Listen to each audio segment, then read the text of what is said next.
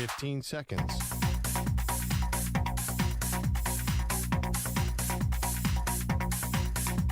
Break ends in 5 seconds.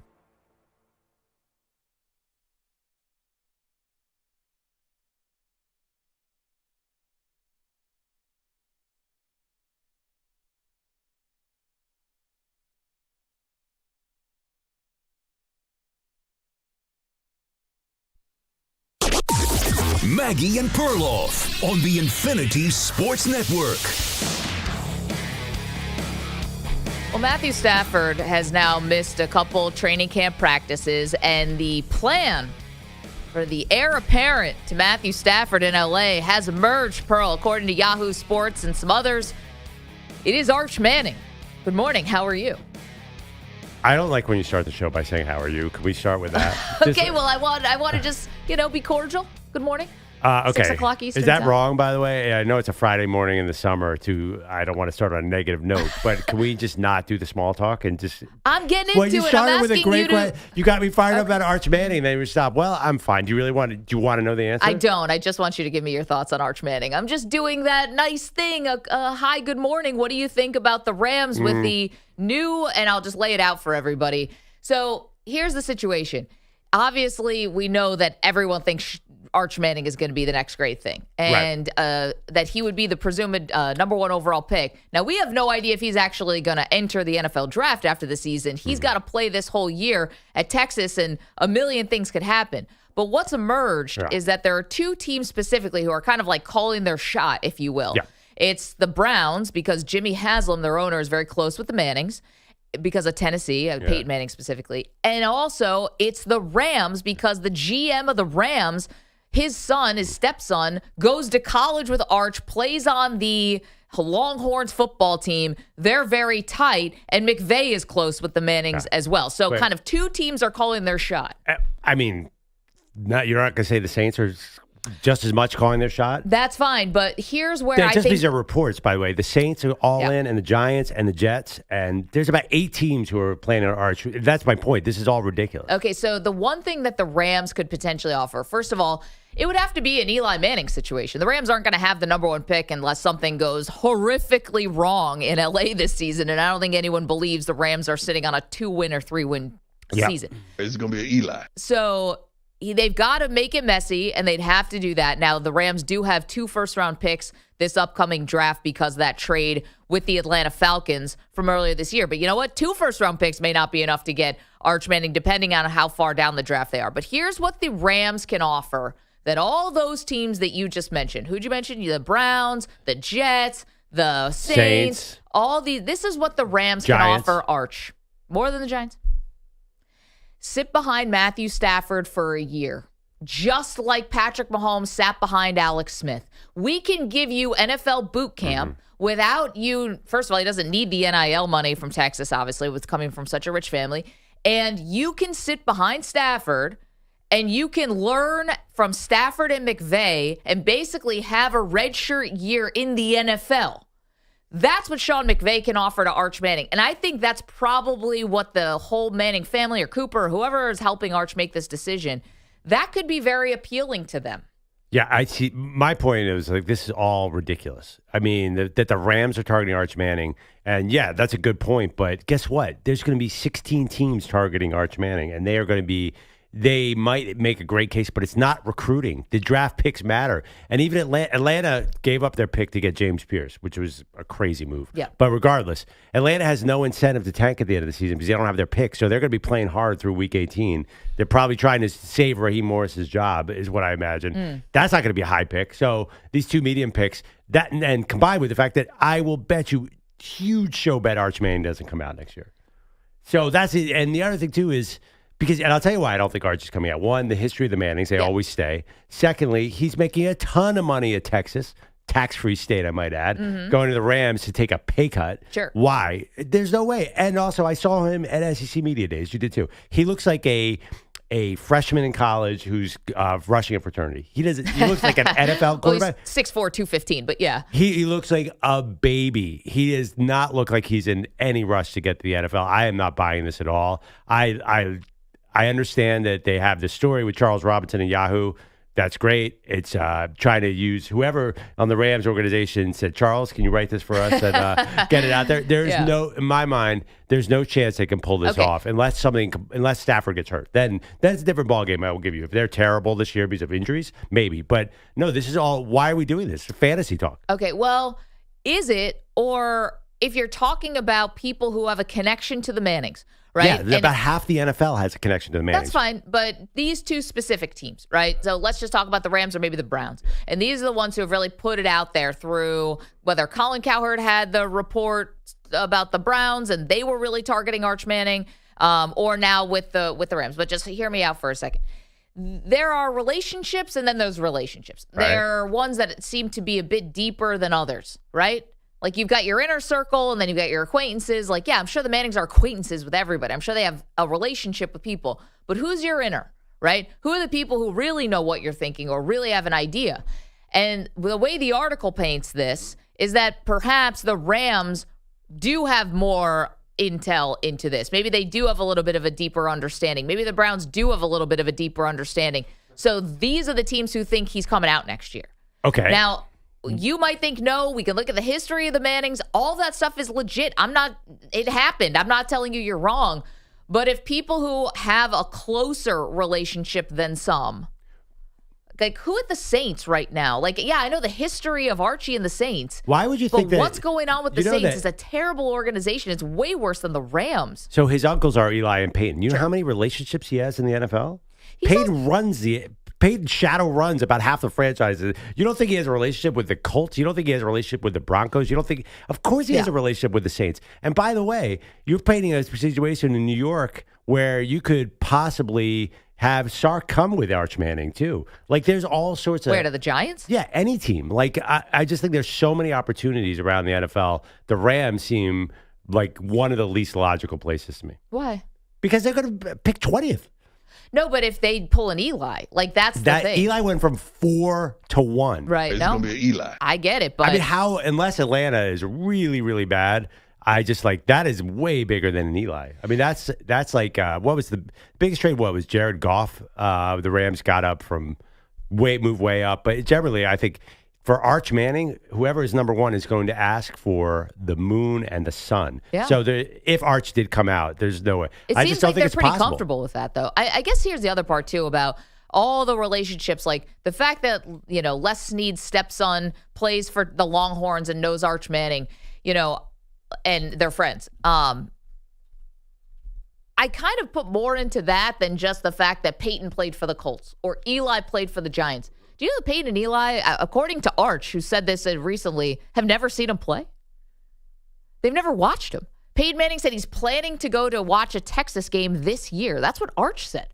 So, I'm sure they're all, listen, why wouldn't you lean on your uncles, right? Why wouldn't you lean on, 4 Super Bowl titles between your uncles? And, of course, your dad has a intimate knowledge of how the NFL works. But is Eli coming in and saying, hey, I think you should go to the Giants, or Peyton's coming in saying, hey, I think you should go to the Colts? I don't think so. I think, what are the relationships that Arch actually has as opposed to what do your uncles have? Well, they didn't influence him to go to Tennessee or Ole Miss. Yeah. Right, because Arch said he wanted to go to a bigger city because he felt a little bit like a fishbowl. So if there's like a preview of what the NFL could look like, maybe he doesn't have that kind of influence when it comes to talking about the Giants or, the Colts or and the by the Broncos. way, maybe the uncle shouldn't. Like, Arch is his own guy. He should make his own decisions First of if all, he can. just for this one report to assume you know everybody that Arch Man, they run the Manning passing academy. They have the entire league filters through the Mannings. That you guys think that this is like, oh, it's just the Rams and the Browns that know Arch. I can't buy that at all. Let me tell you the teams that are at the bottom of the Super Bowl odds. The Saints are the worst. Then the Titans are not drafting a quarterback. Then the Browns have a relationship. The Giants have a relationship. The Jets, I know that the Mannings have an issue with the Jets, but who knows? The Panthers, that'd be a great spot. The Colts, the Raiders. I mean, these teams are all the teams that have a chance to have number one. I'm not talking about trading up from 14 to 1. All these teams could make a compelling case to Arch. I don't know how the Panthers have a good spot, but Carolina? Oh my God. I mean, that feels like it'd be an amazing spot. That's a huge growth opportunity. Okay. So here's my question about how you think this is going to go. So you think Arch is not coming, he'll play this year at Texas and he'll play next year at Texas? I think so. I mean, the only thing is the 27 draft is utterly loaded and the 26 is somewhat empty. Okay, so you're not sure. So you are opening I'm not the wiggle. 1,000% sure, but I would lean that he's going back. Okay, and what happens? You think that whoever just earns the number one pick that year by virtue of having the best record, they just draft Arch Manning. That's it. Yeah, probably. Okay. So you think this thing just goes totally by the book? Well, it wouldn't be by the book because most people don't stay if they're going to be the number one pick. It's a little unusual, right? I think he'd be one of the rare guys to go back. Well, Peyton. Yeah, that was 1998. Yeah. Okay, so, no, I'm saying you think it goes by the book and the fact that the Mannings don't try to manipulate where Arch will go. Well, you think it's just pretty straightforward. He graduates from college or whatever, he goes into the draft, and whoever has the number one pick, congratulations. I just think the odds are that some team is going to have a connection to the Manning.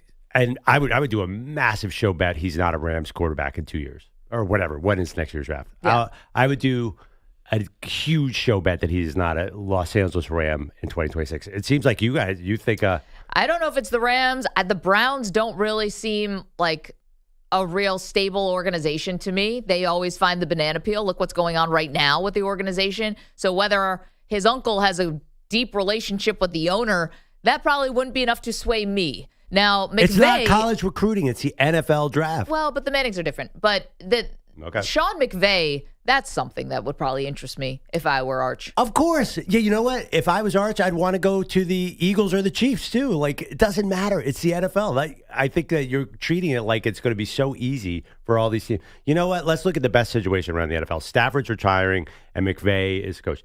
You know they're expected to win 10.5 games this year. Listen, Pearl, if I hadn't seen it before, I would tell you maybe you're crazy. But they went from 4-1. You're also somebody, though, who always says more guys should do this. This is the only leverage you have coming out of college. This is, the draft system is corrupted. It's not corrupt, but it's unfair. It is inherently un-American. It is all the things you hate the draft. You always want to blow up the draft. But now, you love watching the draft and talking about it, but you don't like the concept of it because of how limiting it is. People should just be able to go where they want. You've told me that 100 times. Why would Arch do it?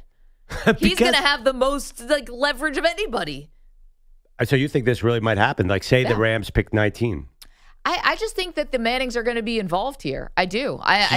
I think that Arch is going. I don't think whoever has the number one pick, if it's not some franchise they trust, I think that's just the jumping off point for negotiations is where I land. According to odds, Atlanta would be about the 12th pick, and the Rams would be the 24th pick.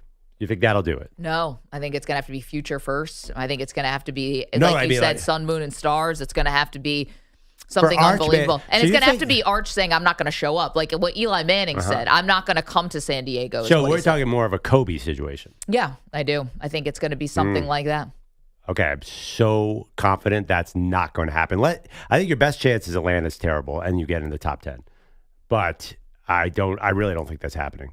Also, back to Arch. Arch making so much money at Texas.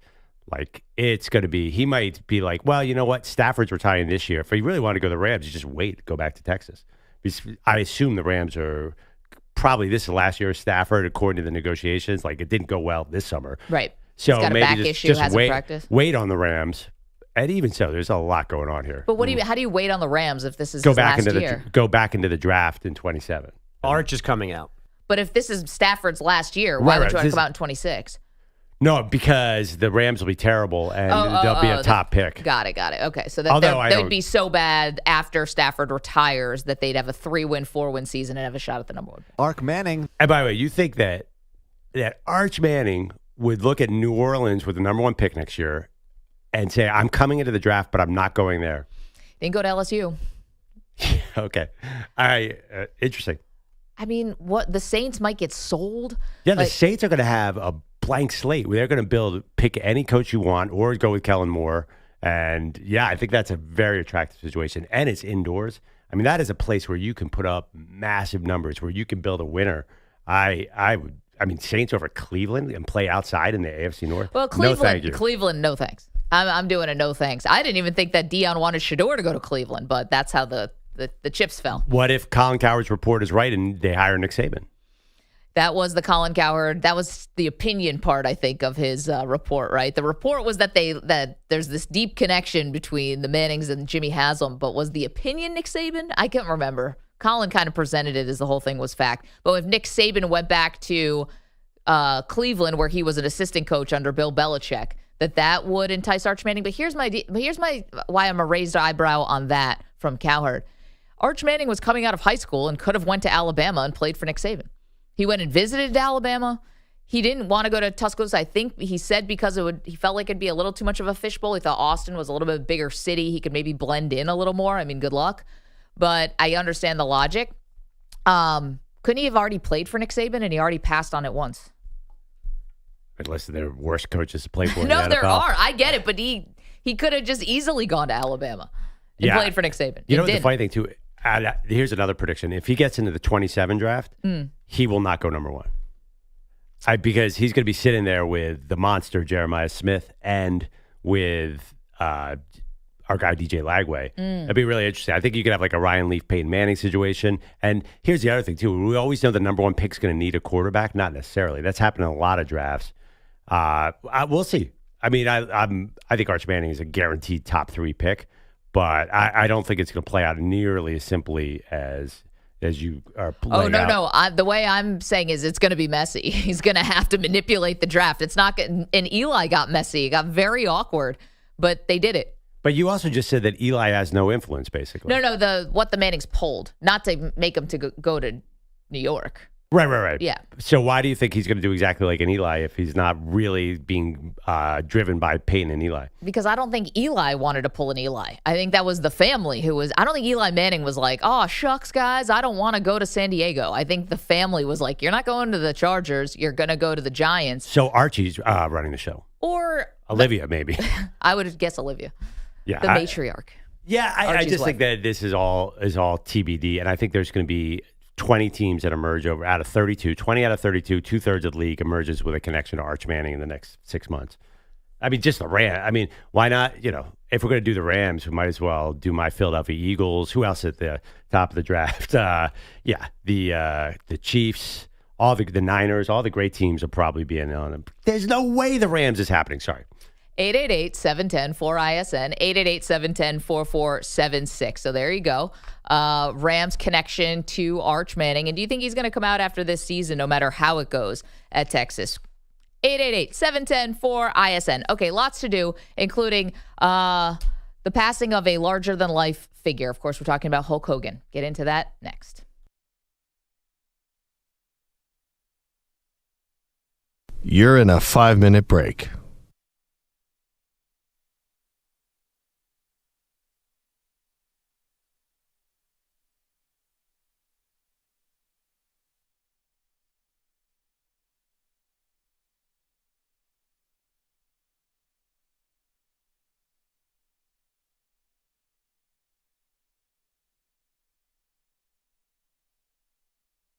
Four minutes, 30 seconds remaining.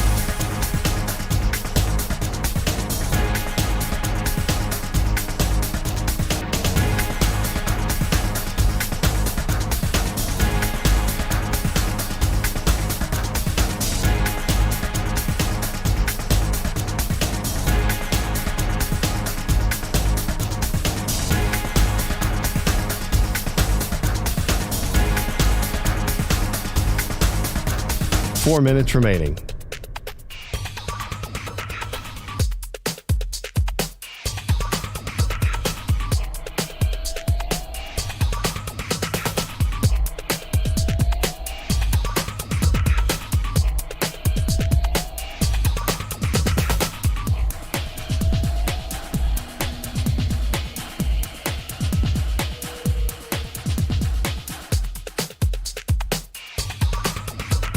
Three minutes, 30 seconds remaining.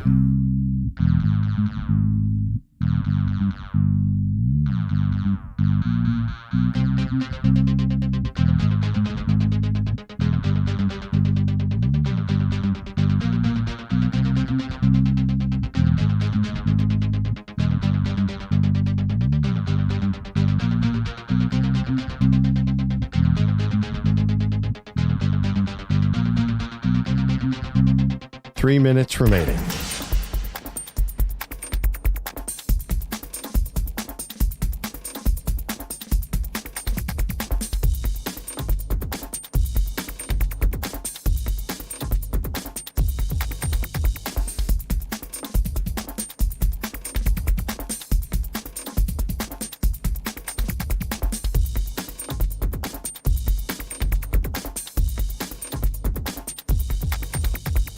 2 minutes, 30 seconds remaining.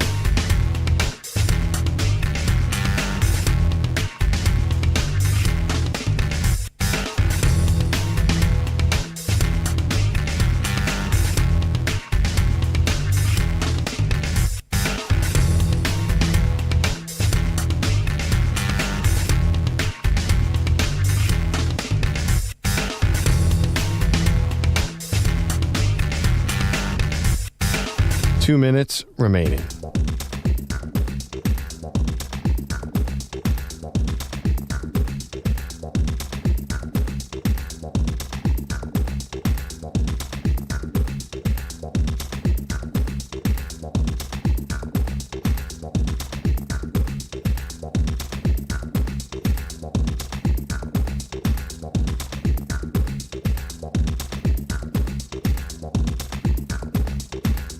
One minute, 30 seconds remaining.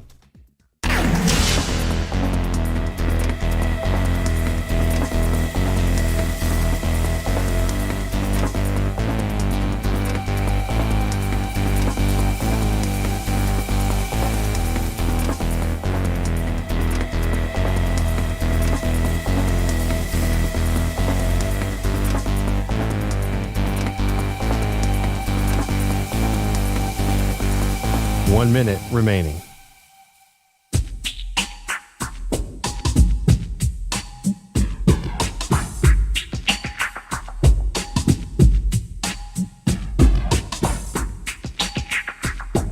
Forty-five seconds remaining.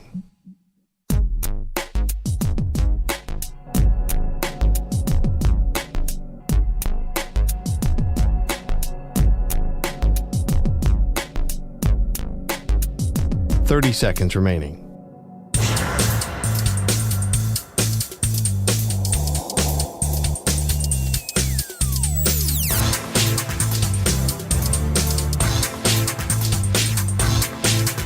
Fifteen seconds.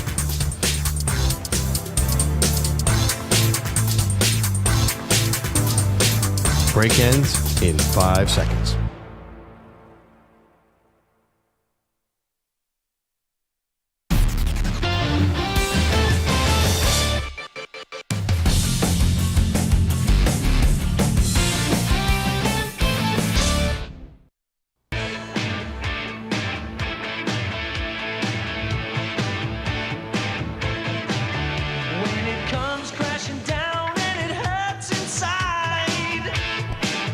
Welcome back, Maggie Perloff. Of course, that is Hulk Hogan's theme song.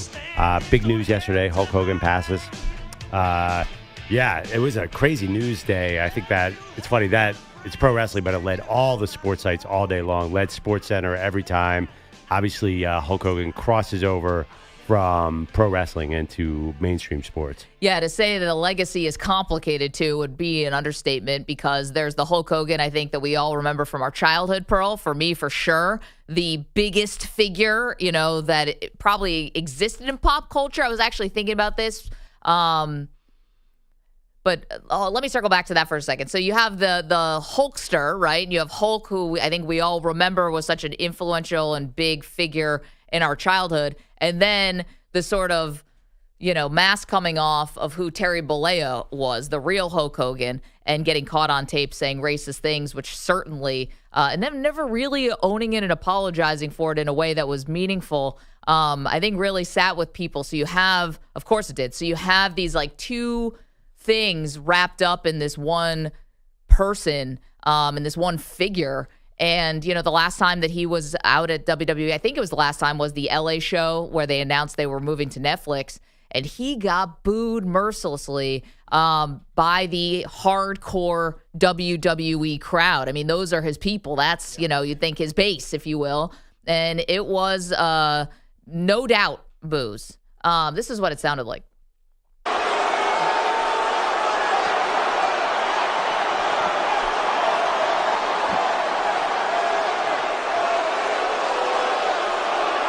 Well, let me tell you something, brother.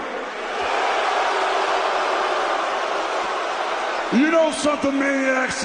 I've been in this business for over 40 years, and the greatest part of my life was being part of this great WWE, guys.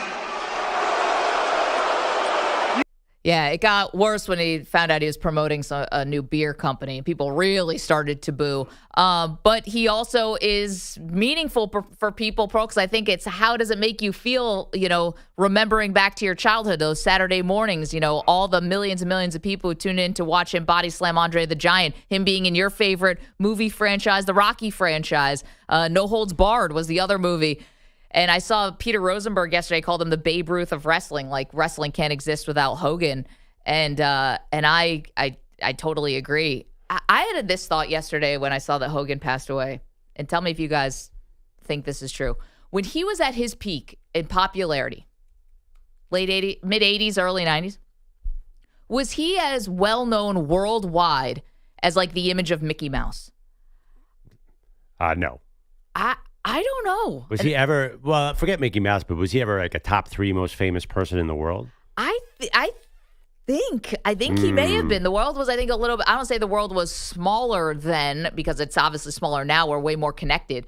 But those cultural touchstones, I think, broke in a way that it's not so fractured like it is now. Well, I mean, I think when Hulk sort of took over in like 84, he beat the Iron Sheik, right? There was a big deal that they got the 11:30 slot on NBC or something. It wasn't like he was challenging Michael Jackson for world relevance. But maybe in the U.S. it was like a Michael Jackson, Madonna kind of. I think it was Hogan. a huge. No. He was a huge deal, but like Madonna and Michael Jackson were way, way bigger. Well, they're also exporting music that lives on forever and ever and ever, right? And like, what was Hulk was exporting? Like, what was that? It's like it's a different art form than music.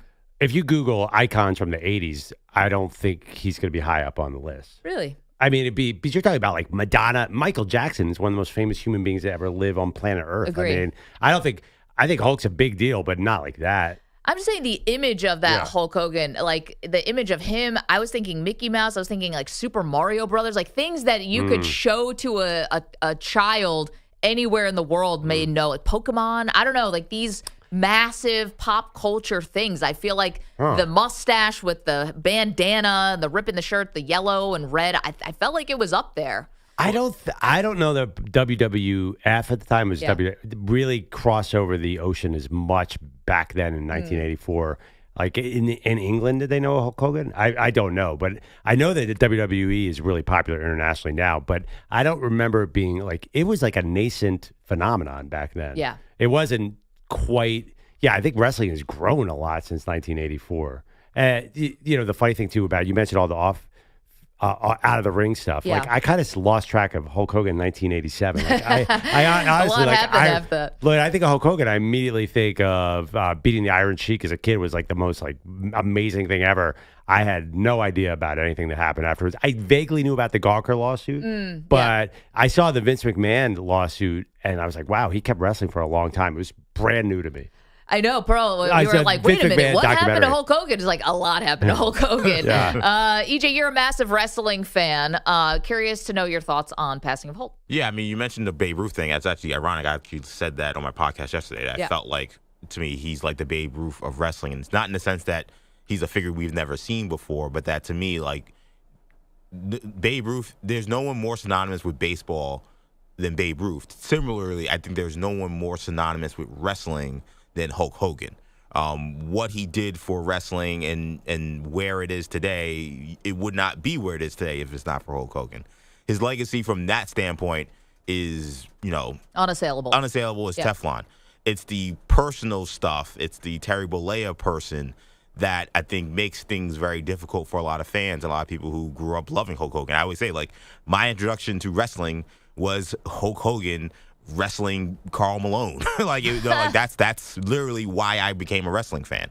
And then wrestling Goldberg. Like, these are the first shows I ever watched as a kid. So that's me as a wrestling fan who loved Hulk Hogan growing up. And then when the stuff happened with the Gawker lawsuit in the tapes where he's saying these racist things, it changed his view for a lot of people because Hulk Hogan was like the image of positivity. Like, he always talk about people saying peace, love, positivity. He really was trying to present that as his character. And the thing about wrestlers are, in many ways, They live the gimmick. Yeah. So a lot of times we don't separate the wrestler from the man. Like when we have Seth Rollins on, we don't say, "Hey, Kobe Lopez is coming on the show." We say Or look Seth at John Rollins. Cena. I Yeah. mean, Cena's, I think, benefited Right. from this as being the good guy in Yeah, the face exactly. and all the Make-A-Wish things that he does. Like, he really lives the good part, but Well, he definitely benefits from being the baby face. Yeah. One thing though, we always separate the person from the wrestler. Like I got to be honest, most of my generation's favorite wrestler is Jimmy Superfly Snuka, and he killed someone. Yeah. and Yeah. nobody even mentions that. Like, who's your favorite wrestler? Just talk to my friend. I'm like, oh, Snuka for sure. So you- like the two have completely separate. Like most people. I watch a lot of A&E Yeah. wrestling documentaries, and their lives are bananas. Yeah, Every it's- single yeah. one of them. The fact that Hogan actually lived to be 71, considering all whatever he was putting in his body, because his muscles are cartoonish. I mean, it's insane that we were exporting kind of Hulk Hogan as like, this is the perfect American. Yeah. It's like, whoa, nobody would live up to that or could. It's a caricature. I recently saw a clip of Hulk Hogan and Randy Savage going to the nicest restaurant in Miami and ordering water steaks. Have you ever heard of that clip? It's unbelievable. Like the wrestlers off. This is not to excuse them at all, but like their personal lives are beyond messes. They're loaded on drugs, steroids, alcohol. Yeah, I mean, I just think that generally, I think more older people don't know the new stuff because I think like you follow most people except in this building follow wrestling a certain part of their lives and might move on. I think a lot of people did not know a lot of older fans don't know the Hulk Hogan new stuff. I would say. Yeah, maybe. I mean, I would say I think that Gawker story was a massive story, and I think when you see the reaction online yesterday, where there are some people who are saying, hey, R.I.P. We lost an icon, and then there's a whole swath of people that are almost celebrating, or not even almost, they are celebrating almost his death. I think it speaks to what I think is the awareness of Hulk Hogan, and I want to say this real quick too. I think for Hulk, it was not just that video. I think that people are outraged by in terms of his character. I think it was things we learned about how he was in terms of doing business with other folks. Yeah. Whether it was burying other wrestlers, whether it was busting unions, whether it was the kind of self-serving things we learned about him behind the scenes, and then stuff that happened in his personal life moving on. He had allegations of racism just last year, where he allegedly fired a black brand manager because ambassador because she learned she was black, and then hired 2 white women to replace her after he met her. So these are stories that continue. So this is why I think his legacy has become messy. Yeah. If he was a character where I think maybe we would expect it, like his character as a wrestler was this over the top positive person. And then when you see there's a lot of darkness behind that, I think that's where the dichotomy makes it difficult for a lot of folks. Absolutely. 888-710-4ISN, 888-710-4476. You're welcome to weigh in on the life and legacy of Hulk Hogan. By the way, I looked up just because I was like, wow, most iconic. He's Ranker, the website that ranks. He has him as the 43rd most famous person from the 80s, which is pretty good for a wrestler. But like Mr. T, I think was way more iconic. Who's number one on that list? Like Reagan or something? No, it's somebody we met. I think it's Michael Jackson. Oh, Hold okay. on. Yeah, Michael Jackson. I mean, like, yeah, Michael Jackson. Oh, this is funny. Michael Jackson, Michael J. Fox. I mean, huge. Bruce Willis, Whitney Houston, Madonna, Arnold Schwarzenegger. That's the one. I would say Mr. T and Arnold Schwarzenegger are right there. Like, that's kind of what we're talking about, right? Like, action hero kind of guy. I would say Schwarzenegger probably a little bigger. Did Schwarzenegger ever get in the ring? Yeah, he did stuff for WWE. Yeah. Yeah, definitely. I think he's a WWE Hall of Famer.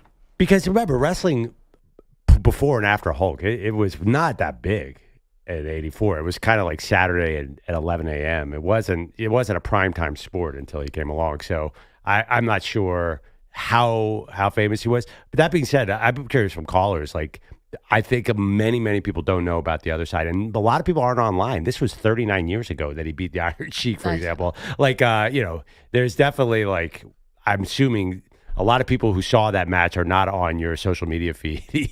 Well, yeah. I mean, yeah, but then I think there are folks too who who were trying to celebrate Hulk that kept saying, regardless of what you think about the person, like I think even his fans, The art versus the artist. yeah, and I think that's a great point. His fans know about it. It's more about hey, we want to look past this to celebrate the art, right?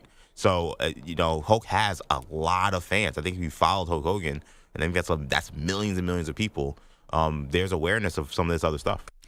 Memories of Hulk Hogan, you are welcome to them at 888-710-4ISN. Welcome to share them. Bogusch has headlines for us. Did we just steal your lead? You did not. Okay. Headlines are sponsored by Progressive Commercial Insurance, protecting your business vehicles 24/7. See if you can save at progressivecommercial.com. It turns out that EJ doesn't need yet to come up with a catchphrase for tanking for Garrett Nussmeier. Justin Fields is okay for now. No Achilles tear, no foot amputation, no... Doctor said I need a backiotomy. None of that stuff. The Jets QB suffered only a dislocated toe yesterday morning at training camp. There's no break, no other major damage. Fields may miss a chunk of the summer, but the Jets apparently hopeful he'll be fine in time for week 1. The Raiders have released D-tackle Christian Wilkins and voided the remaining $35 million he was guaranteed. So Wilkins files a grievance with the union, who promptly ruled in the team's favor.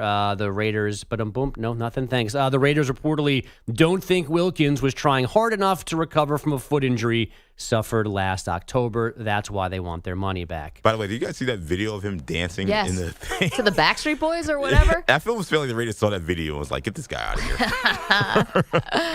Yeah, his foot seemed fine in the video. Yeah. I mean, obviously it's a little different when you're out there battling against the Chargers, but he looked pretty spry.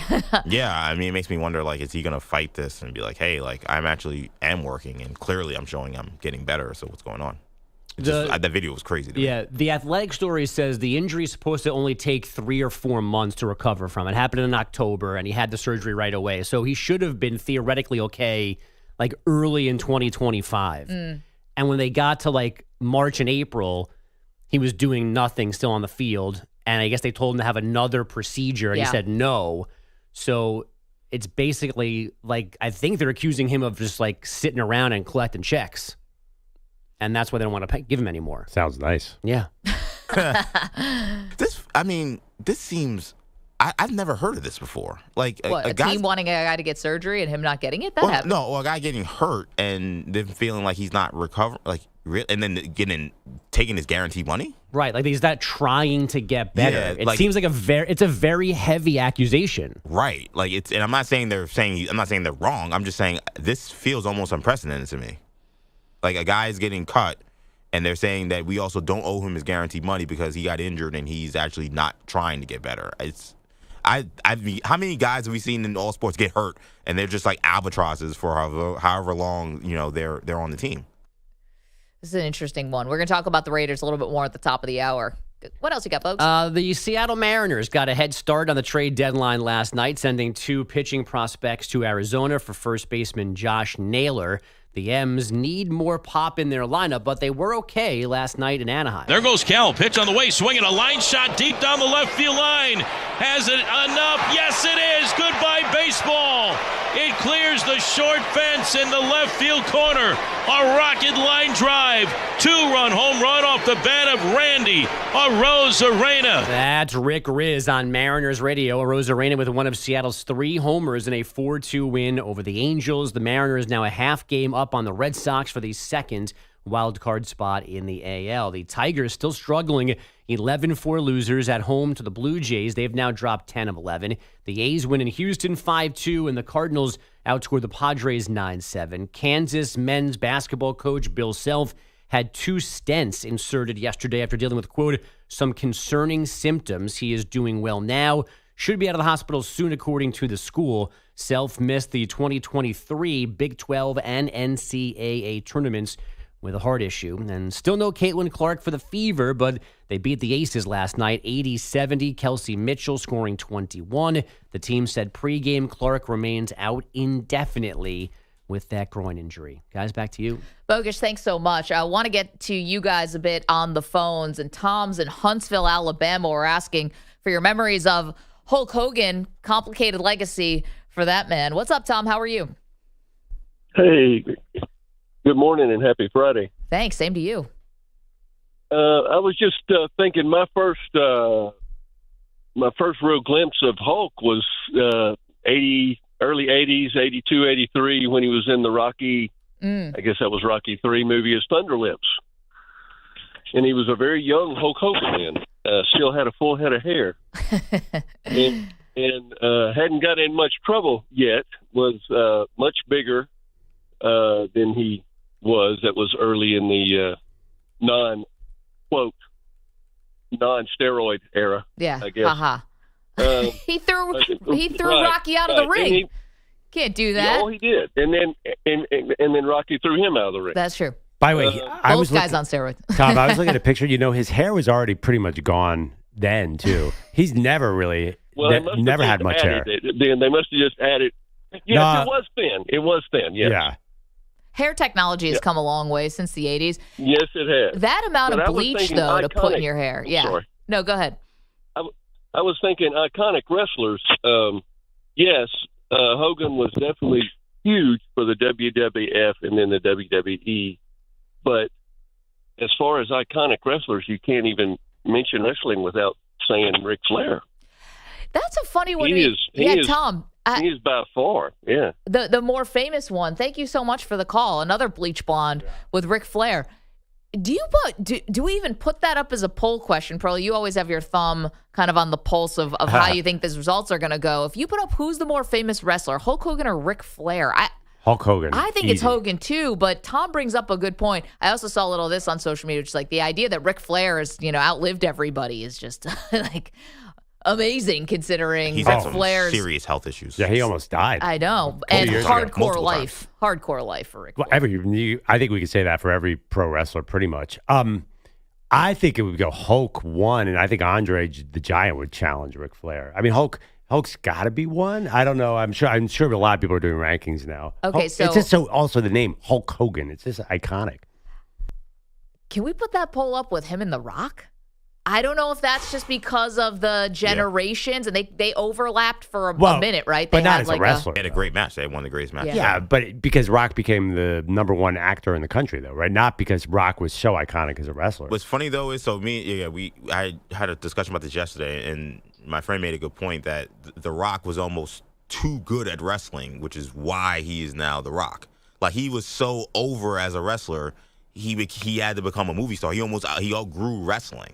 So when you think of it now, I think I would put Hulk ahead of him. But when you think of it from that standpoint, like The Rock's main run before he became Hollywood is only 7 years. That's it. But not his main run, just period. That's how long he wrestled before he became basically the guy we know now. Quick question though, wasn't Steve Austin probably more iconic than The Rock though? They're like Magic and Bird. I mean, they're in many ways they're one and the same coin. Well, the Hulk was like as Maggie started, like the sun and the moon. He was gigantic. 888-710-4ISN. So got a couple things out there. Of course, memories of Hulk Hogan, if you want to weigh in on that. Also, this idea that Arch Manning will come out after this year, enter the NFL draft. And it looks like the connections to the Rams are now taking center stage because Arch is very good friends with the GM's stepson, who also plays at the University of Texas. And would Arch forego a senior season at Texas to learn behind Matthew Stafford? Maybe that is something that could be appealing to the Mannings. 888-710-4ISN. It's M&P. You're in a 5-minute break.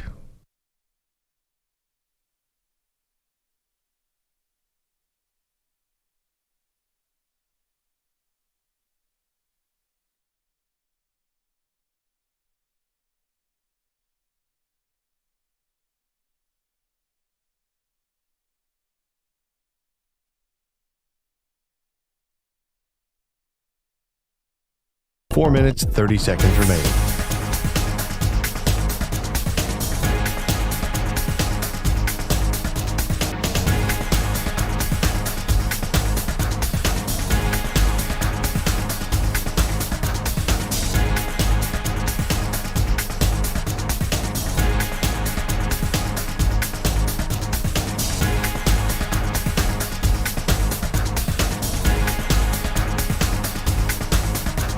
Four minutes remaining.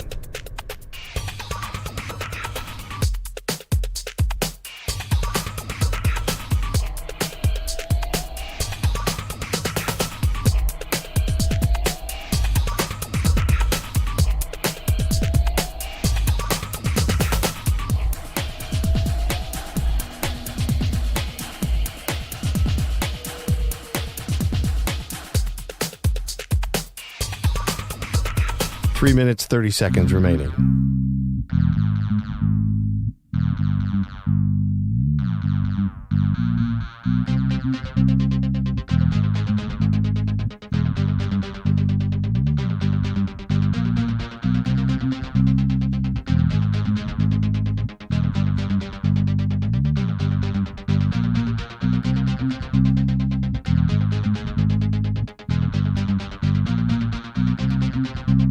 Three minutes remaining.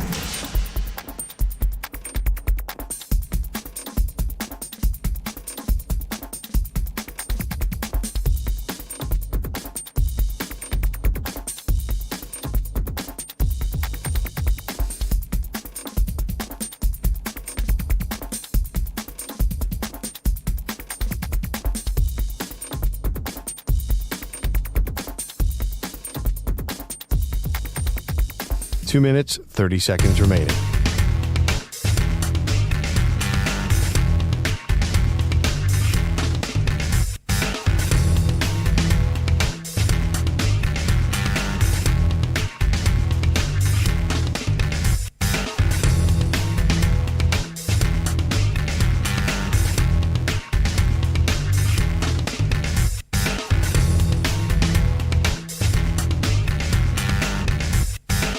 Two minutes remaining.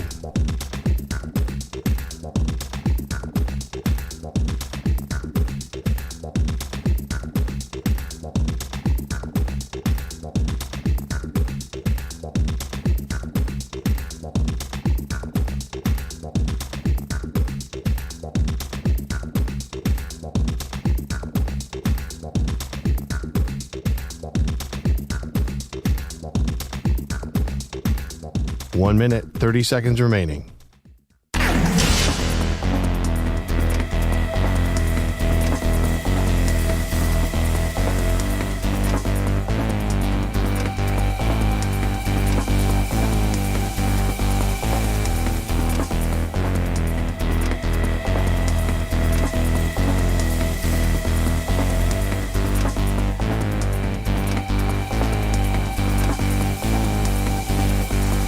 One minute remaining.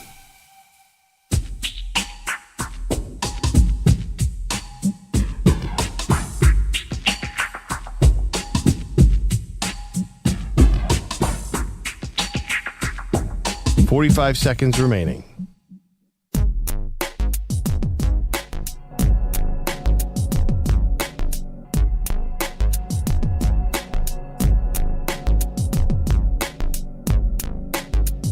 Thirty seconds remaining.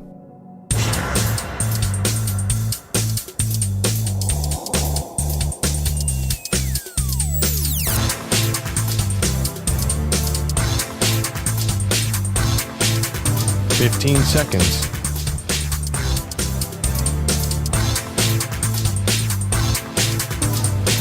Break ends in 5 seconds.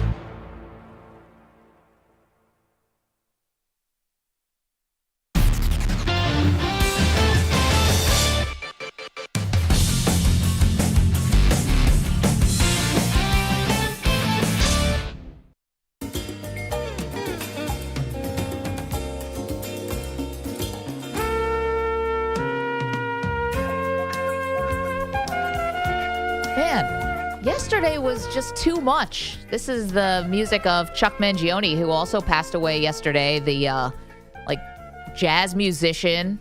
Fun fact, from Rochester, New York. Oh, no way! There you go. Upstater. Oh, some garbage plates. There you go. Chuck Mangione certainly had a garbage plate or two. I actually was trying to compile a list yesterday, Pro, and welcome back to the show, that of the top 5 craziest things that happened yesterday alone. Do you have it? I'm dying. I do. But I didn't have Chuck Mangione, so I guess he's like also receiving votes, which I feel kind of sad about. Well, Chuck Mangione dying at 84, it sounds like he led a great life. I don't know if that's crazy or unexpected. That's true. So maybe he'll be like also receiving votes like on the outside. It's not crazy so much as notable. Notable, right, Yes. right. But yeah, I think you have actual crazy. I do have some things that were genuinely shocking yesterday. I mean, I'll take a little music underneath this, Manny, if you have it. If not, no worries. Okay, so this is just things that happened yesterday. Number 5 on the list is President Trump issuing an executive order that he's saving college football. That happened yesterday, bro. Yeah. There's an executive order now that kind of aligns really with the NCAA. A lot of the stuff in it I like, especially the ideas about preserving women's sports and the Olympic sports and things like that. Other things that I don't know if they're going to hold up, if they are sent to court, which is, not allowing, caps on name, image, and likeness, not allowing the student athletes or the athletes to form a union, stuff like that. I'm not sure it's going to hold up in the long run, but that's the 5th craziest thing that happened yesterday. Yeah, I do not like this. Okay. I feel like this is major. I'm going to become a libertarian. It's major government interference where it does not belong. But go ahead. Well, there's no law here. It's an executive order. So they're hoping for legislation. That's what the NCAA wants. But so we'll see how much teeth it really has. But that literally happened yesterday. So that's number 5.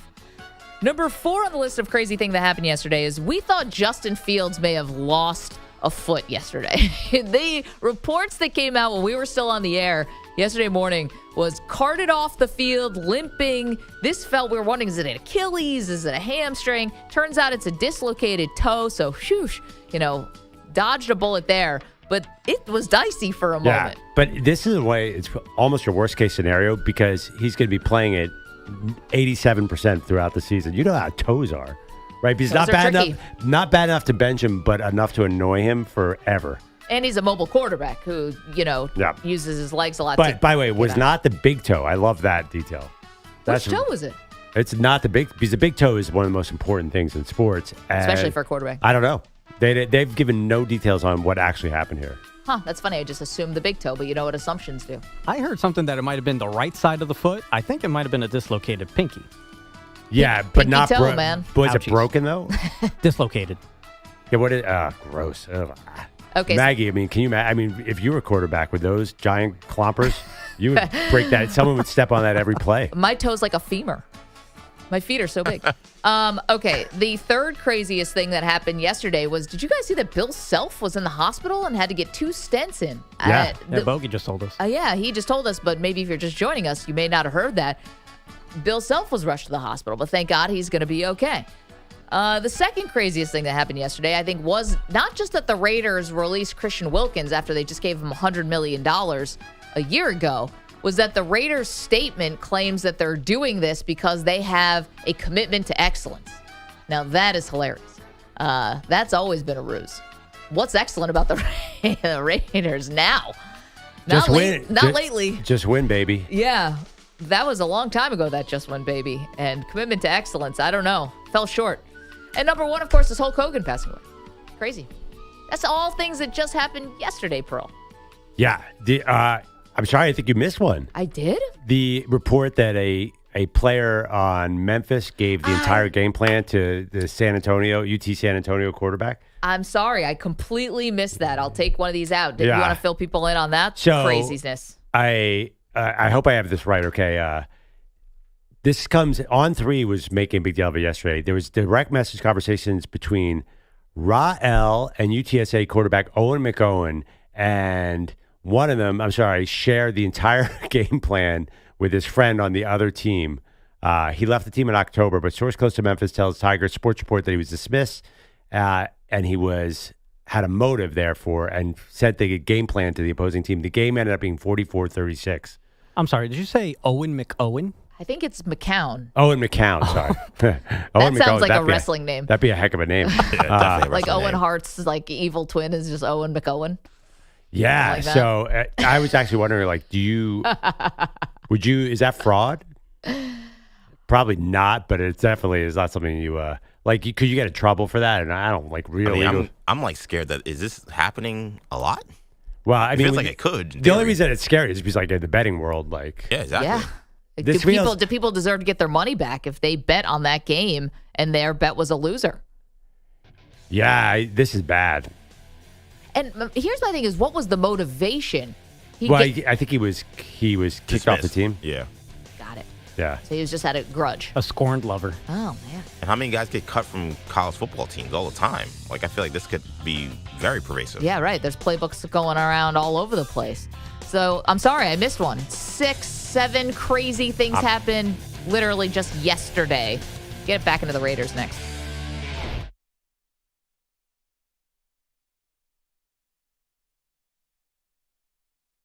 You're in a 5-minute break.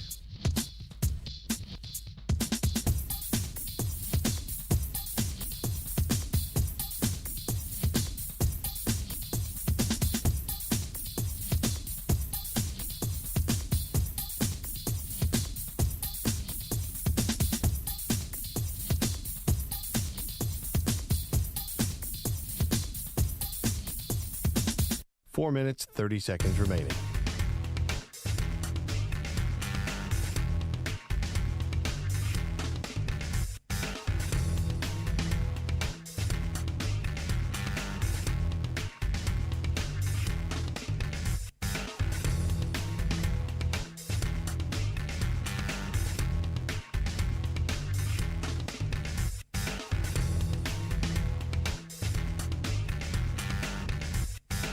Four minutes remaining.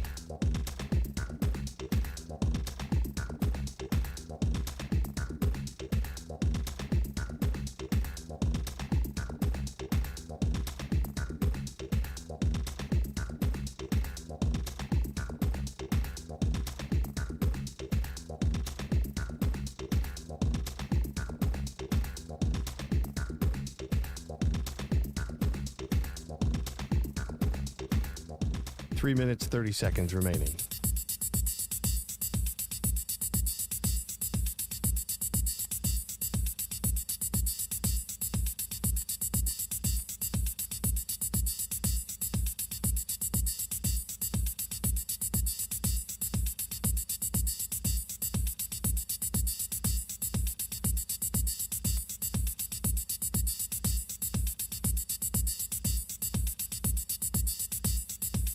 Three minutes remaining.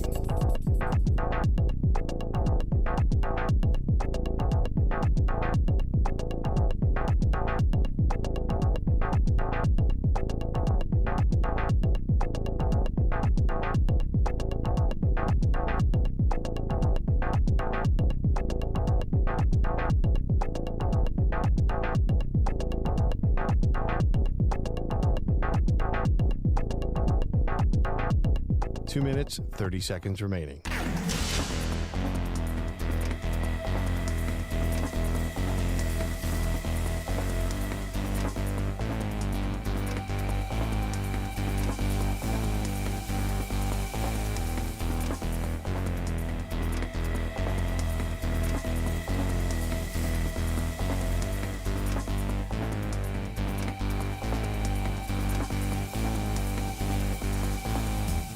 Two minutes remaining.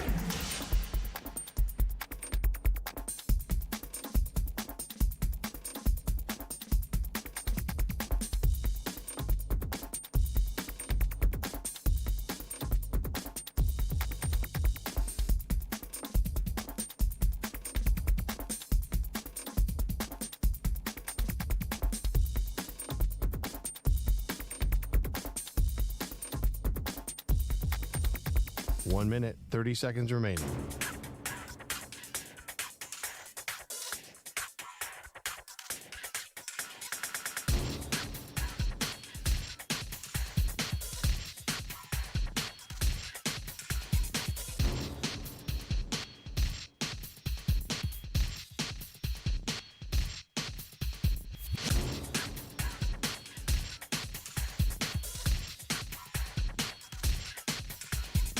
One minute remaining.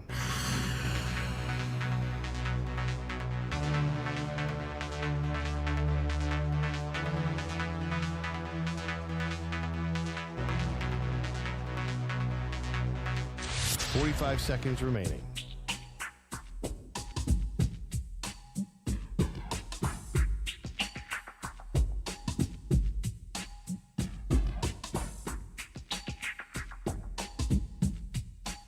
Seconds remaining.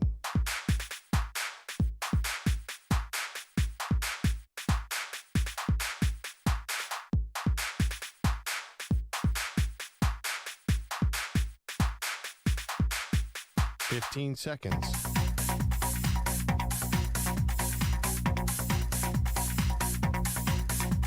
Break ends in 5 seconds.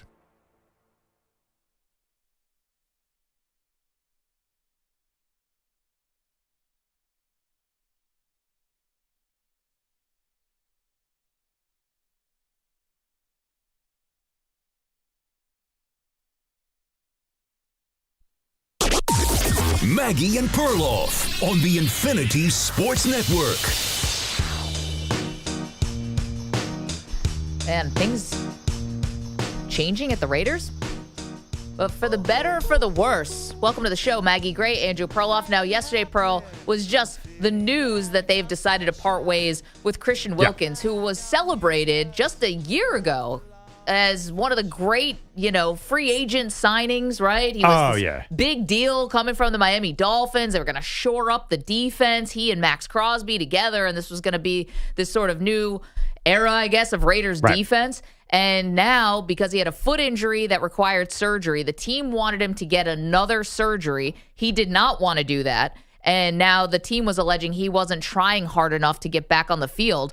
They avoided his guarantees, and he has filed a grievance with the players on behalf of the players union. He's filed a grievance now with the NFL. So there's a lot going on with this story. But I ask you this for maybe a 30,000-foot view. Are the Raiders.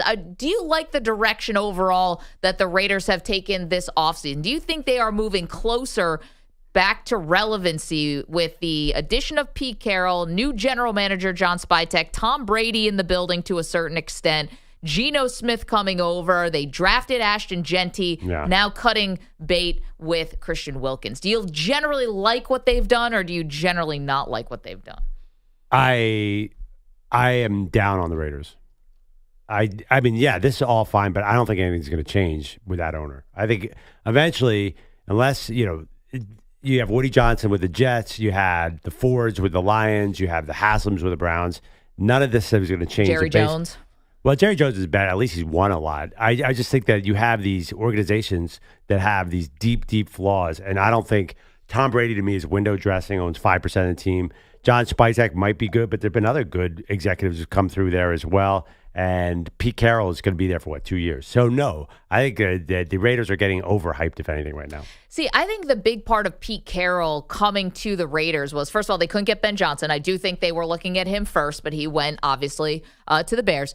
But I do think that they were looking for, once Johnson said no, and he was like the hottest commodity on the coaching market, I think they were going for something very specific here with Carroll. Because you could have done another up-and-coming guy. They could have went with a Kellen Moore or a Liam Cohen or other guys who got hired in this cycle. And they went with a 73-year-old Pete Carroll because I think they realized they needed some gravitas in the building immediately, right? You need somebody who at least gives the appearance. And beyond that, Pete Carroll's, borderline Hall of Fame coach, or maybe just straight up Hall of Fame coach. They needed someone to come in and settle things down after, John Gruden messiness. They go to Rich Bisaccia, make the playoffs. Then they go to Josh McDaniels, then Antonio Pierce. Like, you had to get off this guys who just couldn't do the job. I think the Raiders. I think Pete Carroll, terrible Berman. I think Pete Carroll brought immediate gravitas and respect back to the Raiders with that coaching hire. And so, he might not be there for long, but I liked the hire for that reason. Sometimes you just need someone to come in and stabilize things. And I think on top of that, Geno Smith also does that. It raises the floor. I don't know how high the ceiling is, but it raises the floor of what the Raiders can be to me. See, so you're saying, but to I've generally that, liked you kind of have done. to, if you're not going to make the playoffs with Pete Carroll, then I think it is a sort of a nothing burger then. So we've talked a little bit, and we've done this fun kind of gimmick about what's the expectation of these 4 NFL teams. We've kind of working our way through the NFL, and we haven't done the Raiders yet. But, when we do these expectations, not every team that we talk about, the expectation Super Bowl. Like, not every team that we talk about is even the expectation necessarily playoffs or win playoff games. So what's the point? Well, I think for year one, the expectation is get back to relevance, get back to actually being a team that is respected, can win games, can get close to the playoffs perhaps, be in the hunt. And then in year 2, figure out if Geno's still going to be the guy or continue to add. Because I think the cupboard was pretty bare on this team. And I know the cupboard was very bare on this team as far as personnel. Right. I think they had a lot of bad drafts. But all that being said, I just think this is a typical winning the press conference in March fantasy that this is all going to work. Yeah, we probably, like you mentioned, everybody probably loved the Christian Wilkins trade signing last year. As always, like 80% of free agency signings completely falter. Yeah, we always get excited about these kind of moves in the offseason. And then for a lot of franchises, it does not matter. Like how many times have the Jets and the Giants have brought in a new guy who's going to change things, or the Browns like this, and even the Raiders themselves, they brought in Gruden who was going to change things. Like I don't know. There's some organizations that don't change, and why do they not change? Because of the ownership group. And I think you haven't said exactly. I think you think Tom Brady's going to change sort of the tenor of the ownership group. I'm more dubious, and for a couple of reasons. One, he only owns 5% of the team, and also, how do we know he's a good executive? Derek Jeter was a terrible executive. He was like the GOAT as far as competitive players, like perfect baseball mind, and it didn't work out. So I just I'm a huge TBD. If they're 7-10 or 6-11, they're irrelevant. What's relevant? I mean, they've been in the playoffs the last 5 years. Like they've had had like 10, 11 win seasons. Like I don't think that's relevant. If they're 7-10 with Pete Carroll, they feel like where are they? They go into next year just as lost as they are now. So they've had one 10-win season over basically the last. They've had 2 double-digit win seasons over the last decade. It's not good. It has not been good. And that's what I'm saying. They're totally irrelevant. I agree. But they have this fan base that I think does set them apart, from other teams because of, the silver and black and how iconic it still is, even though you're right. Al Davis's son, Mark Davis, has done a lot to damage that brand. Totally understand it. I think that they won 4 games last year. You bring in Pete Carroll and Geno Smith. I think that if you can you double that? Can you get to 8 wins? And then where do you go from there? You're assessing what else do you need, and do you have another big offseason move? Because I think Vegas is an appealing place to play and go. I think not that everything gets solved in free agency, but it is pretty appealing. And, I think you needed to have a better GM. Now, you mentioned Tom Brady. Yeah, he owns 5% of the team or whatever, but he has influence. We know that he was looking at quarterbacks, and we know he did not want Sam Darnold. And at least that carried weight in the building. So now Geno Smith is there and Darnold's in Seattle. And I would say, Derek Jeter, was a terrible executive. But for a Derek Jeter, can I give you a Jerry West, who was a great player who ended up being a Hall of Fame executive? I don't know what Brady's going to be. I don't know. He's not as hands-on as Jerry West was with the Lakers and with the Memphis Grizzlies. But I don't remember Jerry West being the lead color man for NBA on NBC. Like he was kind of a full-time GM. If Fox was going to pay Jerry West $375 million, maybe he would have been both. I'm just saying, I don't think you don't know if Brady's going to be. If Brady's going to be good, you're kind of assuming he's going to be terrible, and I'm kind of assuming he's going to be competent. So I know I don't think he's going to have. I don't think he's going to have that big of an influence. Like I think that on the day-to-day, I don't think he's going to be able to run the team because I think he's going to be working for Fox. I mean, I know people think, oh, you just show up and open your mic, but I don't think he's going to get involved. Like cut this guy, sign this guy. Like I just don't think he's doing any of that. Because also the other thing too is the GM and the scouting department's presumably looking at tape. I don't think he has time to go through the whole draft process. And did he go to the combine? Was he meeting with everybody? Like, how much actual influence did he have on the draft? Well, I think I don't know about the draft, but he definitely had influence on who's the starting quarterback for the Raiders this year. And that's, you could argue, is maybe more important than anything that he had to say or would have said about a draft pick. I mean, they've said that he's involved. Now, I don't think it's down to the, 3rd round, 4th round, 5th round, and beyond, but I do think he's involved. Listen, Brady's got a lot of celebrity weddings to attend. I get that. So they're pretty much an always 4:00 game. I just picture them like you're exhausted. You just watch the 1 to 4 window, and it's like, oh, the Raiders Broncos are it's 13-9, and with 3 minutes left in the game. I just don't feel like they're going to be an entertaining product. Maybe I'm wrong.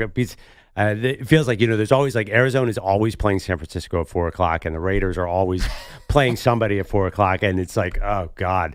Let's, they have not really been relevant in a really long time. I think I understand what you're saying, but I just don't think there's enough to all of a sudden, boom, become like a thing. Also, let's face it. I mean, that division. Gangbusters. Impossible. Really, he's got good. Harbaugh, he's got Sean Payton, and he's got, Andy Reid. And Andy Reid. I think definitely 3 of the top 5 coaches in the entire NFL are in the same division with Pete Carroll. But Pete Carroll was a top coach. Now, it got a little dicey there at the end of Seattle, but, I mean, he was right there, too. 888-710-4ISN. Do you like the direction of where the Raiders have gone this offseason? Do you think this is going to be meaningful change? Or, like Perloff said, do you think this is Raiders mediocrity and things will not change really until ownership meaningfully changes? Well, right. Not to put words in your mouth. But. Yeah. No, I mean, they haven't done anything since the Super Bowl, and I just don't think any change is coming soon. Let's go to Dan, who's in California. We start off the show talking about a new report that came out from Yahoo, basically connecting a lot of dots between Arch Manning and the LA Rams. Dan, good morning. How are you? Well, good morning to you two. A great show. I listen to you now and then, and this is one of your best, I think. We're going to send this tape to the Smithsonian. Arch Manning, okay.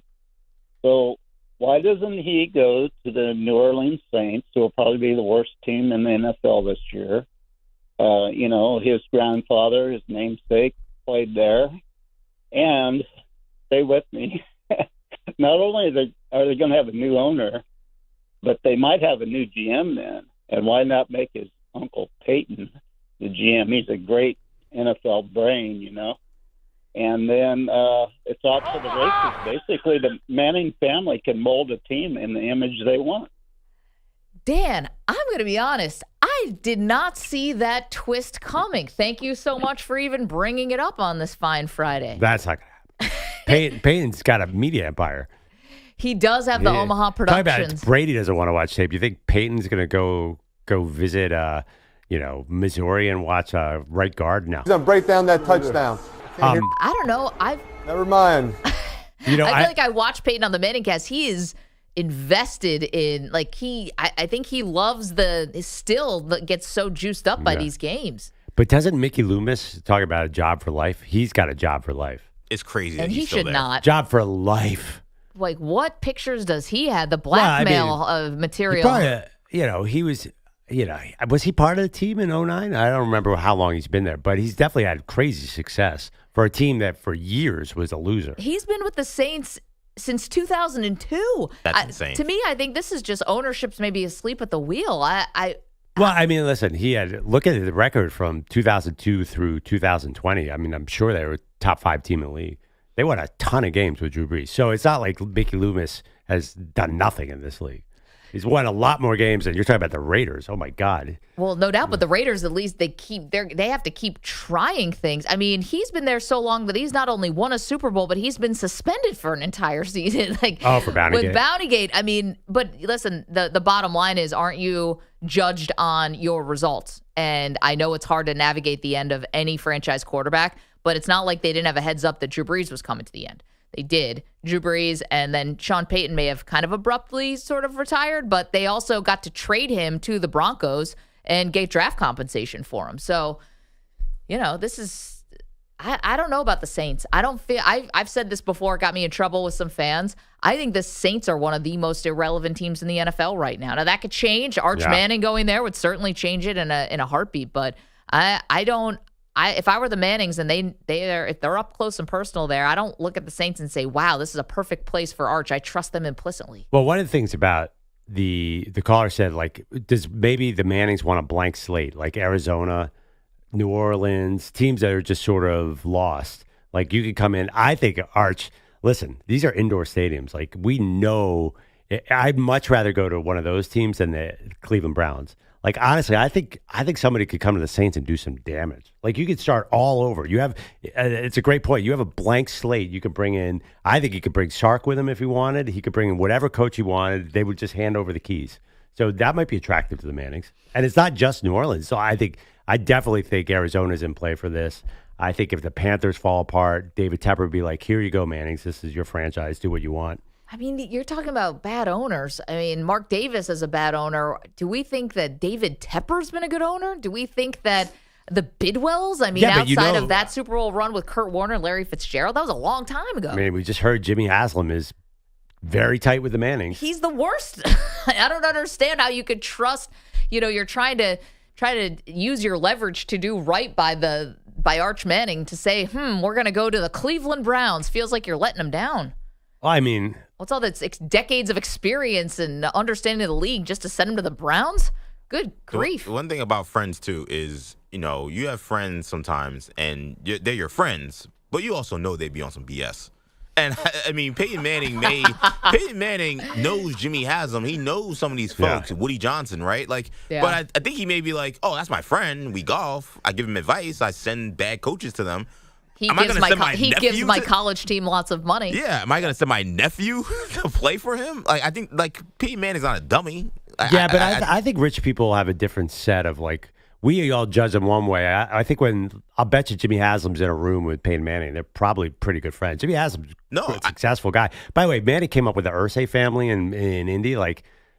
Who knows what was going on there? I'm telling you, you don't get the number one pick because you were running a tight ship. I feel like there's a lot of great players who've come in at number one and turned around franchises. But think about it, though. What relationship did Archie Manning have with the Maras?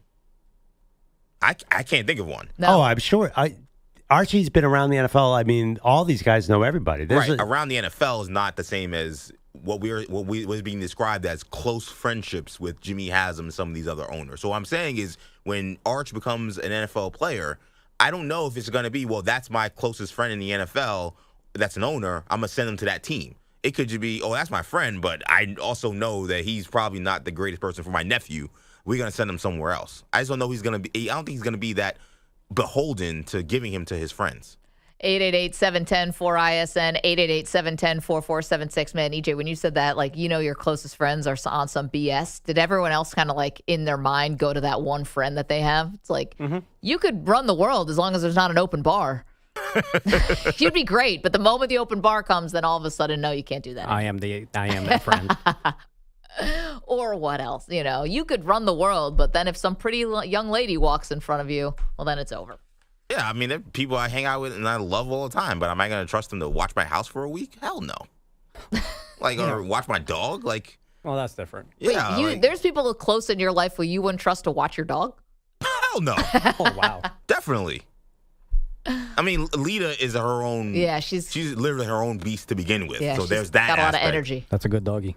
I love that doggy, but she's a mess in herself. So now, if I have people close to me that I know, there are people I don't trust to watch Lita for a week. No way. Perloff, would you trust all of us on the show, including Andrew Bogusch and Andrew Kaplan? Can't forget Bogusch. I will not forget Bogusch. That we forget Bogusch. I don't want to feel bad about that all weekend. To watch Hermes your tortoise? And let's not forget Bogusch. Probably not. None of us. Definitely not Manny. What am I doing? What am I not doing? You're not watching Hermes the tortoise, and that was just solidified it. Yeah, I probably would pass too. Probably not EJ. EJ always seems to have some drama going on behind the scenes. Something's happening at his house at all times. Oh, am I wrong about that, EJ? No, but I put it together. Tough run. I keep it together, though. Well, I'm just thinking with your knee injury, to get from Queens to Brooklyn is going to be annoying. So you're not going to take care of the tourists. Queens to Brooklyn. It's not like he's going from Queens to Pennsylvania. Do you know how long it takes to get from my neighborhood to his neighborhood? It's probably a 50-minute drive. Yeah, there is no subway lines over there. Subway lines are crazy. Maggie, I would not trust because you have a 6-year-old son, and I do not trust him around the tortoise, and I shouldn't. You're very smart not to do that. Yeah, I mean, Mommy, can this tortoise fly? Oh, God. Yes, it can. Can I tell you, speaking of that, yesterday, my kids walking out, and these older kids from the swim lesson at the YMCA, these older kids are all there with some balloons or whatever. He goes, balloons. Oh, and the kid goes, oh, no. Here, do you want one? My kid takes it, just immediately lets it go. And there it went. Hope these weren't important. That kid's a menace. Yeah, he goes, get it back. I'm like, it's floating to the solar system. Get it back. Get it back. What are you, Victor Wembanyama? What am I, Superman? 888-710-4ISN. Okay, see you guys on the phones. You want to talk about Arch Manning. You want to talk about his future. Is it best in New Orleans with a blank slate, or would he be better off going to a place like the Rams, who there's an article now kind of linking him really directly to the Rams, a place where he can learn from Matthew Stafford and be with Sean McVay. So much to get to. 888-710-4ISN. You're in a 5-minute break.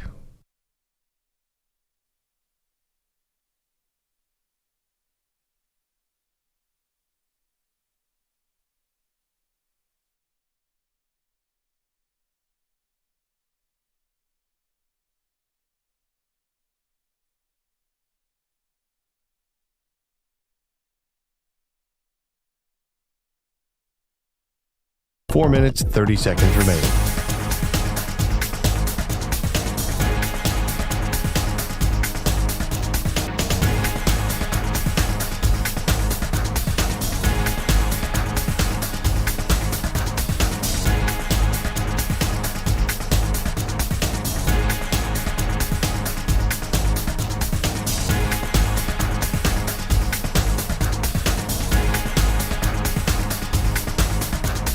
Four minutes remaining.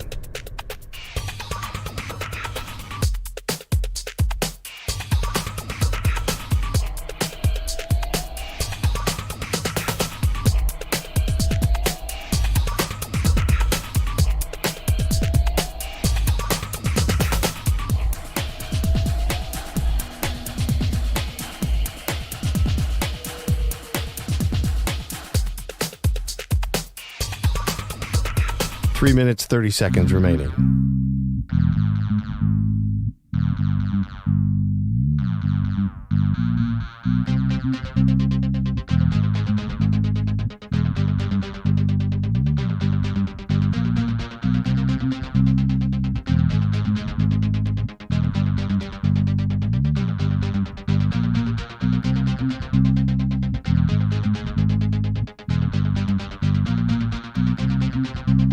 Three minutes remaining.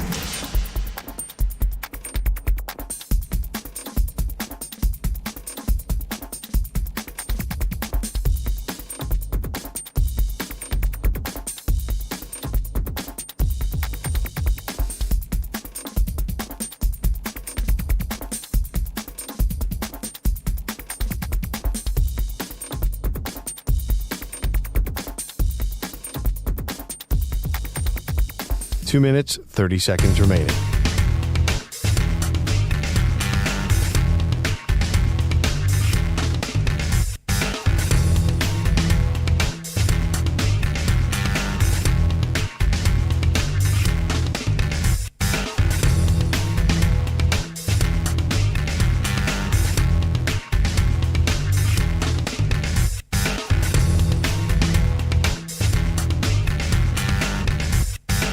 Two minutes remaining.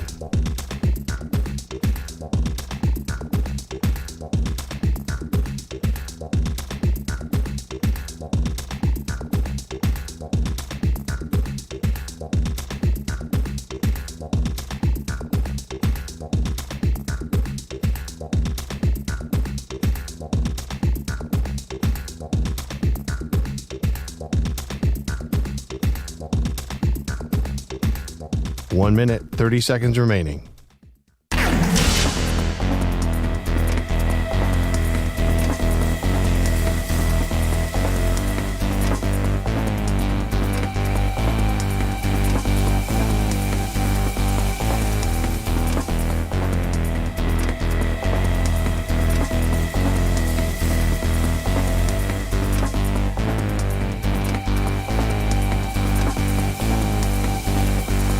One minute remaining.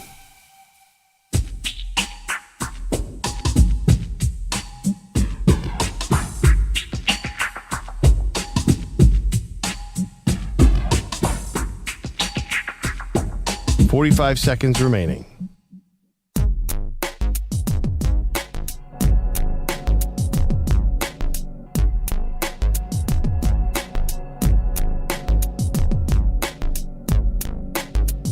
Thirty seconds remaining.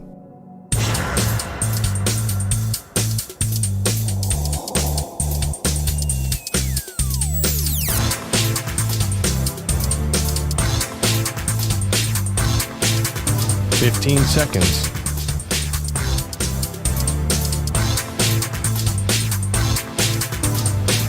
Break ends in 5 seconds.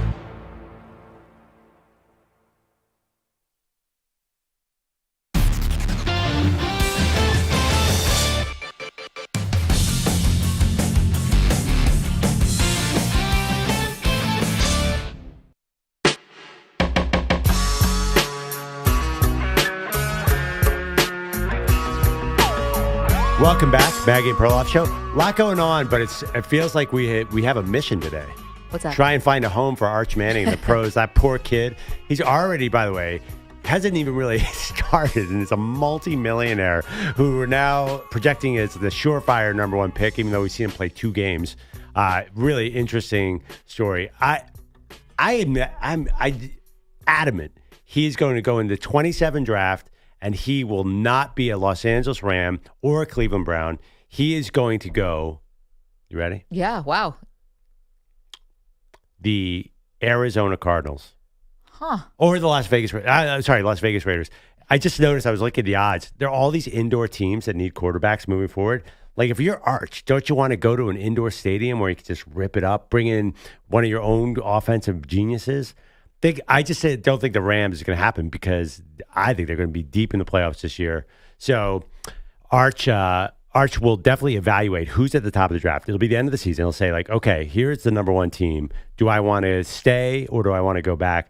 Peyton had the same situation, had the Jets at number one, said, I'm going to go back. So I think it's more likely that a bad team has the number one and he goes back, and then in 27 comes out. So what do you think? I don't mind your plan at all. Yeah. I don't know about Arizona, if they'll be bad enough, and I don't think that the Raiders are going to be bad enough to have the number one pick. You know, with Geno Smith, I think the floor just got elevated with him and Pete Carroll. So Really? I don't think they're a 4-win team. I think they're going to be I think it's going to be higher than that. They're still 26th or 27th in odds, so they definitely would be in play.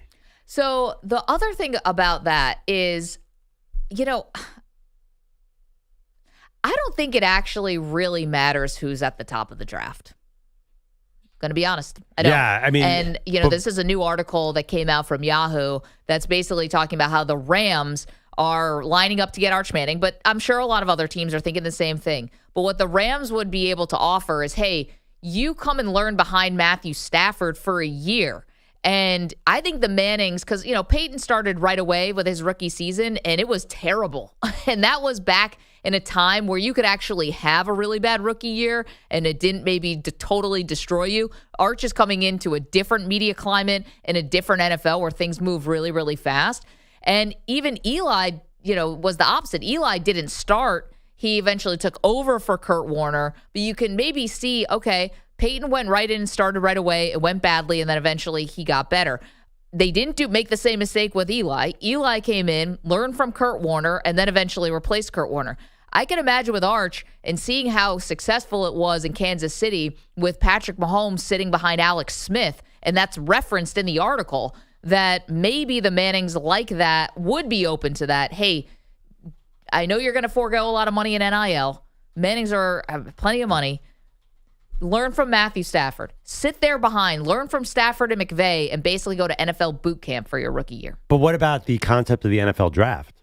That's what I don't know if it's a figment of your imagination when it comes to Arch, who has unprecedented level of leverage. So Kobe made sure he fell to 13, right, with the Lakers. Yep. And it was the biggest shock in probably NBA draft history. But did it work?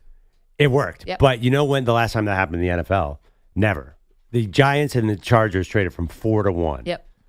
And that was 20 years ago. And by the way, Eli was not as strong a prospect as Arch. Like, Arch, assuming that he plays well this year and lives up to the hype, he'll be a much stronger prospect than Eli Manning. I even think Eli, a lot of people thought, oh, well, Eli's probably the third best quarterback in this class. He went with Rivers and Roethlisberger. Yep. So, Arch, I can't imagine a team who's number one is going to want to trade that pick. Not even to number 2 or to number 3, let alone number 18. Like, it just nothing even close has happened to this in NFL history. Well, let's let the season play out. Not just that we see Arch play, but let's see Kate Klubnik again. Let's see Garrett Nussmeier. Let's see some of these other highly touted quarterbacks this year, the ones who actually are eligible to be drafted, so not the DJ Lagways or Lenora Sellers, but let's see some of the other guys who are also highly touted and see if maybe there does become a little more competition for Arch. Now, no one's going to touch Arch's last name, right, and the hype. That's not ever going to happen. But as far as skill is concerned, there could be other guys who end up in his weight class. Well, yeah, but all those guys could have been in the pros already if they were, like, legit.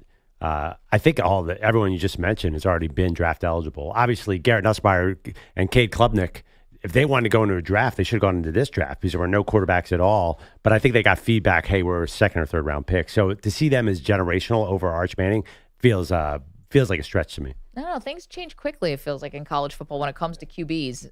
Let's go to the phones. Ramon is in Indianapolis. Good morning, Ramon. Good morning, my favorite people. I had a chance to get through to you all in a while. I've been grinding. I'm doing my power walking now. I power walk 4 days a week. Labs are great. Blood pressure's great. Work out, people. You'll stay in shape. I'm almost 60, so that's the key. Ramon, how many steps you getting in a day? 10,000?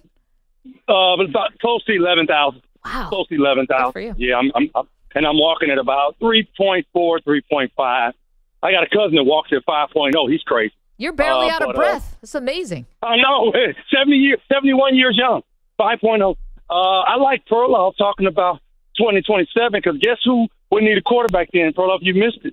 Here in Indianapolis, Richardson will be gone. Daniel Jones will be gone. I could see it happening. Come on now. We won't have any of those bums around anymore. But Ramon, this year, forget 2027. What about the 2026 draft? That too. They got new ownership now. The daughters are in charge. They may want to make a splash.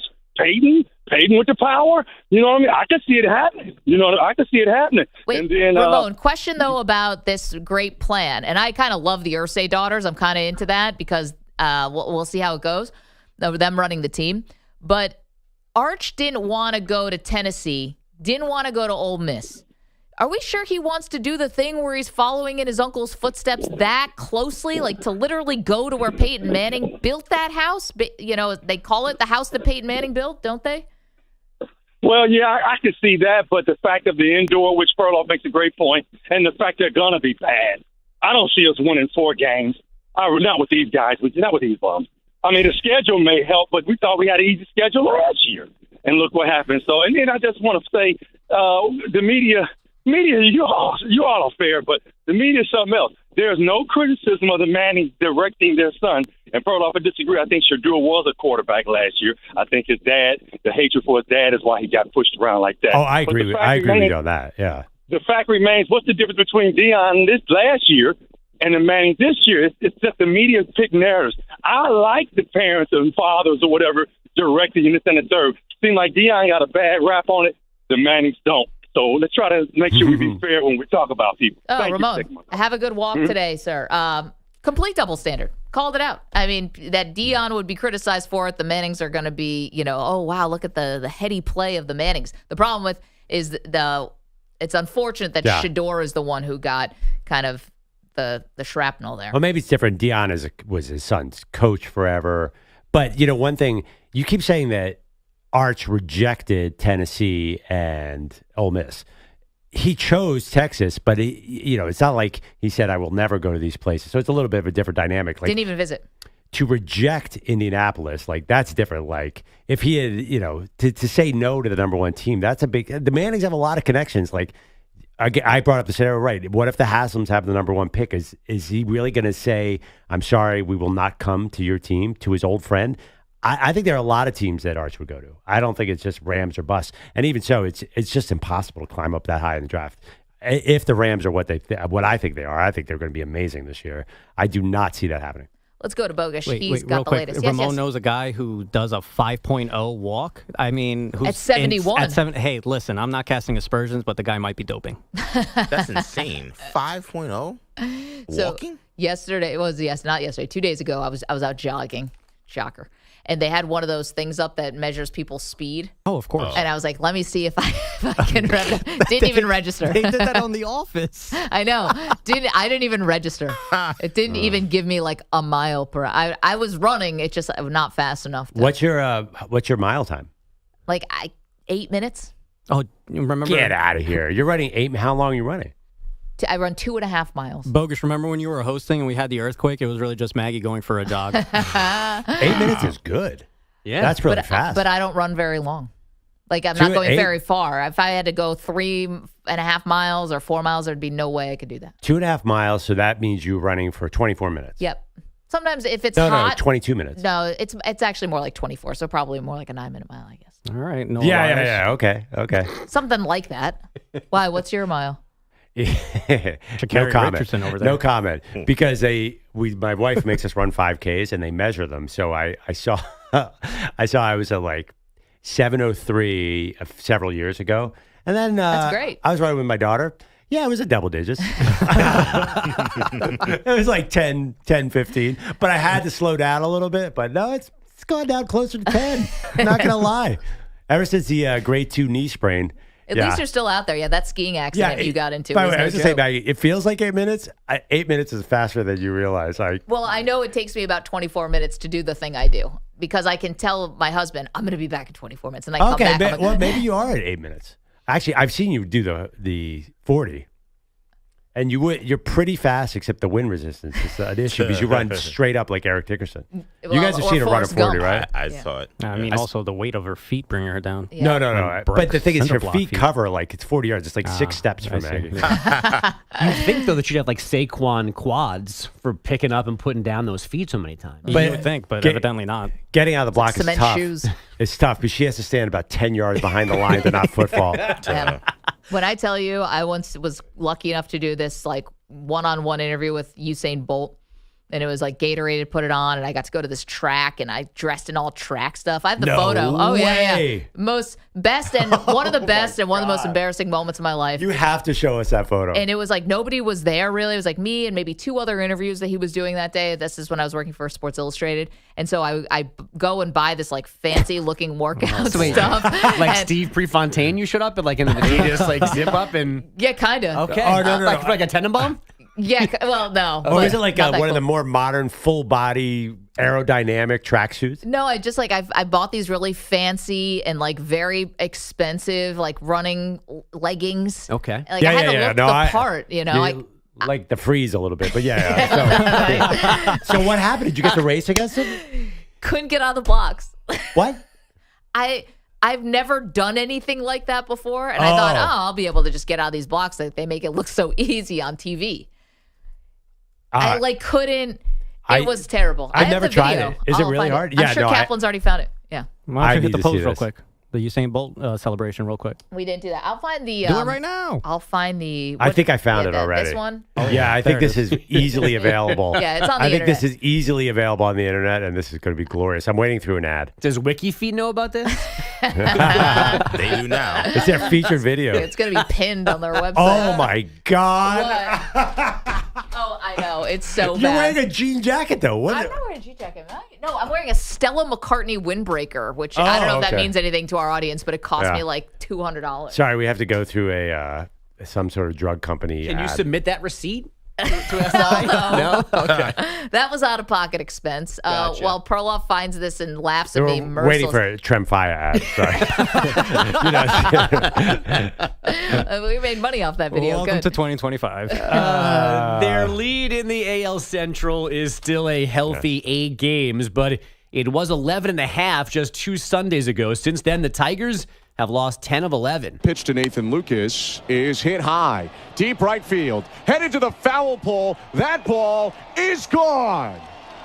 2-run homer for Lucas. Just snuck it inside the pole. And the Blue Jays are up 11-1 in the 8th. That's Blue Jays radio. Toronto cruising to an 11-4 win in Detroit. A.J. Hinch's team has now dropped 10 of its last 11. It seems like when one bad thing happens, the dam breaks.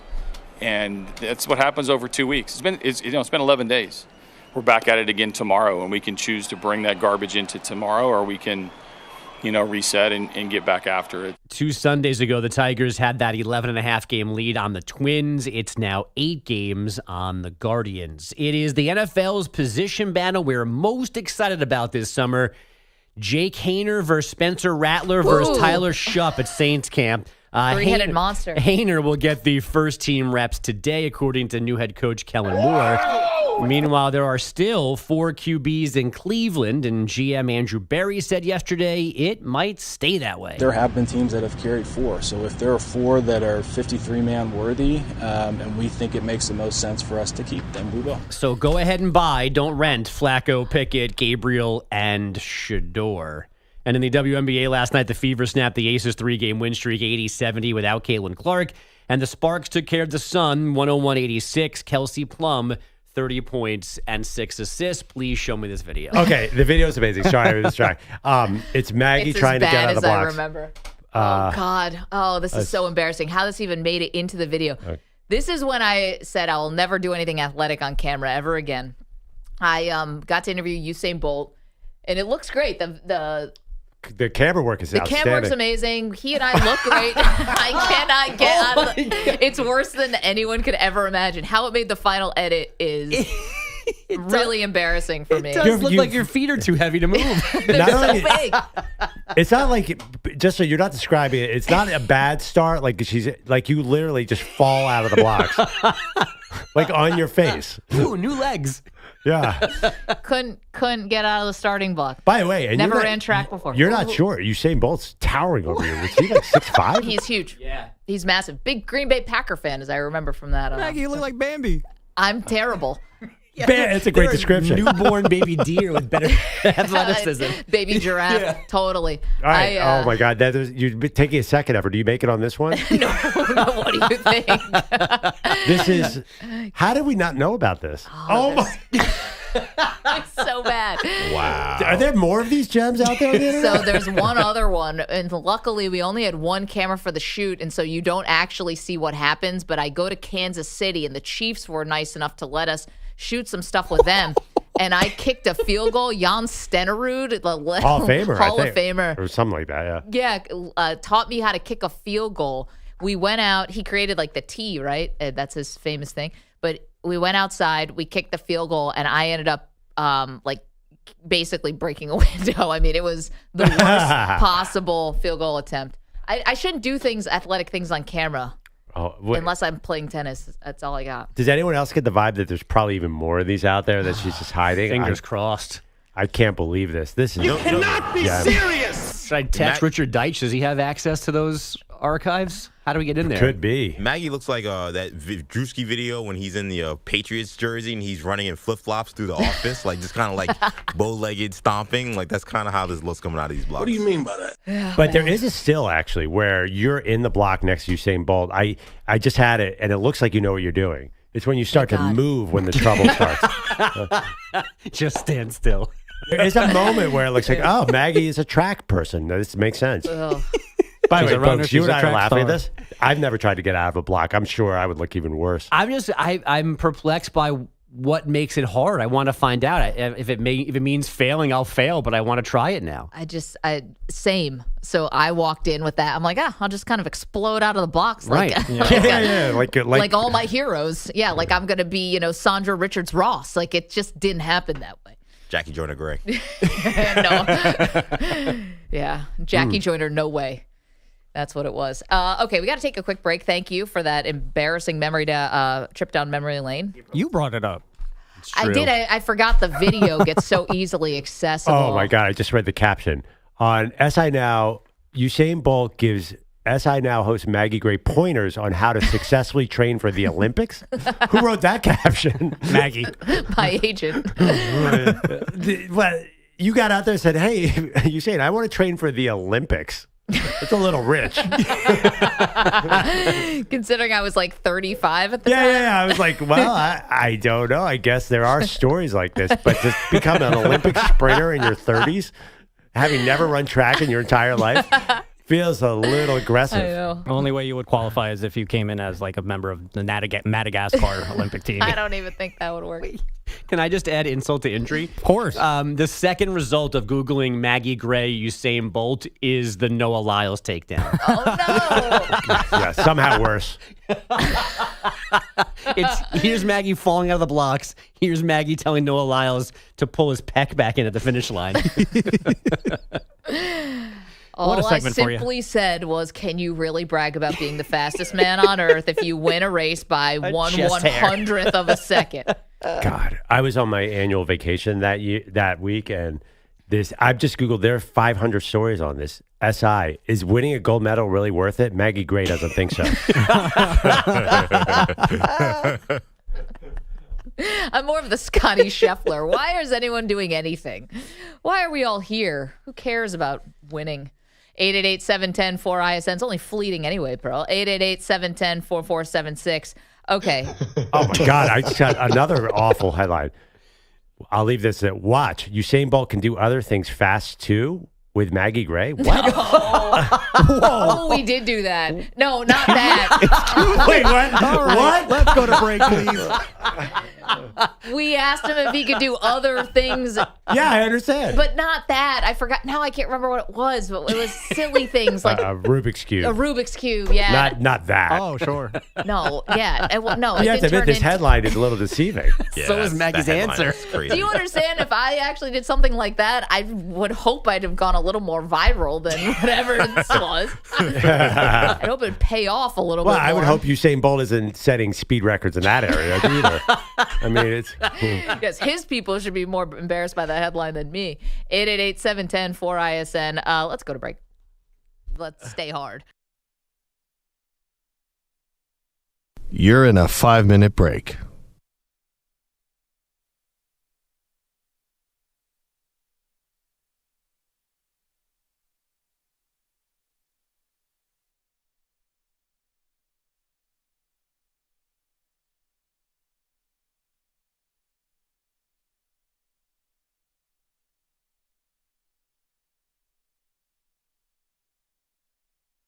Four minutes, 30 seconds remaining.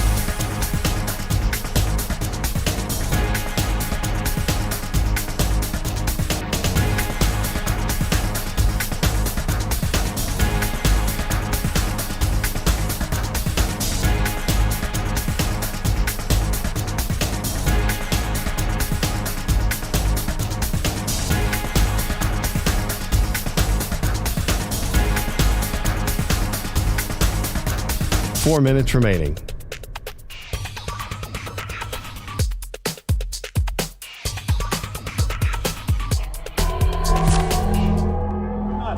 Appreciate it. That was awesome, man.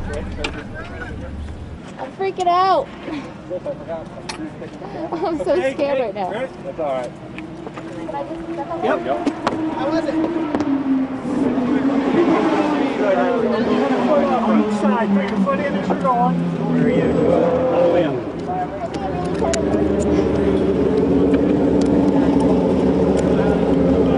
Plug you down, man. Seatbelts, okay? Yep. What? Don't forget any of the seatbelts. Oh, I don't think we will. We wouldn't do that. Thank you, Mario.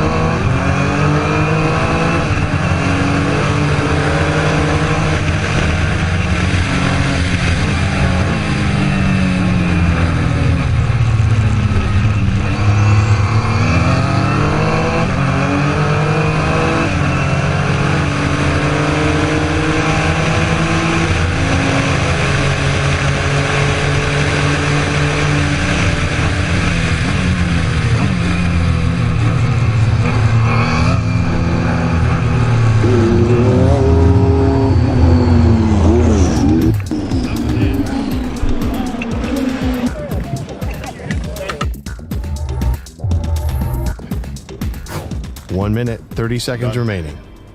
Fast. You're really fast at playing chess. Yeah. All right, let's see what you got. I don't think it works that way. Fastest man in the world playing chess. You're saying you're so fast, you think even the grass will grow faster just because you're watching?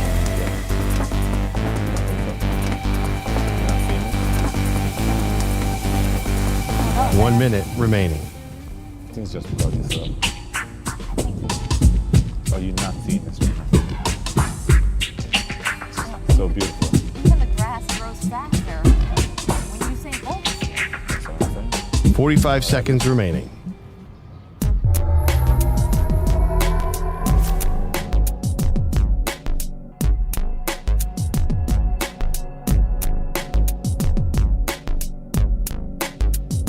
30 seconds remaining.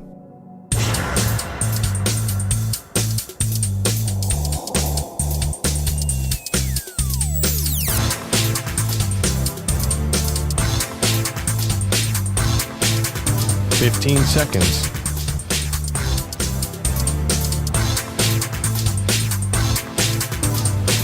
Break ends in 5 seconds.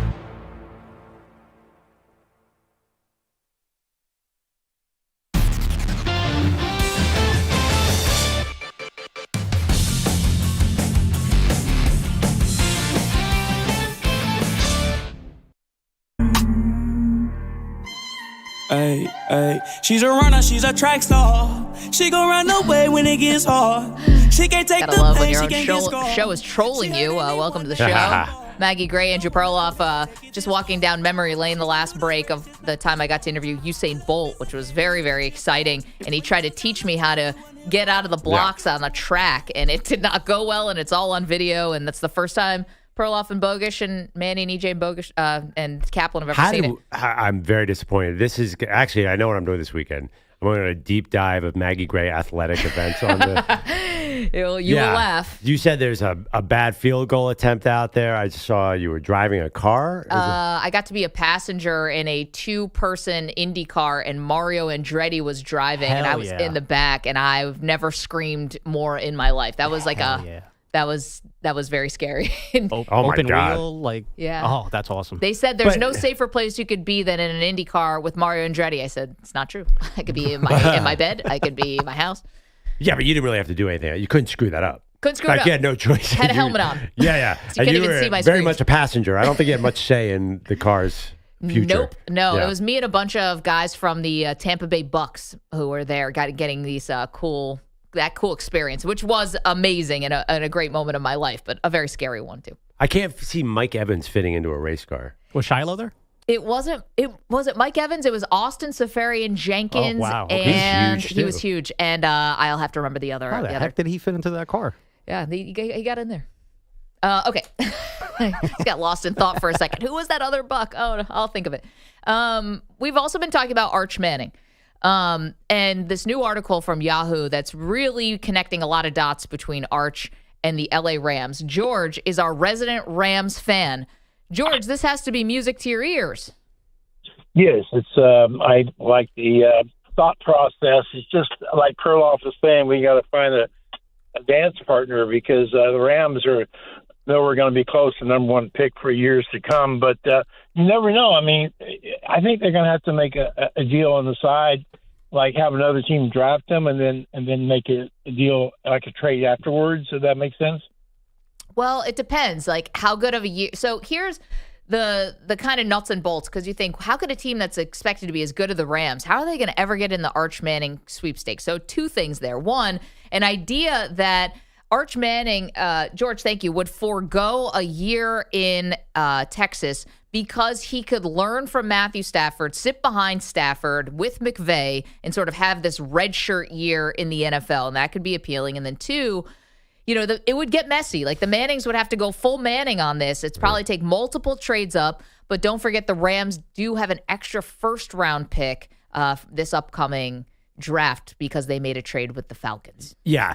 I just don't understand. You keep on saying this is appealing for the Mannings. It's not college. You don't get to choose where you go. I mean, obviously, Eli did. Do you think Cam Ward was like, man, I really want to go to the Titans? I mean, Cam Ward didn't have the leverage that Arch does. Doesn't have the machine and muscle behind it. I mean, well, pretty much any player in NFL history except for Eli, like, who's ever done anything like this? John Elway. I mean, Jim Kelly. Now they had a different. It was a different thing. But Eli did it to go from 4 to 1. I get it. That's not going from, if you're picking 22nd to try to get to 1, it's going to be a lot. But never mind.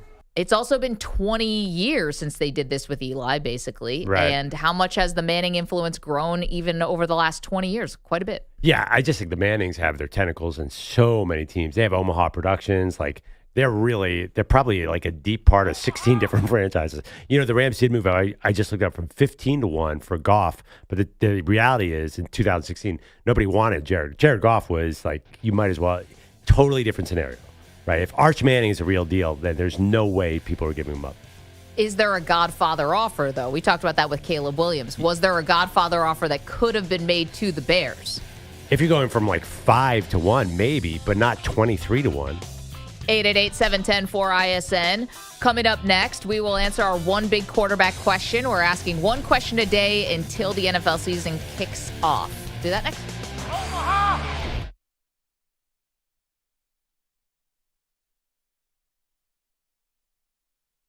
You're in a 5-minute break.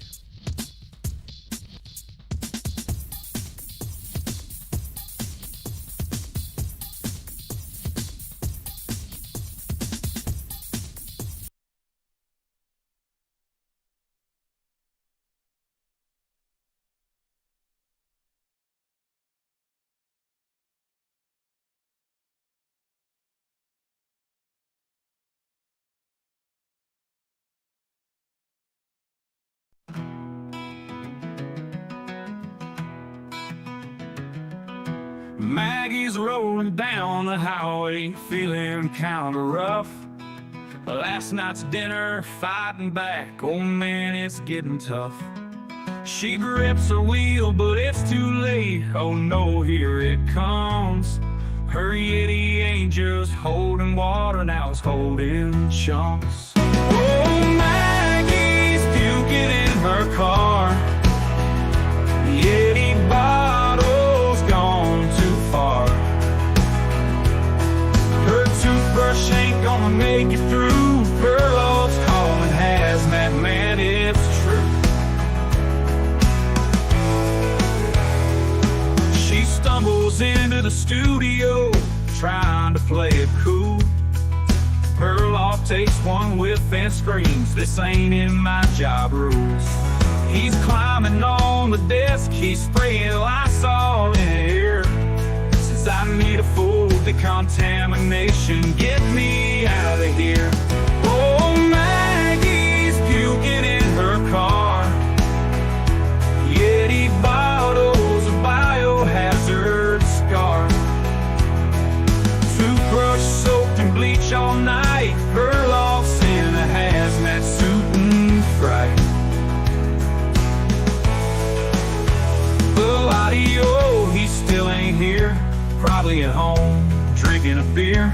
WM's in a toxic state, but he's still on vacation, must be fake.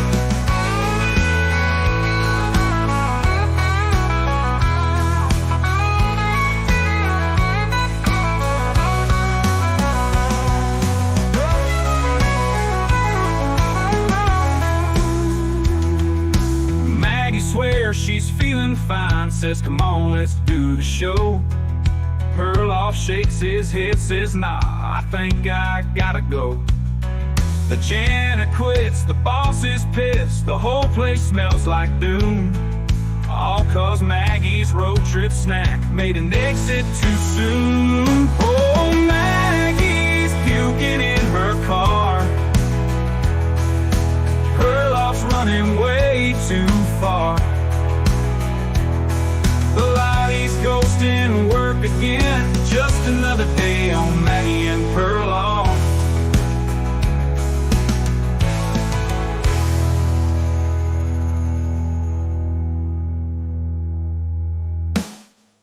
Yo, still a depot, y'all messed up bad. Took the wrong quote, now the whole squad's mad. Drag Maggie's name through the dirt so quick when it was Perloff talking all that spit. Now Steelers Nation's got torches lit, thinking Maggie's lost her wit. But y'all don't fact check for a bit, so let's talk about who's really full of Steelers Depot, get your facts in check. When the wrong one, man, show some respect. Perloff said it, but Maggie gets wrecked. Now your credibility's looking suspect. Lifetime contract, yeah, Perloff's take. The Depot's rushing just to make clickbait. Didn't even bother to hit replay. Now Maggie's out here fighting the hate. Now Twitter's wild like she's on crack. Just cause Depot ain't watched the track. Y'all spread a lie, now it won't go back. Hope y'all enjoyed that cloud contract. Where's Lottie or still 45 seconds remaining.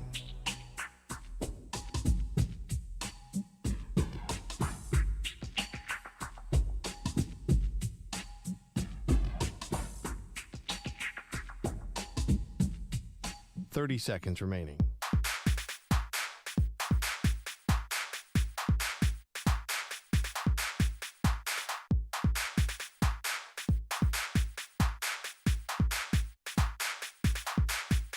15 seconds.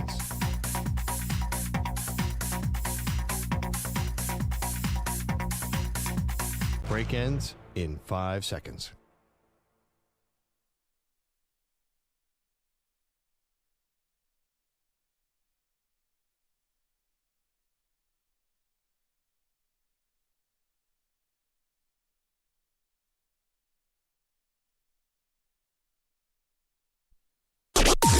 Maggie and Perloff on the Infinity Sports Network.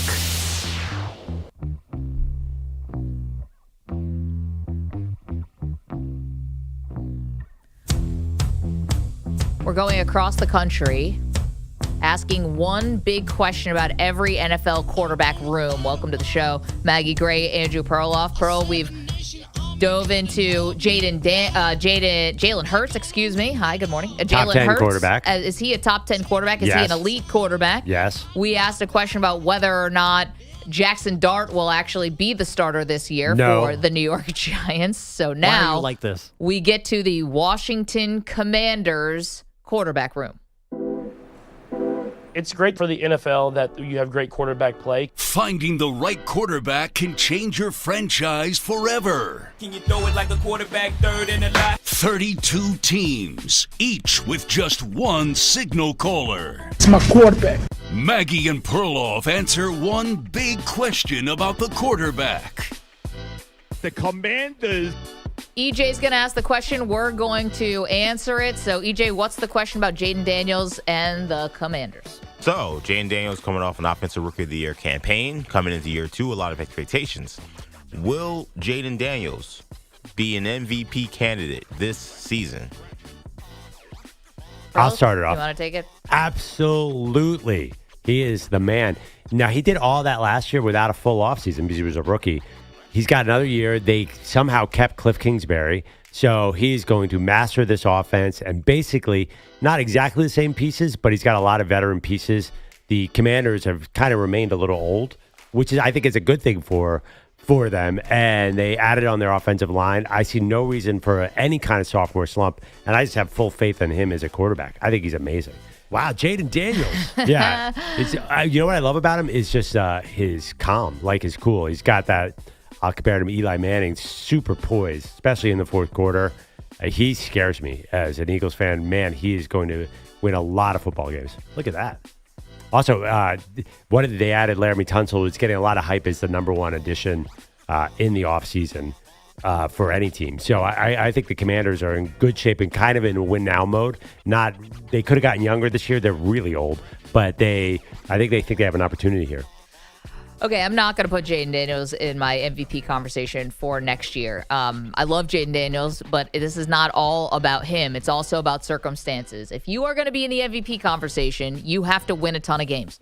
They won 12 games last year, but 7 of them one score. Many of them in very dramatic fashion. Like, obviously, the Hail Mary against the Bears come to mind, which derailed the Bears season and catapulted the Commanders season. So I don't know if there is a regression to the mean. Are you going to be able to win all those one-score games when your team is, the kind way to say it is veteran. The realistic way to say it is getting old. And sometimes when a team is relying on that many older players on the wrong side of 30, it kind of happens slow, then all at once. Where guys were awesome maybe in their year 33 season, but then what's their year 34 season? It can be pretty dramatic at certain spots. So I don't know if the Commanders are going to win enough games to keep Jayden Daniels in that MVP conversation. So that would be number one. Number two, all the reasons why sophomore slumps happen. And it's because defenses get a better grip on who you are. Now all your division rivals have faced you twice, or 3 times if you want to talk about the Eagles because they met again in the playoffs. There's, all the intel on you that gets used against you. Let's not forget, I don't know if it's going to get done or not done. I hope it gets done. Terry McLaurin is also a no-show at training camp. He's not messing around. And I think they really need Terry McLaurin because who else did they bring in? Deebo Samuel? All right. Is Deebo going to be one of those guys who really starts to show his age this year? So I think there's a lot of reasons why you don't always go from year 1 to year 2, and it's like a magic carpet ride. I mean, C.J. Stroud had an amazing rookie year. He was not in the MVP conversation in year 2, even though they made the playoffs. Yeah, I mean, I think a difference is the coaching staff. I think Houston's coaching staff obviously was running into issues last year. They fired Bobby Slowick pretty much right after the season ended, and then Tank Dell. Now, one thing that happened in Houston, Tank Dell got hurt, and that affected a lot of things. You could have injuries. I'm assuming health. That's always been, and I've kind of shared this concern with you. Jayden Daniels is still a pretty skinny dude. If he stays healthy, got banged up last year. Yeah, right now he's 5th in MVP odds. I like it. I think that they're getting tired of They gave Josh Allen his last year. They've given Lamar a bunch. Mahomes doesn't put up the numbers. Joe Burrow is going to be on possibly a losing team because their defense is awful. Mm-hmm. Then I feel like Jayden could swoop right in. The win total, you bring up a very valid concern. I don't really see them going 13 and 5 or something like that. Well, they were 12 and 5 last year. 11 or 12 is not out of. I mean, their win total is around 10.5. I mean, they should be pretty good. I think Dan Quinn's a good. I think they have just a good coaching staff, a solid team. Health is a concern, but if they're healthy, I think they should get the double-digit wins. If Jayden Daniels goes 11 and 6 and throws 35 touchdowns and runs for 800 yards, that's an attractive MVP package. 888-710-4ISN. Do you think Jayden Daniels will be in the MVP conversation this upcoming season? So you weigh in on that. I love being in the MVP conversation. Remember a couple years ago when Carson Wentz was in the MVP conversation in Indianapolis? He was destroying the league, and then it fell apart. So being in the conversation, I think it's a wider net. I think that he definitely will be. Josh Allen's numbers were not great last year, by the way, and they handed it to him. I think they gave it to Josh Allen last year because they realized that he was doing a lot without a lot, right? Like Stephon Diggs was gone. They didn't have that real number one receiver. Khalil Shakir's nice, but that's not your number one tip. It's not Jamar Chase level. And I mean, he played the full season, only threw for 3,700 yards and 28 touchdowns. I think that. Who, Josh? How many did he rush for? Well, how many yards did he rush for? No, how many touchdowns did he rush for? Probably 12, something like that? Yeah, 12. Yeah. Yeah, but those are like 1 yard touchdowns. Who cares about that? Well, Jalen Hurts. People love the Jalen Hurts rushing touchdowns to say that he's elite, so you got to count Josh Allen's rushing touchdowns. Mm-hmm. Wait, who cares? People care about Jalen Hurts' 1 yard touchdowns? You could just hand it to the running back and get that. Anyway, I'm not a huge fan of rushing touchdowns for quarterback. That stat is. Well, how about the amazing memory of the Amari Cooper pitches the ball to Josh Allen running around the outside. He stretches for the goal line and scores a touchdown in the snow. That's not just a 1 yard running back. You don't think that these 1 yard tush pushes from Jalen Hurts and the Eagles offense isn't causing a stir? Well, no, but I mean, they could just as easily hand it to Saquon, and he could run it in from one. That's like a 90% percentage rate, too. That's just easier. Right, but they don't. So, so flip side. So you're saying that that Saquon Barkley's not that valuable because he doesn't get a lot of rushing touchdowns? No, I'm not saying that. I'm just saying, you're not valuing what Josh Allen does with his 1 yard rushes when that's basically the entire offense that the Eagles have. Well, I'm just saying, like, Josh Allen could just hand the ball to a running back and get that touchdown, too. I'm not super impressed by a 1 yard touchdown. Is anybody else? So you're not super impressed by tush pushes? No. All right. I mean, yeah. Are we all super impressed by tush pushes? I'd rather have a 40-yard TD pass than a 1 yard tush push. Sounds like the armpit of America is infatuated with those tush pushes. We just had a huge debate about Jalen Hurts, and nobody said, well, he's elite because he does a tush push. No, I said I think that he benefits from the tush push, and I don't think that he would be considered a top 10 quarterback if the Eagles didn't have the tush push and he was so uniquely suited for it. Right. Yeah. Because why are the Eagles defending it? If you don't think the tush push matters for Jalen Hurts, just run QB sneak. Like, don't be worried about the NFL getting rid of it. Just run QB sneak. Like a lot of the Eagles said that, like, you can get rid of it. We're still going to sneak at 90%. But regardless.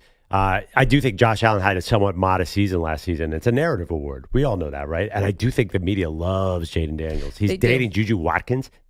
Factor that in. Celebrity couple.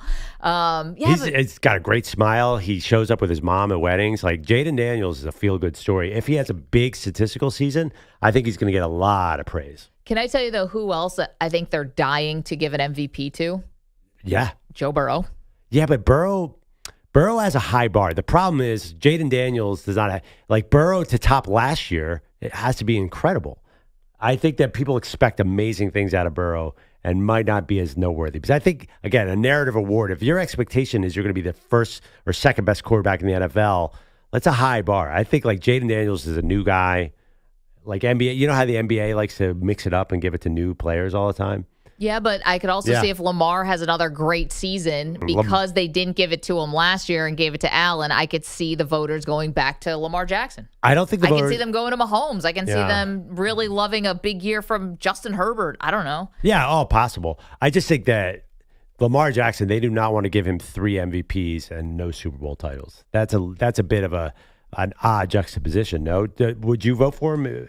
Basically, I got to see him win in the postseason. Otherwise, I'm not handing him another MVP. I know that's harsh, but last year he was incredible, and he came in second. Yeah, I mean, it is supposed to be a regular season award, so by the definition of it, I think he definitely applies. 888-710-4ISN. Let's get to some sports nicknames.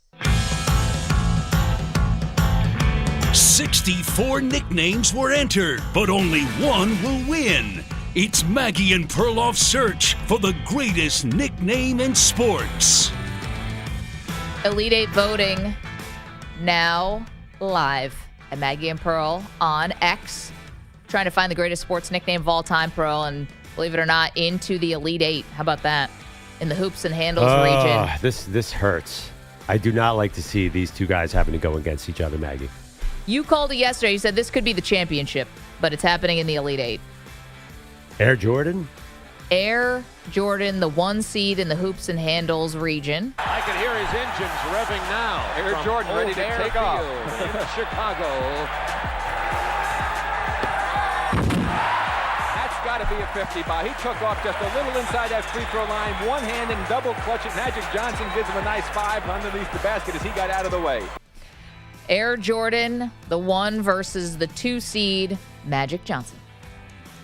On the eve of his very first game, I would not impose upon any rookie in all of professional sports to talk to you. But I want you to know that this man has a smile that lights up a television screen from here to Bangor, Maine. His name is Magic Johnson, and Magic, it's a delight to have you aboard in the NBA. Thank you. I'm very excited to start my first game, and I think our team is ready, and it's going to be a great season for the Los Angeles Lakers. So that's the 1 versus the 2 in the hoops and handles region, the Maggie Perloff best nickname in sports bracket. In the legends and legacy region, Elite 8 voting also open. The number 1 seed is the great one, Wayne Gretzky. Please give it up for the White Tornado, the Maine Wayne, the Manada from Canada, the great one himself, Wayne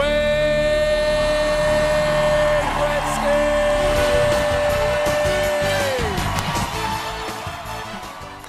At some point, I want to introduce somebody as the Manada from Canada.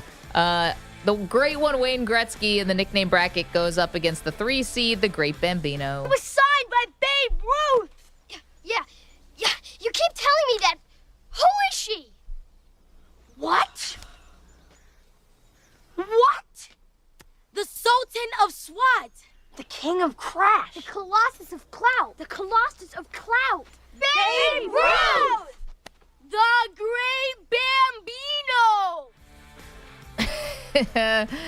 Love it. So there you go. Voting again is open for you in the Elite 8. Air Jordan versus Magic Johnson, the great one against the Great Bambino. Bro, would you like some results? Yeah. From yesterday's Sweet 16? I would. I know what they are, and I don't like this.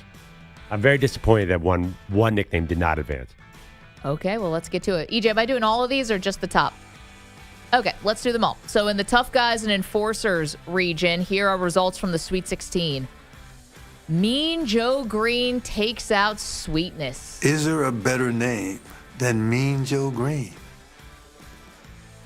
Mean Joe Green got 56% of the vote. Walter Payton got 44% of the vote. I cannot believe Sweetness did not advance. So you're telling me Fridge Perry could win this whole thing and Walter Payton is out of it, repeating the 85 Super Bowl where Fridge Perry got a touchdown and Walter Payton did not. This is, because, I have a lot of friends who are gigantic Walter Payton fans. Same scars, same scabs being picked now. This is, Mean Joe Green, that's okay.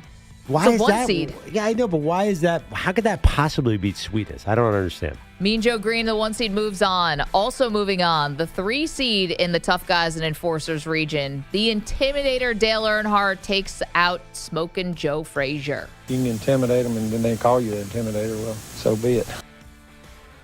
So it's going to be Mean Joe Green against Dale Earnhardt Sr., the Intimidator. That's a pretty cool matchup. Yeah, it's awesome. Okay, let's go to the Flash and Fun region. Again, this is Sweet 16 results from yesterday, where you're right, the Refrigerator Perry, just shellacking Beast Mode. The Refrigerator, William Perry from the Super Bowl champion Chicago Bears.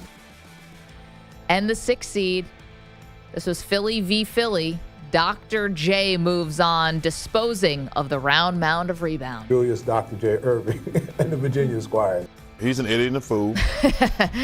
So that will be the Fridge against Dr. J. Gosh, we are just getting right into it here. I think the Fridge versus Dr. J could also be a championship level, but it's going to happen in the Elite Eight. Yeah, I mean, these seem to work. Like Mean Joe going against the Intimidator. I don't know who's a tougher dude. Like Dale Earnhardt's mustache against Mean Joe Green. You know what's funny about Mean Joe Green, too? In NFL films, like he was not well liked before that commercial. Like he was just a vicious player. They used to hit you in the helmet as hard as they could back then. Yeah. I'm a big fan. But then again, honestly, sounds like a Philadelphia. Yeah. Like, you ever seen Deacon Jones head slap? Like, that's what we're talking about. By the way, yeah, I just don't like when you have to put the person's full name in the nickname. I don't love it. Mean Joe Green, Hammerin' Hank Aaron, Smokin' Joe Frazier. When you could just say one word and you know exactly who you're talking about, that is an iconic nickname. I think people are voting wrong. How dare you, America? Yeah. The voting is open, though. You can weigh in, so go do it at Maggie and Pearl on X. You can see everything on our Instagram at Maggie and Perloff, and obviously our YouTube channel, youtube.com. How dare you? /Infinity Sportsnet, twitch.tv /Infinity Sportsnet, and on X at Maggie Gray, where Andrew Kaplan has unearthed yet another video from back in the day. Oh, no, which one is this? When I tried to do athletic things on camera once in a while for Sports Illustrated. I didn't try. I was actually like, I had to do it, and it always went poorly. Girl, you got it. He found another gem that I had forgotten about. The day that I had to get on a pair of ice skates to skate with Olympians Merrill Davis and Charlie White, the figure skaters. How'd it go? How do you think it went? I think know. it went swimmingly. You grew up in Binghamton. I assume Binghamton, New York. I assume you could ice skate. No, skating. You would not be right about that. Pond skating. I think I had not been on a pair of ice skates since I was 7 when I did this video. It was horrific. They were very patient, and I looked like a fool. Like Bambi. Bambi drunk Bambi. Yeah. Thank you, Cap. There you go. I was surprised. It seemed like my former employer kind of used to hate me. It really put me in a lot of... It seems like almost some hazing going on. Yeah, and it always made the video. Like, we couldn't edit around it. There was no help in the post-production. It was just like, you suck. Here it is. Yeah, no CGI was fixing that stance, Maggie. How dare you? Okay, let's get back to the sports of the day. Coming up next, we are going to wrestle, no pun intended, with the complicated legacy of Hulk Hogan. We'll do that next. You're in a 5-minute break.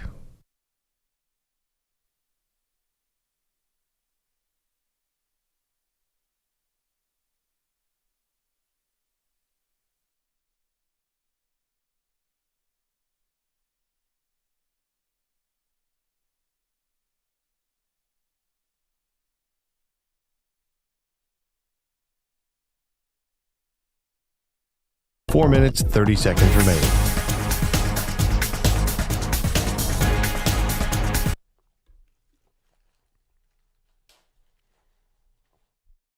Coaches, you can't just figure it out by yourself.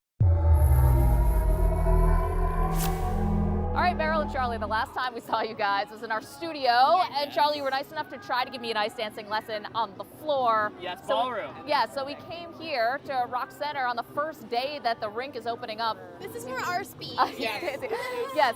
And I'm being held up by on a thread here. So this is going to be a really, really interesting afternoon. Probably more so for me than for you. No, I mean, first of all, what we love about skating, number one, like you said, it's a challenge. You know what I mean? But it gives this feeling that I don't think you can get really anywhere else. Yeah. And so that's what we hope to capture today. Well, hopefully that feeling isn't broken bones because I want to make it out of here alive. But all of my trust is in your hands. You gave me such a great ballroom dancing lesson last time we were on the ground, which is not ice. So we'll see how this one goes. He's very trustworthy. So yes, I know. Meryl, yes. You know. Much experience. You're good. You're in good hands. And Meryl, just like last time, if you can be our coach, our critic, yes. our I have the ruler encouragement. so I can hit your legs when they're bent. Not too much, or else I'm gonna go down again. Okay, so we're gonna just go forward. Okay, now the trick to ice dance is that you have to your team, right? Yeah, I feel my hands are I'm hanging on for dear life. A little bit. Okay. And now we're gonna go backwards. But you just stay, and I'm just gonna push you. Oh, look at that! I'm doing nothing. Look at. I'm literally. Look at. Okay, wait. Now 2 feet. Oh no. Yeah. Keep going. In. And out. Superstar. We're ready. We're ready to compete. Ready. I know what you're going to be doing next year, actually. Yeah, right. Meryl, if you could just take a seat. I think Charlie and I have a future together. Perfect. I'm going to go take my dress off and put it on. You didn't need about 5 sizes bigger. So this is amazing that you guys have been able to accomplish what you have. I mean, bronze, silver, and gold for being the first Americans to win the gold in ice dancing. You're our forward innovators. Can you just describe the evolution of your team?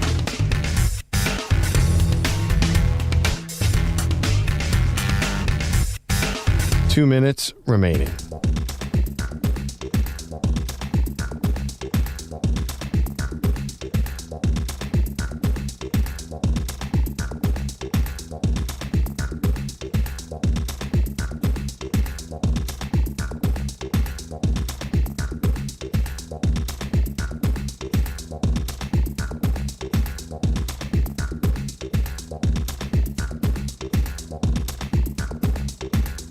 One minute, 30 seconds remaining.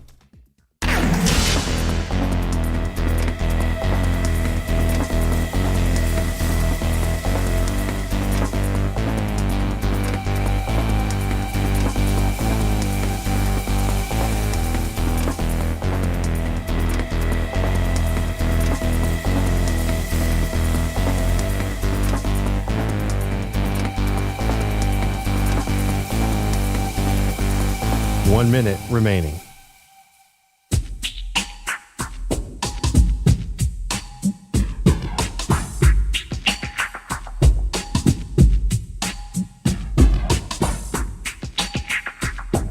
Forty-five seconds remaining.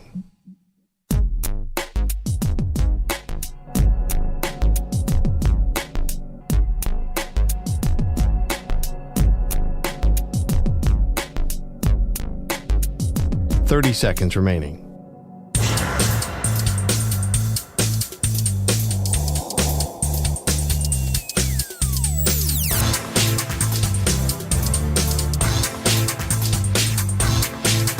Fifteen seconds.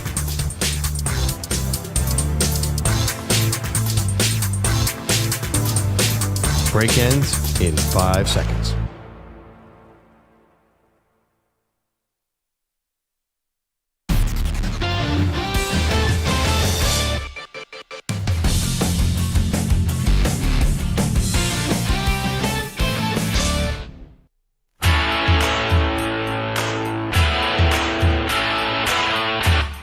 All right, this NASCAR preview is sponsored by WeatherGuard Truck and Van Equipment. They're just as driven as the hardworking pros they serve.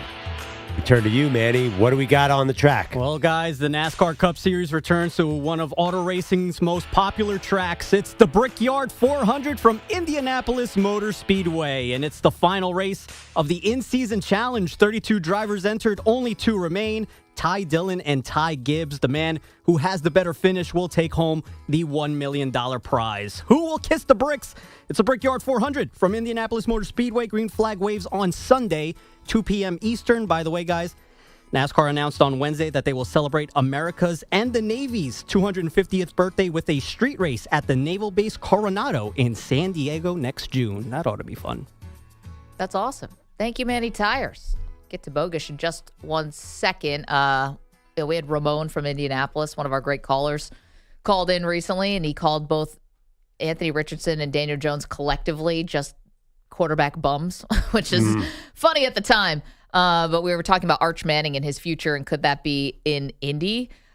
If these two quarterbacks don't work out and Indianapolis is terrible and they do have a shot at the number 1 pick, Yeah. Shane Steichen's getting fired or not getting fired? Oh, probably. But Okay. when have the Colts been terrible, though? I mean, they've taken Shane Steichen in his couple of years there has had anybody at quarterback and gone 8-9. So why would they not go 8-9 again? I don't know. I feel like they have 8-9 written all over. They have talent all over the field. So I do not see how they could be 1-16. Let's get to Bogusch. Yeah. He's got the latest. Guys, football might have most of our attention now that all 32 camps are up and running. But don't forget that the NBA offseason is still chugging along. Restricted free agent Jonathan Kuminga told ESPN yesterday he's in no rush to sign anything new with the Warriors. This is holding up Golden State's offseason. They're the only team that hasn't signed or traded for a player yet this summer. Kuminga's agent has reportedly been looking for a sign and trade, but no one has come close to matching the Warriors' asking price so far. Now, from that NFL, as we've been discussing this morning, the Raiders have released D-tackle Christian Wilkins and refused to pay him the remaining $35 million he's guaranteed. All of this stemming from how Wilkins is recovering or not recovering from an October foot injury and surgery. He has filed a grievance with the union. The Seattle Mariners have gotten little offense at a first base this season, so they're sending 2 pitching prospects to Arizona for Josh Naylor, who has 11 homers and an .807 OPS this season. Julio Rodriguez appreciates the help. Really good player, that can help us win ball games. And every time that I play against him, I just see him locked in, going about his business and, cutting so many balls for us. I remember when we went to Arizona, so I think he's a really good player, good addition for the team, and I think he's going to fit right in. That's J-Rod on Root Sports Northwest after hitting one of the 3 Mariner homers in a 4-2 win in Anaheim. Seattle now 5 games behind the Astros in the AL West since Houston lost at home to the A's last night 5-2. The trade deadline, by the way, in baseball is next Thursday. The Jays put an 11-4 thumping on the Tigers in Detroit, and the Cardinals outscored the Padres 9-7. That included 3-run homers from Wilson Contreras and Brendan Donovan in the second inning alone. The Indiana Fever say further evaluation this week revealed nothing they didn't know already about Caitlin Clark's groin injury, but she remains out indefinitely. Last night was the 13th game she has missed this season. Her teammates topped the Aces 80-70, and the Storm outscored the Sky by 25 in the second half to win 95-57. Skylar Diggins, 21 points, 7 rebounds, and 3 assists. Guys, back to you. Bogusch, thank you so much. Sorry to scare you, Manny. That score was scary. That final score, my goodness. So speaking of things that were very scary yesterday but turned out not to be so bad, that would be Justin Fields. So yesterday, right around this time, maybe a little later, we got word that Justin Fields had been carted off the field at Jets training camp. First day they're throwing, right? Not even in pads. And we suspected it was something pretty bad because you're carted off, you're limping off the field. BZ has a Jets helmet on. And that. That's the main reason. And of course, EJ went into full panic mode because that's where you're used to. He went surrender Cobra on us in the middle of the stream. I mean, how could you blame the guy? I mean, it's like this would have been par for the course. Aaron Rodgers tears his Achilles 4 plays into the season 2 years ago, and now this. But it turns out Fields has avoided disaster. So I talked to our good friend of the show, Dr. Rock Positano, yesterday. He told me if it's the big toe, then the Jets would have had a major problem. It's, according to him, the most important part of a quarterback's body is a little tendon right next to the big toe. And he gave me a half-hour lecture and used words that I've never heard of. But it was incredible. But it turns out, this was early, it turns out it was not the big toe. That's in every report. So she's got a little boo-boo, I think, is the actual technical term. Yeah. So you can sprain other... I mean, listen, you break toes. It got stepped on, and I was wondering, did it break? But what's the difference, right? Because I think the recovery is probably the same. Like I've broken toes before, and basically, no way. Yeah, and they basically say you just got to rest. Like there's Your nothing. toes are massive. I know, it's like breaking an arm for someone else. No. When did you break a toe? I didn't know. When this. I was younger, In the blocks with Usain Bolt. I broke a toe once. There was like a fluke accident, and I couldn't play tennis for a while, and it was kind of a bummer. But there's nothing you can do. You can tape the toes together, and that's about it. Wait. Maggie's acting like, yeah, of course I broke a toe. Did everyone else here break toes? I'll tell you exactly how I broke it. This is getting good. We know this is good. But she's not wrong. Like when you break a toe, that's like a finger too. All they really do is like splint it or tape it. But the Jets specifically said that it's not broken. Yeah. And I think the issue with the dislocation is when it dislocates, it can cut those tendons that Dr. Rock was talking about. Yeah, but I mean, Maggie, fluke accident, this could be good. Okay, well, actually, this plays right into my gigantic feet, which has become not just a running joke, a reality of now everyone has learned this thing about me. I got big feet. So I was on an exercise bike in high school in our gym. And we were doing this really stupid thing because I'm a teenager at the time, and everyone would do the same thing. You'd have all these exercise bikes, and and they were old school. And we'd get them going really fast, and then take your feet off and just let the wheel sort of spin and spin and spin. Oh, I knew this could be good. So we're doing the racing thing, and you get the thing going really fast, the exercise bike, and then I let my feet go, but my feet are so big, I didn't realize that the pedal came back around, caught me, and put my foot right in between the pedal and the bar of the exercise bike, and broke a couple of toes. Yeah, that old scenario. So it was painful to play tennis for a while. Well, the thing T's about and P's, everybody, to me. Breaking fingers are much longer and the bones are much more important. Like toes are this tiny little bone. I think they're on my toes. Yeah. Normally, but they said dislocated. Here's what I worry. What if you're going to get an 85% Justin Fields and then you're going to judge it? It's almost could be the worst case scenario where you're not going to see the full arsenal of what he can do. I just think he's going to be 100% healthy by the time the season comes if they don't push it. Like, I know he's got to try to gel with his receivers and you want this time in training camp, but to me, it's not worth it. You just got to make sure it's 100% healed. I don't know. I think the best news here is that is this the beginning of the new Jets? Because it wasn't worst case scenario. Is this flipping the page or whatever on their voodoo that his foot didn't fall off yesterday? That he was able to limp off the cart? Yeah. It was almost best case scenario from the panic that people were having around here specifically from about 9 a.m. to 10:30. And all of a sudden they went, nah, no big deal. He'll be fine. That's not Jets-ish. Yeah, I mean, I guess so. I don't even know where these massive expectations came for Justin Fields out of nowhere. Not even massive, just that he can play. We'll have to leave the Justin Fields conversation there, although, Perloff, I know you had 10 people who could replace Justin Fields. Yeah, I have the list. Am I on it? 10 people? 10 deep on the who's. I said trade for Shedeur Sanders, and people didn't love that. Not a bad idea at all. I thought it was great. Get Deuce McBride. He used to play quarterback. Okay, we're going to leave the Justin Fields conversation. We'll get back to it as we need to turn to what became the biggest news story of a very crowded news day, and that was the passing of Hulk Hogan at 71 years old. Kazeem Famuyide is not only hosts wrestling podcast for The Ringer, also does a podcast, The Ringer Wrestling Show, I should give it the proper name, and also is a contributor and host of 7 p.m. in Brooklyn, which we absolutely love. Let's go, Knicks! That's right. With Carmelo Anthony. He's going to be doing this really cool event. If you're in New York at the Gramercy Theater, July 31st, it's called Summer Bash with Bret the Hitman Hart and Action Bronson, which is awesome. Kazeem, thank you so much. We know it's a busy time for you. Appreciate you making a few minutes for us. How you been? I'm great, Maggie. It's good to see you again. It's been a while since our SNY days, but it's very nice to be on this show with you guys. Probably under better circumstances. I know, and this is a complicated one, and we'll get into Hulk Hogan's legacy and all of that in just a moment. But just from the wrestling part of it, you do this partially for a living. When you're thinking back on Hulk Hogan's career, what do you think made him so special at what he was able to do and essentially elevated professional wrestling to heights it had never been before? Well, one thing you'd have to give him his credit for is that he's largely responsible for making wrestling acceptable to the masses, right? He was probably the first ever pop wrestling star, and you could argue at some point in the 1980s he might have been the most famous sports figure out of anybody. Pro wrestling completely exploded because of him.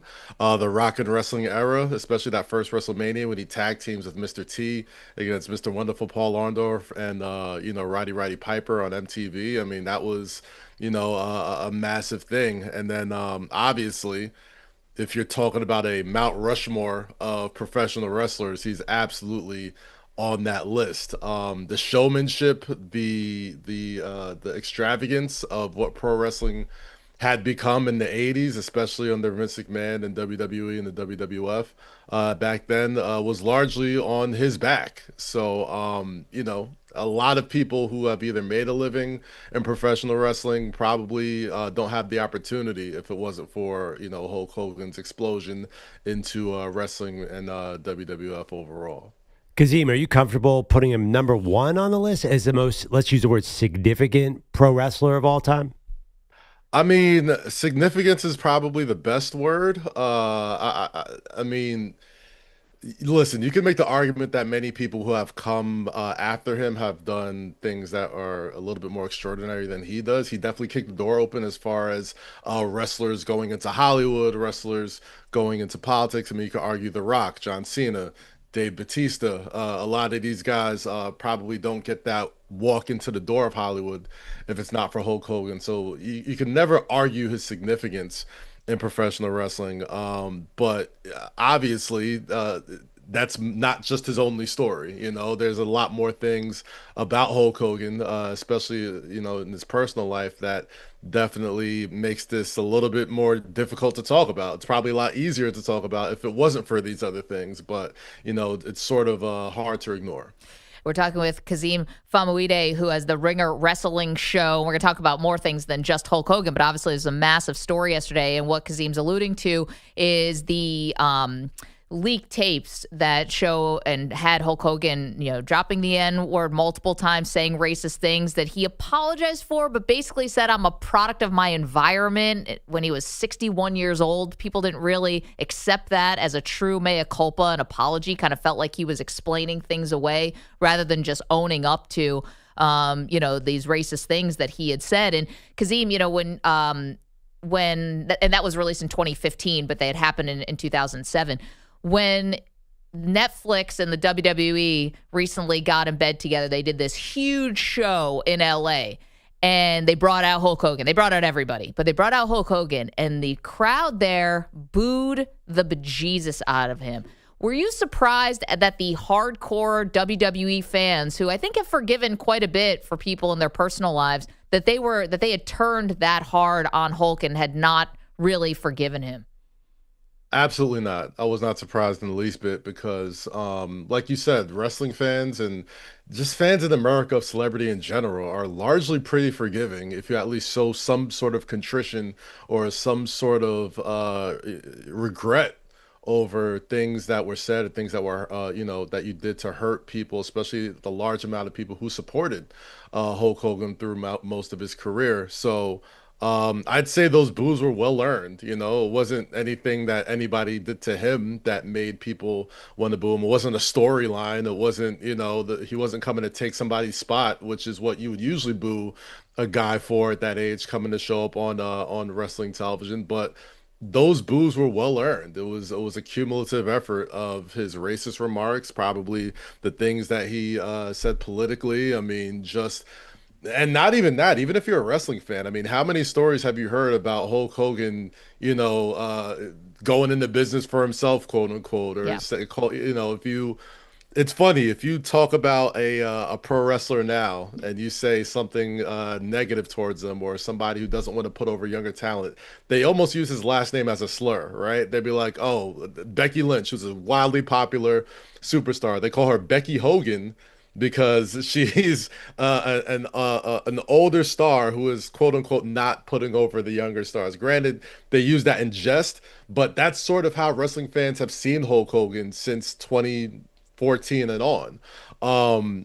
And again, man, like there's a lot of fans that were truly hurt by what Hulk Hogan did, because for a lot of us, like, we didn't watch G.I. Joes, we didn't watch Teenage Mutant Ninja Turtles, but we watched Macho Man, Randy Savage, and Hulk Hogan fight, right? So that for a lot of us, that was our first real superhero. And the difference is, he's not a cartoon or an action figure. He's a real guy. And wrestling is such this weird form of entertainment that sometimes it's hard to separate the real guy from the character. And the tirade that we heard, that eventually resulted in the Gawker lawsuit and all that type of stuff, that wasn't Hulk Hogan. That was Terry talking, and that's something that stuck to him to this day.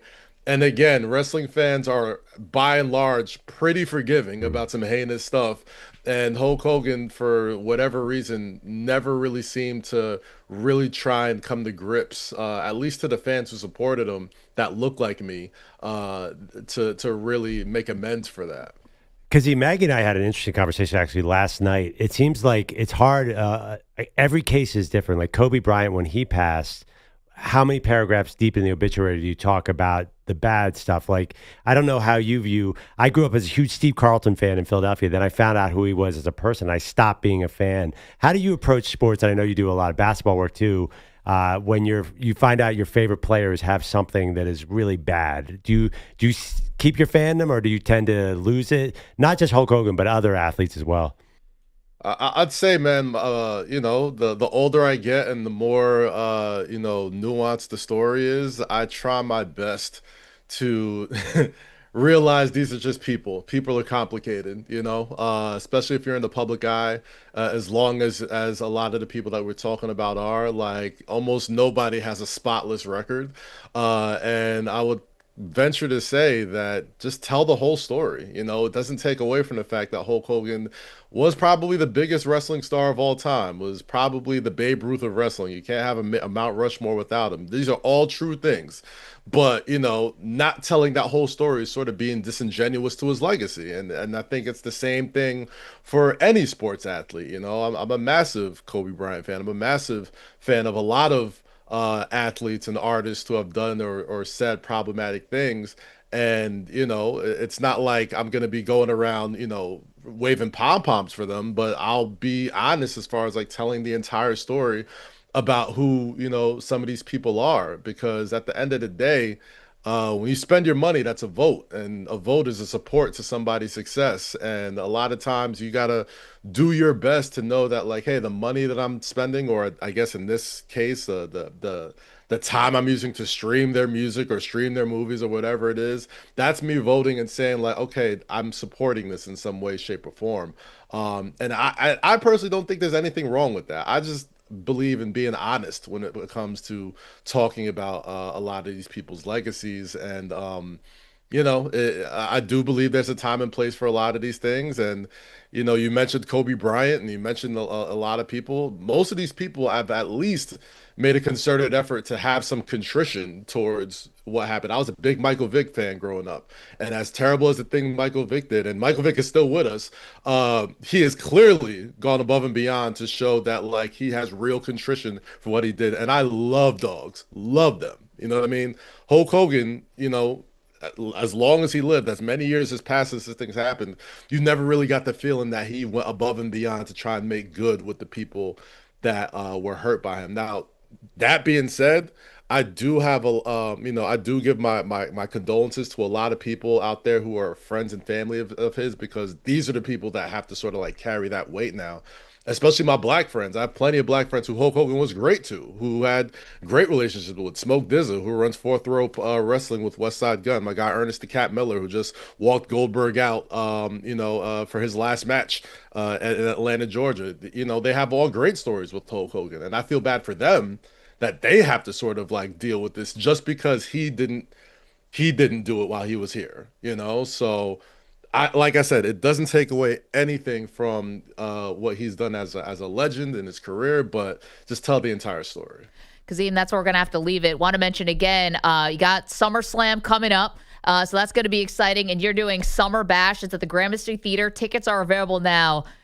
Amazing. Bret the Hitman Hart and Action Bronson and Kazeem Famuyide. Kazeem, thank you so much for doing this, and excited to listen to the Ringer Wrestling Show, which you're awesome on. We didn't get any 7 p.m. in Brooklyn questions in the podcast with Carmelo Anthony. We'll do that another time. Thank you, sir. Yes, we will. Thank you, Maggie. Appreciate you. All right, we got to take a quick break. Coming up, a little shocking. Some stuff coming out of Bears camp that's not great. Give the details in a moment. You're in a 5-minute break.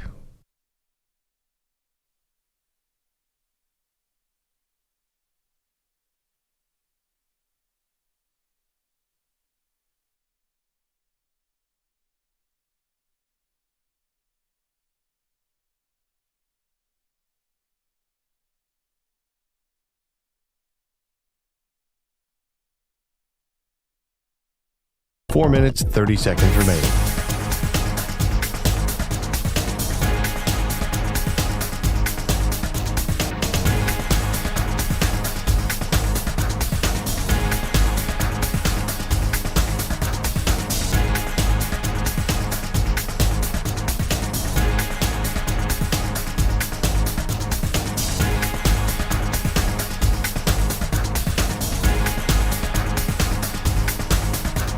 Four minutes remaining.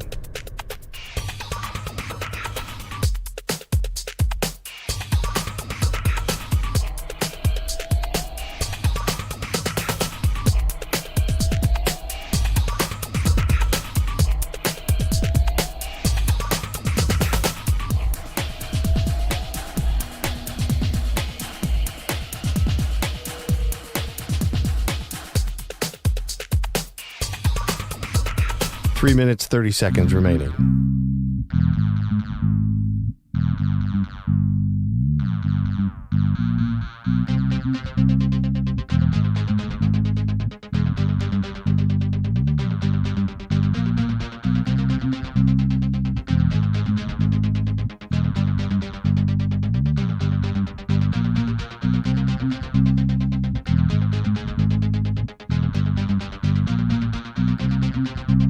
Three minutes remaining.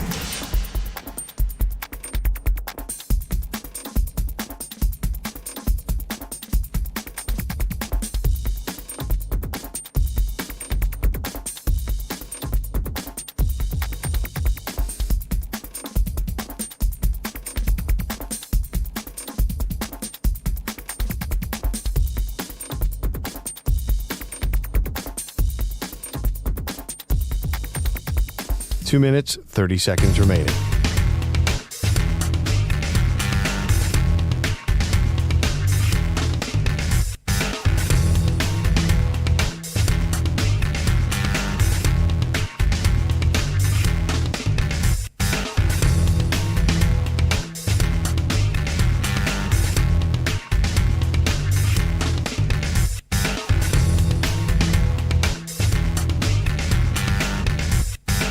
Two minutes remaining.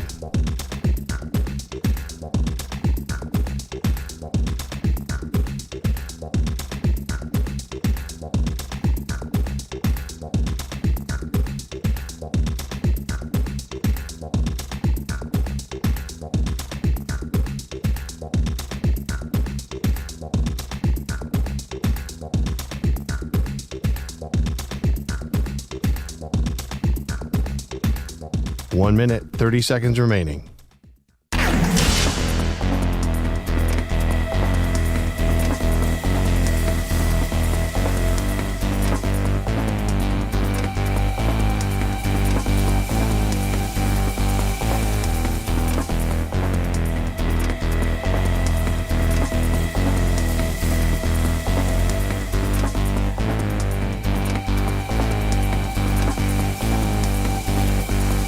One minute remaining.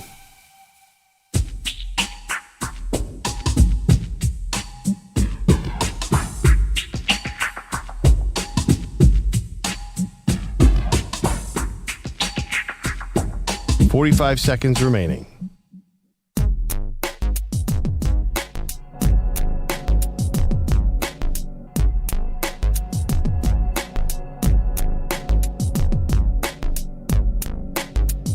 .30 seconds remaining.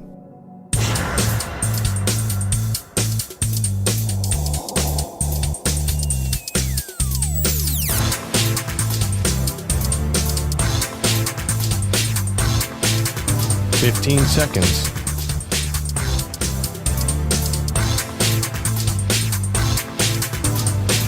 Break ends in 5 seconds.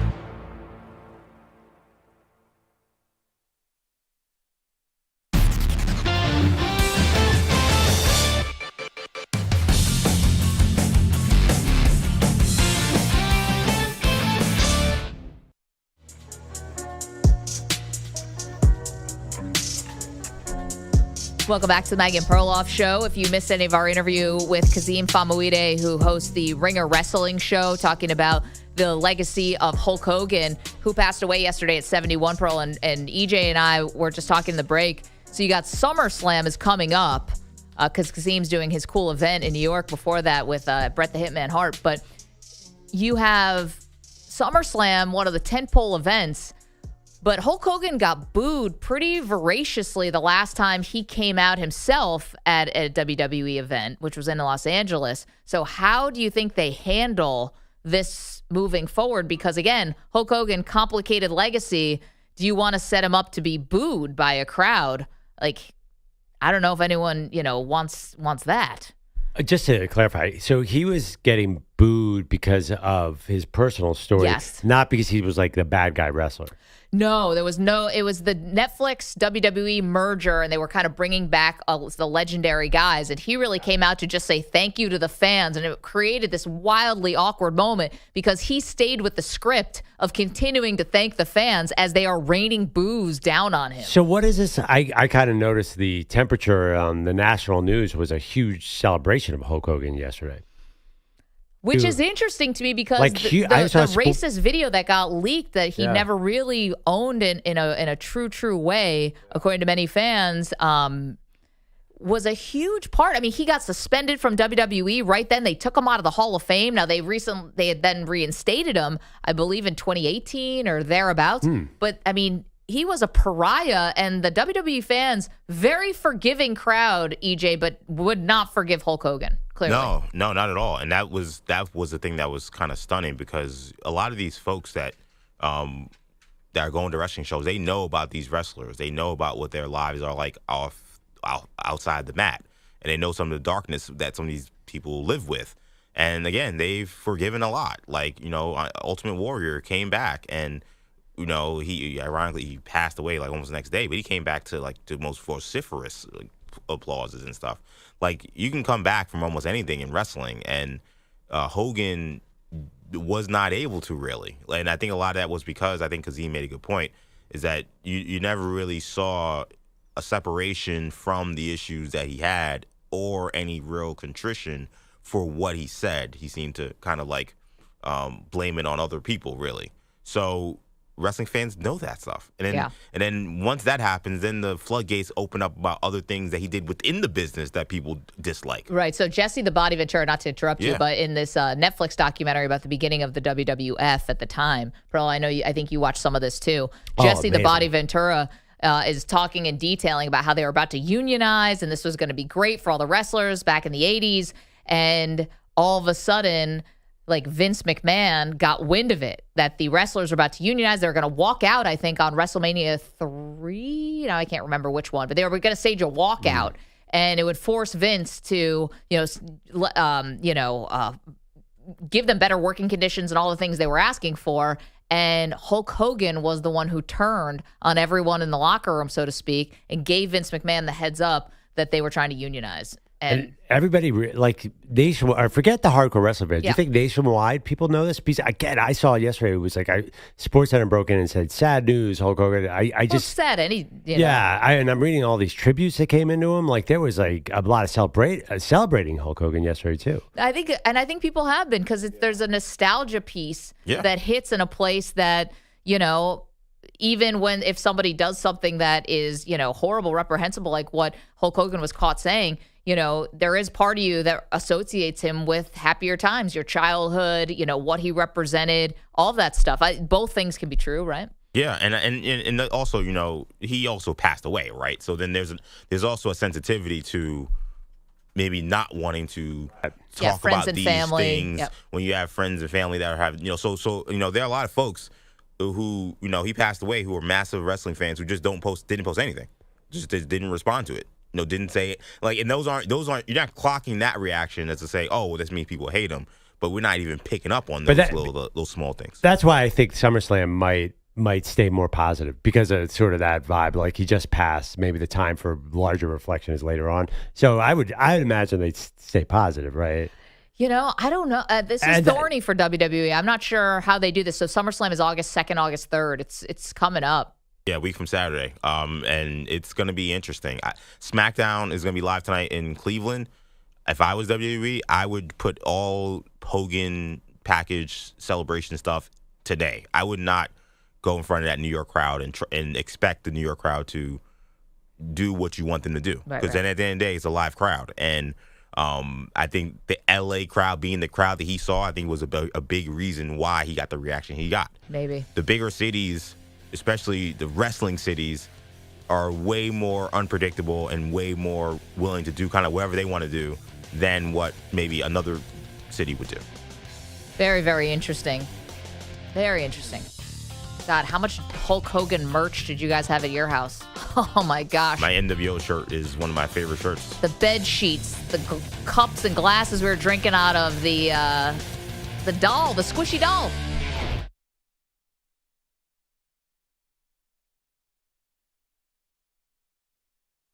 You're in a 5-minute break.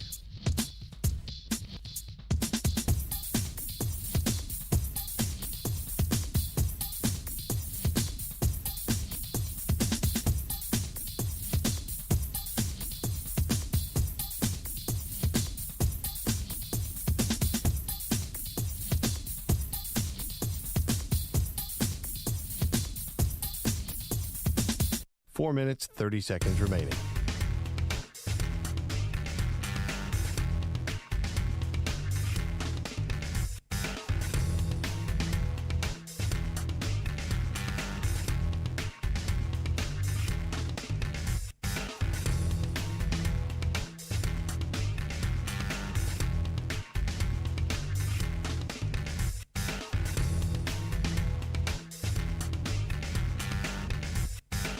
Four minutes remaining.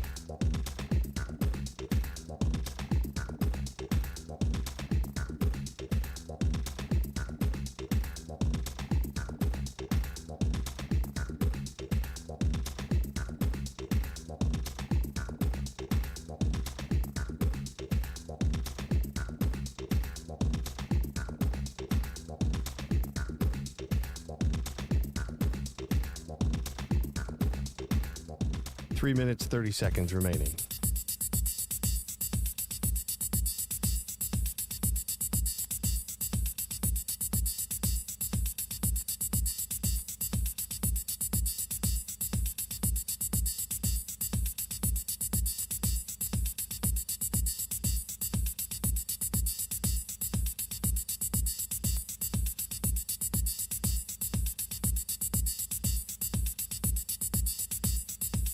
Three minutes remaining.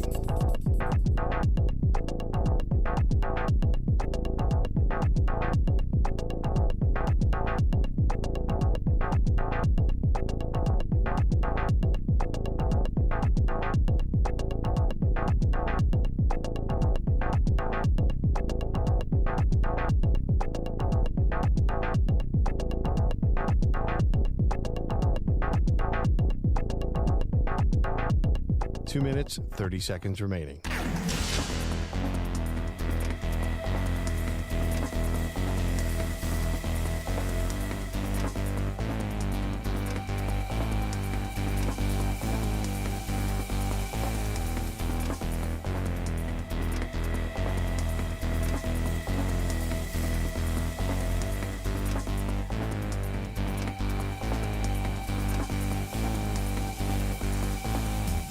Two minutes remaining.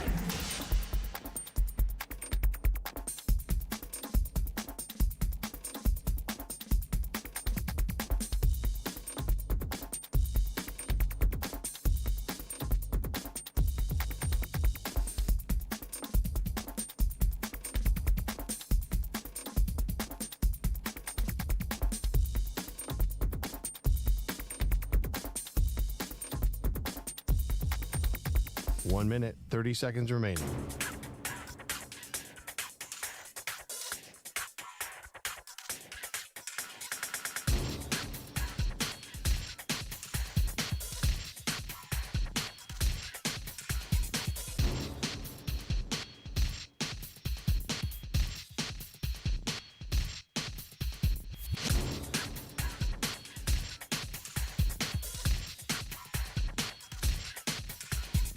One minute remaining.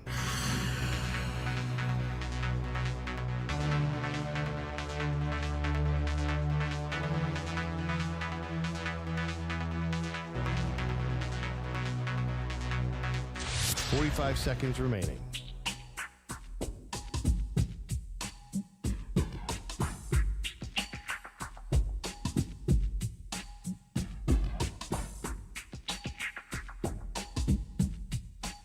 Seconds remaining.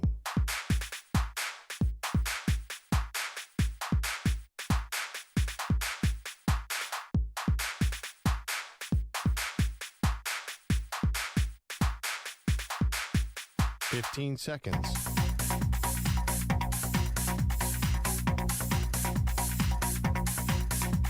Break ends in 5 seconds.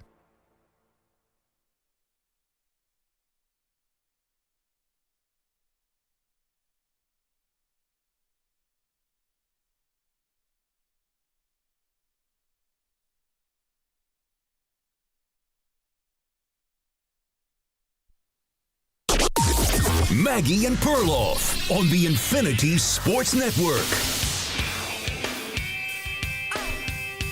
Things not exactly off to a perfect start in Chicago. Welcome to the show, Maggie Gray, Andrew Perloff. Okay, this is according to Courtney Cronin, who's covering Chicago Bears training camp. The team did an 11-on-11 period, had a pre-snap penalty, a fumbled snap, issues getting out of the huddle in a moment when Caleb Williams fell down after evading pressure. Now listen, we get it. They're practicing. We're not going to really take anything away from this. But, Pearl, you were surprised, I think, that it looked this sloppy this early on. No, I wasn't surprised. Oh, okay. Yeah, I mean, I think Caleb Williams is a gigantic question mark. Oh, okay. Right. I mean, listen, what was his problem last year, right? He holds on the ball too long, and Ben Johnson does not suffer fools. He's supposed to be this super intense guy, right? Like, everyone talked about the Lions, like Ben Johnson was crazy, basically. Mm-hmm.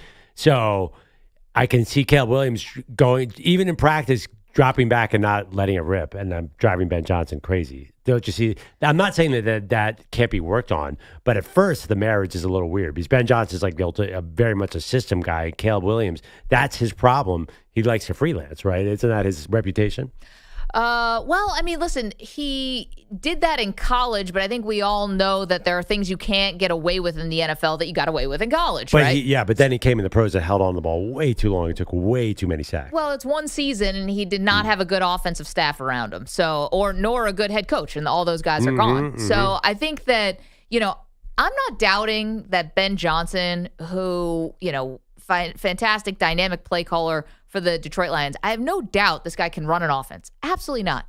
I just am interested to see the dynamic between the two, how that works. And I'm going to be honest, when the interview came out where Caleb Williams and his dad go completely on the record, not hiding from it all, when they talked to author Seth Wickersham about their doubts going to Chicago, I get you're paired with Ben Johnson now, but do you think those shreds of doubt and those seeds of doubt are completely gone? Like, I guess what I'm trying to say is I think there are potential potholes moving forward where I don't necessarily see this whole thing as smooth sailing from like a personality point of view also. You're saying from is Caleb Williams going to like buy into the game plan or execute the game plan for Ben Johnson? Yeah, execute. I'm sure he wants to buy in, but I don't know if he's capable of doing it.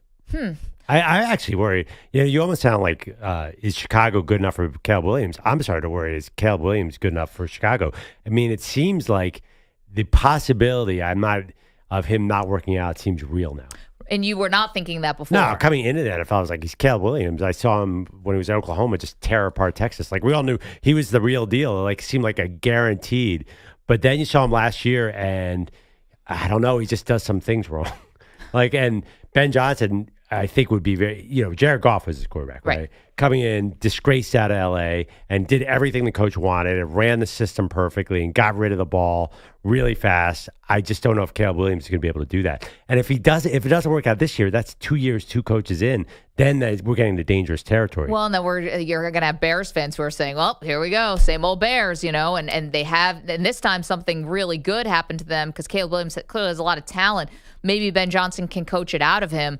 But my question is about, sure, that the football side, no doubt, obviously, because if they win, everything's going to be fine. If they lose, well, then the pressure starts to mount. And where you and I see our biggest disagreement, I think, about the Bears this upcoming season is you are very bullish on Ben Johnson, that he's going to be a great head coach. Yeah, definitely. I'm not. Yeah. So I want to see it because I feel like I've been sold a lot in the past of, this offensive guru is phenomenal. They're going to be a great head coach. And that doesn't always happen. Like, for example, what's going on in Washington now? Cliff Kingsbury, fantastic offensive coordinator. Is he a great head coach in the NFL? I don't think so. I think I'll bet you he gets another shot. And because dude the won owners are 11 stupid. games his first year. And then what happened? It got worse and worse and worse. But if Ben Johnson had an 11-win season, we'd be building a statue for him outside Soldier Field. Well, Matt Nagy won Coach of the Year in Chicago, and he was looked at as the next offensive guru, and he couldn't do it when he got into the head job. True, very true. At least you didn't bring up Adam Gase, which would have I could have brought up. I was getting there. I just want to save EJ today because, But Matt Nagy was never like Ben Johnson. Like Ben Johnson designed the offense, called the plays. Nagy was under Reed, we had no idea. It's just, I think it is not exactly the same skill set to be an offensive coordinator as you are a head coach. It feels like he's Kyle Shanahan to me. I feel like the two remind me so much of each other. Great. If he turns out to be Kyle Shanahan, that's phenomenal. But, I want to see a little of that. So I guess this where my doubts come in about what could happen with Chicago is not just the Caleb Williams could still take a lot of sacks and this could not be as productive as they want, but also are the two of them going to be a good enough marriage where Ben Johnson actually is a really good head coach, not just offensive coordinator and play designer, but also handling the entire team, handling the adversity in a much more public setting. Like, he never had to stand up there after the Lions lost the NFC Championship game. He didn't have to stand at the podium, the way that Dan Campbell did. So he's been shielded from a lot of that. He is a fiery dude who's got kind of like I don't know if the word, probably abrasive is probably too much, but super ridiculously intense. Yeah. And sometimes the really super intense guys can burn out and burn bright, but burn out. And so I guess there's a lot I want to see in Chicago before I'm penciling anything into anything, like any playoff stuff, or that Ben Johnson is the next Kyle Shanahan, or that Caleb Williams is the next Patrick Mahomes or whatever. Yeah, the guy I don't trust is Caleb. I trust Ben Johnson more. And playoffs is going to be tough because they're in the NFC North. So that's the main problem here. If they were in a different division, it'd be much more feasible. But can I ask you a question? Yeah. You trust Ben Johnson. Yeah. The quarterback that he has now in Caleb Williams is so wildly different than Jared Goff. You just mentioned it. Why do you think? How so? Well, Jared Goff is timing, right? He's executing. Right. So he and Caleb, who has been like the freelancer or who has been, way more athletic, I think, than Jared Goff. Why do you think that Ben Johnson can have the same magic with a guy who's nothing like his previous guy? Well, because I think Caleb Williams should be more like Jared Goff. Like, I don't think Caleb Williams wants to run that much. Like, he doesn't want to run downfield. I think Caleb Williams should be like Patrick Mahomes, or he should try to get in the pocket as much as he can and throw. Like, that's who he should be. He's got what's Caleb Williams' superpower? It's not his scrambling. He's got a fantastic arm. Yep. Like, because that's who he should be. That's why they hired Ben Johnson. Make this guy fit the system and look good, not what we had last year. Because every time he took off, like, you know what happens. The linemen are like, oh, God, we have to block again for this guy who's running around. He didn't see the receiver. Did you hear the Bill Belichick interview recently where he was talking about Tom Brady's superpower? He's like, the main reason Tom Brady worked in the NFL is because he got rid of the football. Right. He's like, you cannot move the ball forward if you don't get rid of it. So I think Chicago was so happy to get Ben Johnson because they wanted Caleb Williams to just let it rip. Throw the football. Look at the play before it starts. Know where you're going with it and get rid of it. That would be an amazing Caleb Williams. That's what he needs to do. Yeah, and Tom Brady did that and did it in a cold weather city in an outdoor stadium. So he was able to do it. Jared Goff was indoors a lot. They, would have 3 games a year where he'd play in any kind of weather.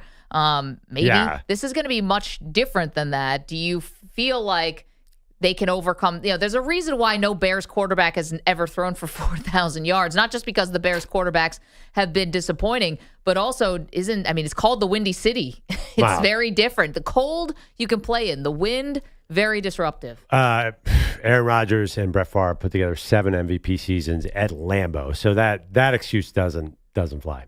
Okay. 888-710-4ISN, 888-710-4476. You're welcome to weigh in on Caleb Williams and the Bears. Did you guys see someone handed the Pope a Bears t-shirt? Yeah, EJ and I were talking about that yesterday. Yeah, they're saying the Pope. Yeah. I'm assuming he appreciates all that, right? I'm sure. Oh, more important development. Did you see Case Keenum saunter into camp the other day? I did not. Your guy. The third string quarterback there. He has a Mike Ditka mustache that is fantastic. I love it. I got to be honest. Obviously Case is there to be a third string quarterback / coach. He kind of helped Baker Mayfield back in the day. I really like Case being in that room. The room is Case Keenum, Caleb Williams, and there's another guy in there. Like, I don't know. I kind of like the vibes. And Caleb Williams seems like a nice guy, and I don't even think how some quarterbacks just can't. I don't know what they can't. It's not that he's not processing, but they have trouble throwing. I feel like Daniel Jones was like that a little bit for a big stretch. Like they just need. Ben Johnson is going to be so tough on this guy, and it's going to be an ugly summer because he needs to get every bad habit out of him. He's just gotta let it go. I think it's a mental thing. Honestly, I think Caleb Williams has all the talent in the world, but you see it like he's got to have faith that I know where to go with the ball and just do it. I want to see Case now with this Ditka mustache. I'm looking for it online. I can't find it. You guys know I'm impartial to the mustache. I got to see this too. Yeah. Go to the Bears Twitter. They tweeted it yesterday. Okay. Yeah. I'm totally into that. I want to also ask you guys something else besides the Pope. Well, I imagine his job's got to be pretty heavy. People are always coming to you with the problems, I'm assuming, People are trying to kiss him. That's the biggest thing. That's got to be tough, but that comes with the job. Yeah. Yeah. But people are, you're going to be a lot with, people who are very ill and looking for miracles and things like that. I imagine sports has got to be a major release or just a distraction for him.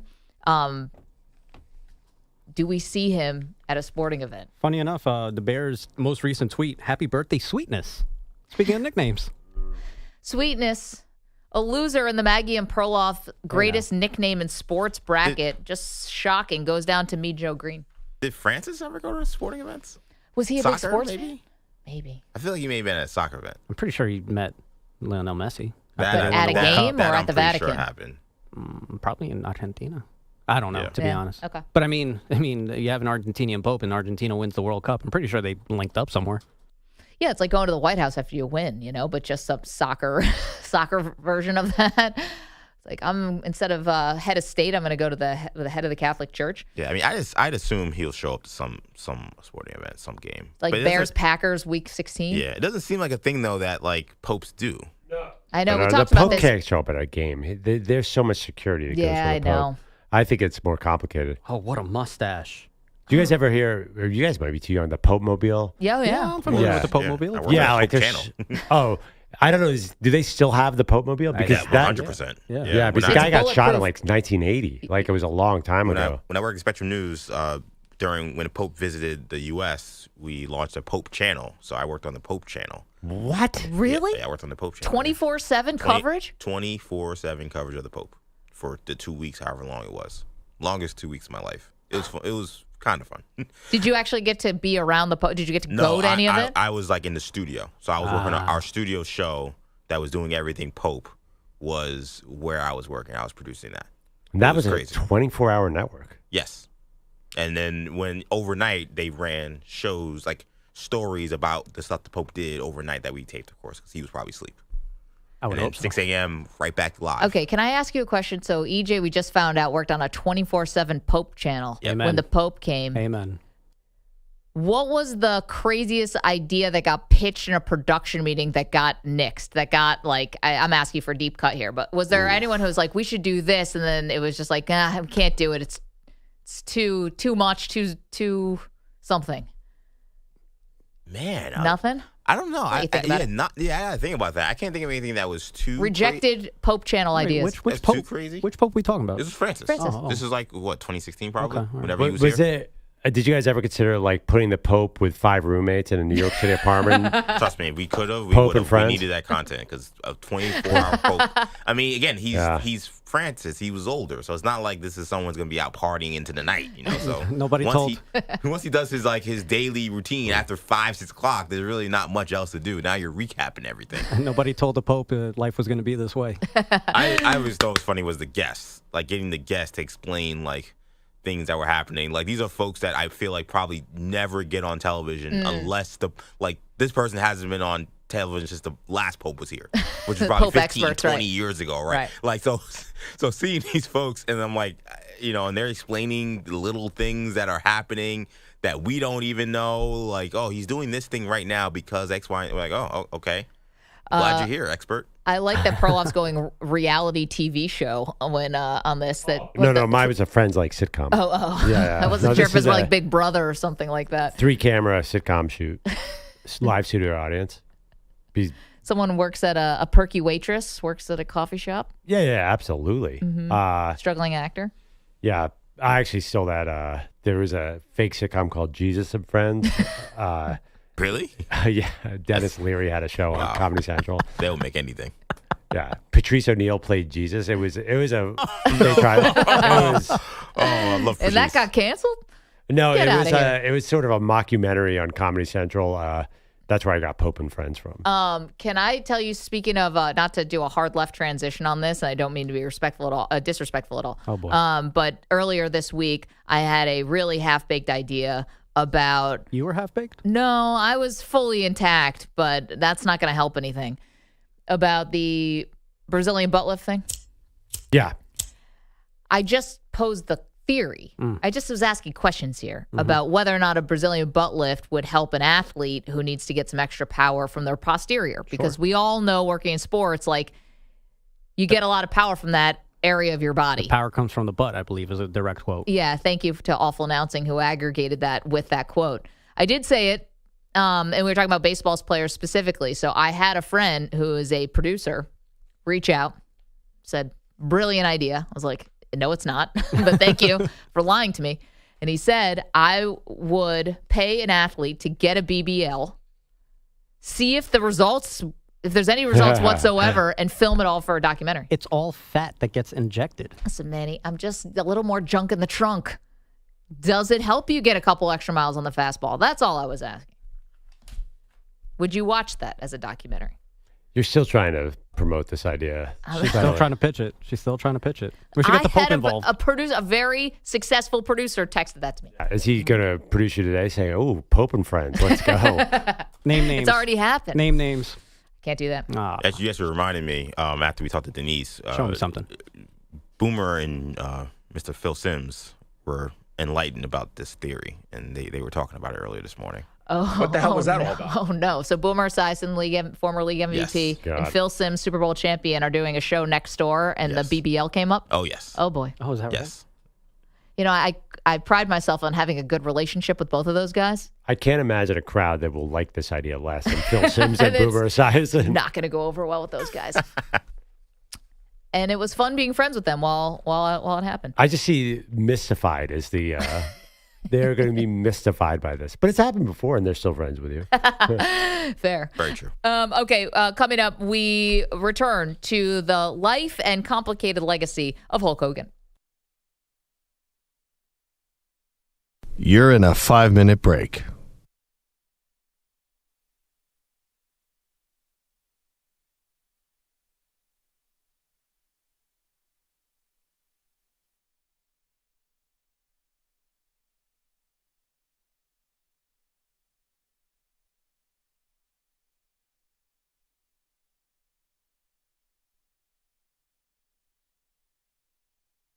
Four minutes, 30 seconds remaining.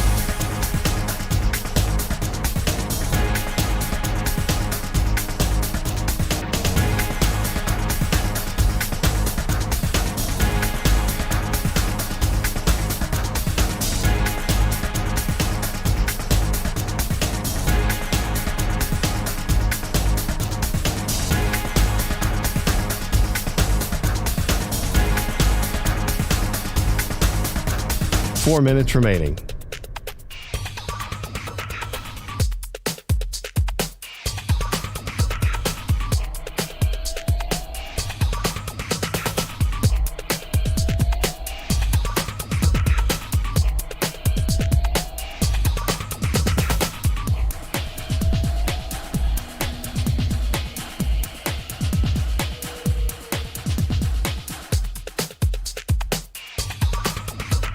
Three minutes, 30 seconds remaining.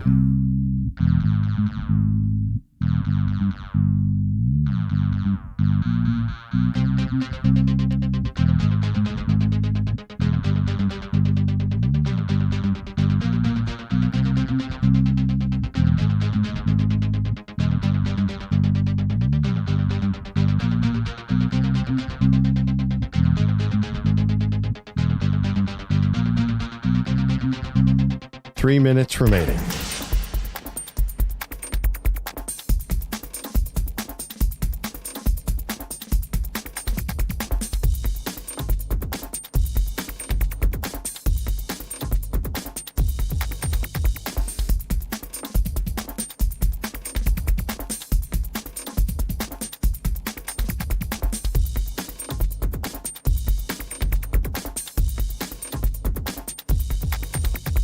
Two minutes, 30 seconds remaining.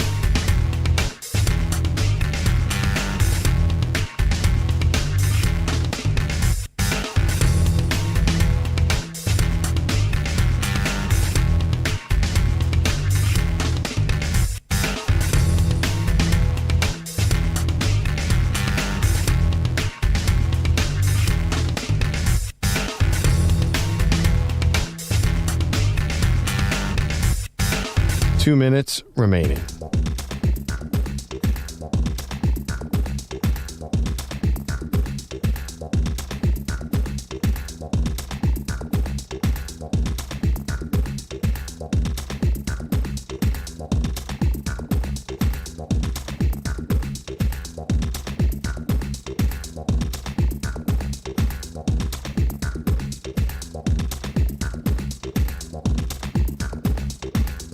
One minute, 30 seconds remaining.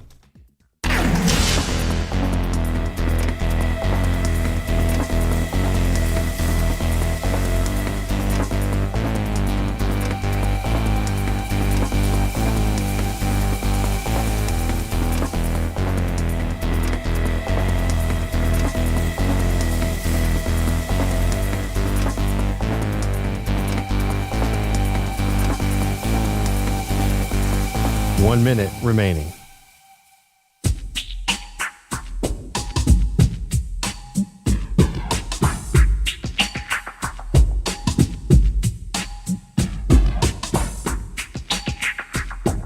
Forty-five seconds remaining.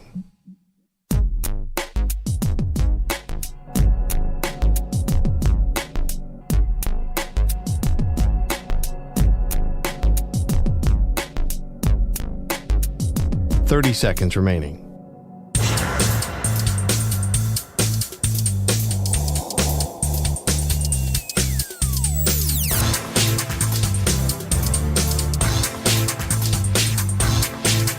Fifteen seconds.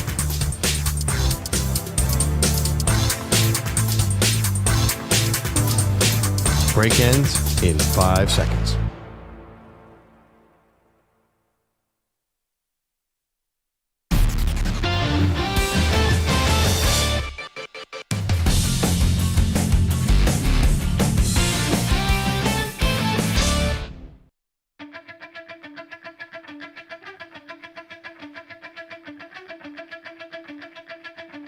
Welcome back, Maggie and Perloff Show. We were remembering the life of Hulk Hogan, passed yesterday.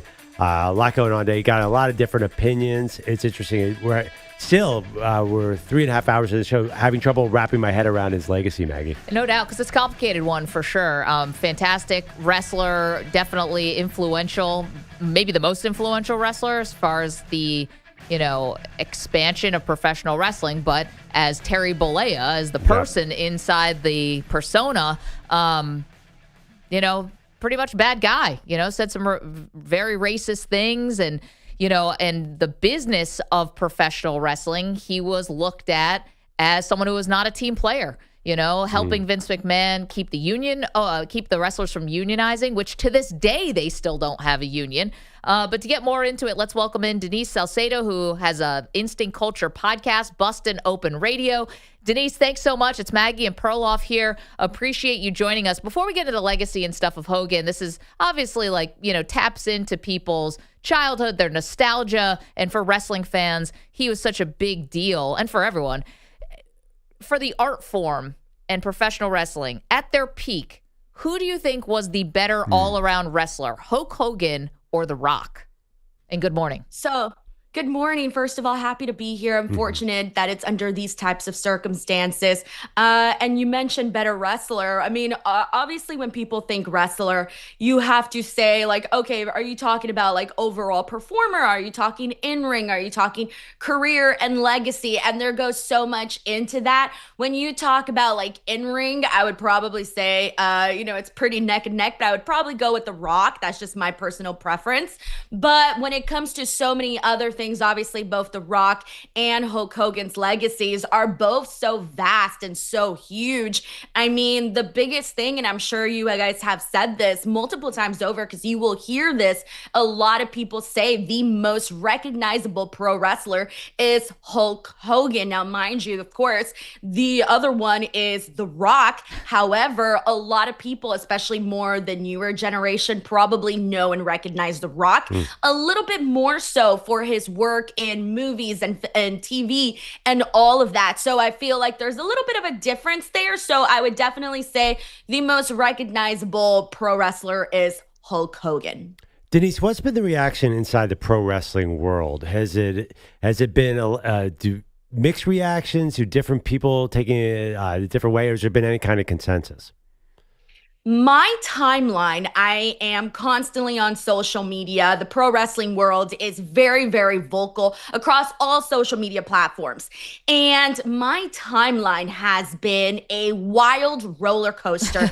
You can be scrolling and 1 second you are seeing some heartfelt messages.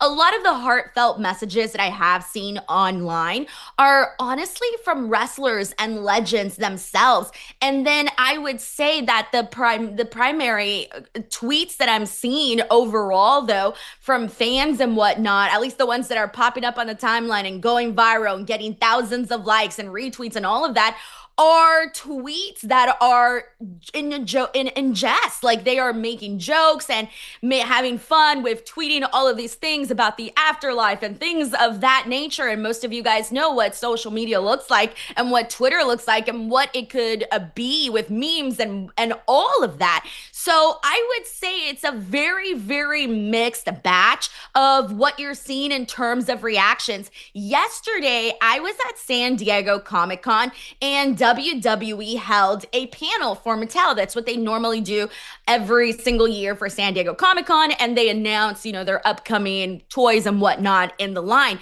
And the show was kicked off by Sam Roberts, who is the panelist on that show.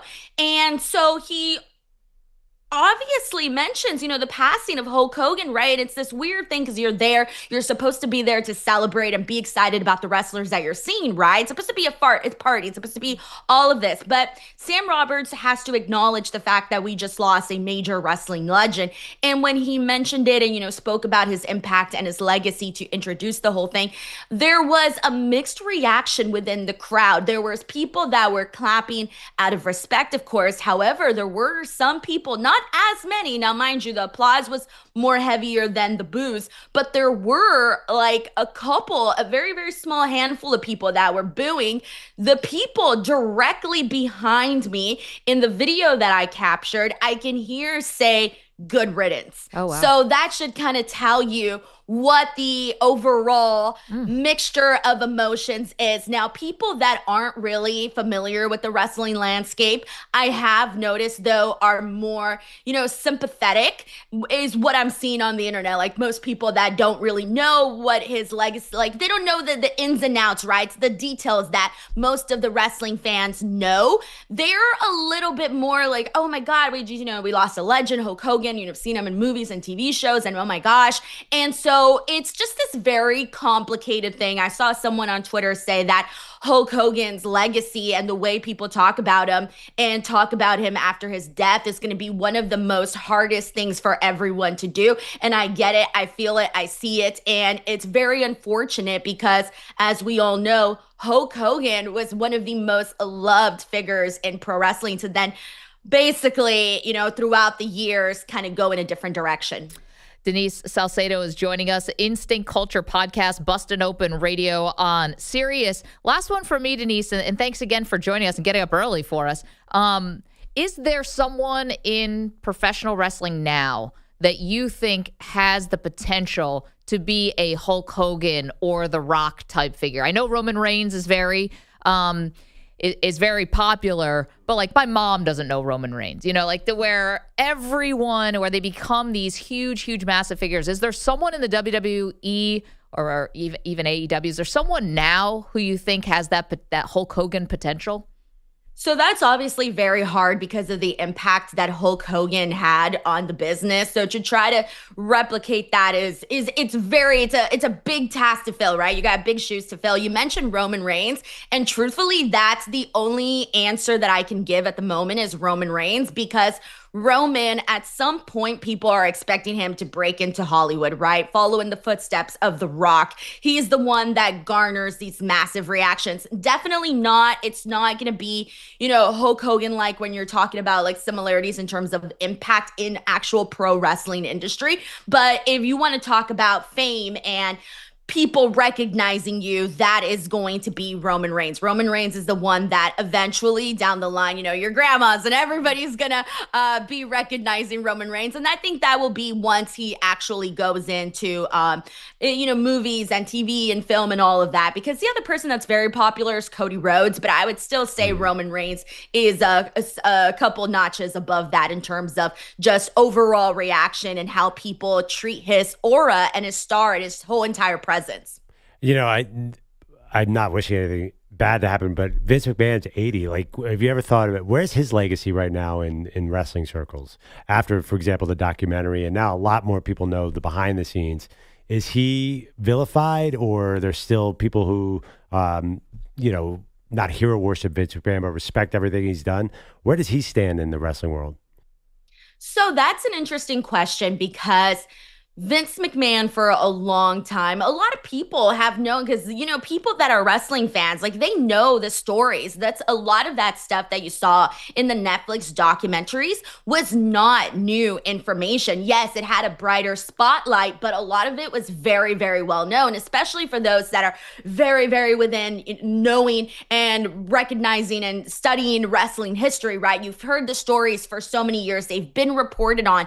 And so, but I think the Netflix documentary, it definitely captured a lot more people, or even people that already knew, just being reminded of it and re-seeing that information. You're just thinking like, damn, I can't believe all of this happened. I can't believe he did all this. And look at the relationship with him and his son. And it's just a whole lot, right? You can really, really break that down and talk about so many different chapters of Vince McMahon's life. But I would say within the wrestling community, of course, you're going to have those people that are always going to be diehard fans that are going to defend because he's, why we have WWE in terms of where it's at this level, right? So you're always going to see those people. But I would say the majority of what I see on the internet is people basically saying like, no, I'm not going to support Vince McMahon. His legacy is not where it should be. He's a terrible person.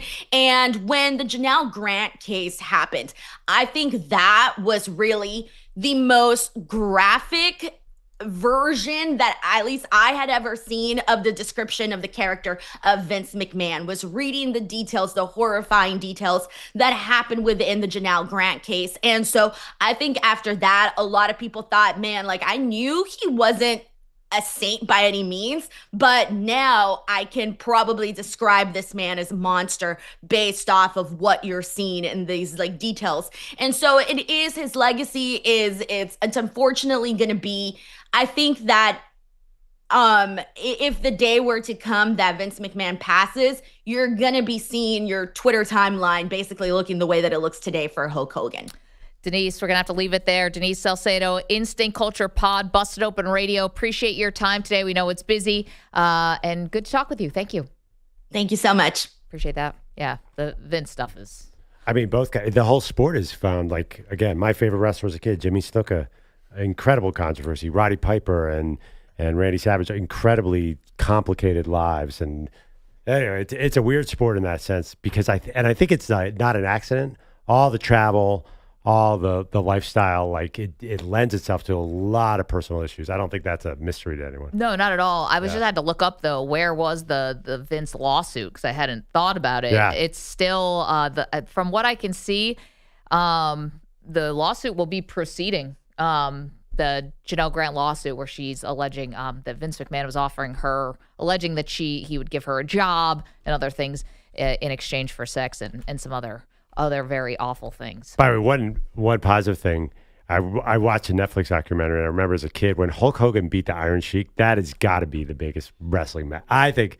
What about when Hulk Hogan, now just left turn here off of awful Vince McMahon into now we're just talking about wrestling, which is kind of whiplash, but well, I mean, it shouldn't be. I mean, it is, right. But Hulk Hogan with Andre the Giant, I feel like, was the biggest moment, no? I think when he beat the Iron Sheik, that was in Madison Square Garden, like, it was like national news for the first time. That's the thing, and I think Denise had a good point. Like, Hulk was first. That's the only thing that gives him an edge over The Rock. Like, this was all groundbreaking. Like, it wasn't like that before, where when he beat him and people knew him from the movie, it was like, oh my God, it's all coming together. To me, that seems like the most significant moment. I mean, the most important match. I mean, obviously, this is all. And then I saw the documentary. They had planned it like 3 months in advance, and there was a whole process that went into it. But it sort of changed the game. Yeah, they also talked about how important it was for him to get in that Rocky movie, Rocky 3, obviously, that as was a big deal. Thunderlips. That was really big in terms of crossing over. And Rocky... that was right. That was before he became the WWF champion. Let's get to Bogusch, who's got the latest and greatest for us. How you doing, Bogusch? No way this day is not going to be like yesterday. Not like yesterday. And breaking news yesterday was Justin Fields. Turns out he's okay. Yeah, we'll get to him in a second. But this is breaking news that applies directly to you, Miss Gray. Oh, no. A week ago, we'll all remember that you could not contain yourself because somebody farted loudly into a British Open mic live on TV. Yeah, just thinking about it now makes me all laugh. The glory. Unbelievably, we have just found out that the fart came from inside the house, so to speak. Scotty Scheffler was just asked about the fart on Pardon My Take. Yeah, that was me. Was it? Actually? Oh, yeah, that was me.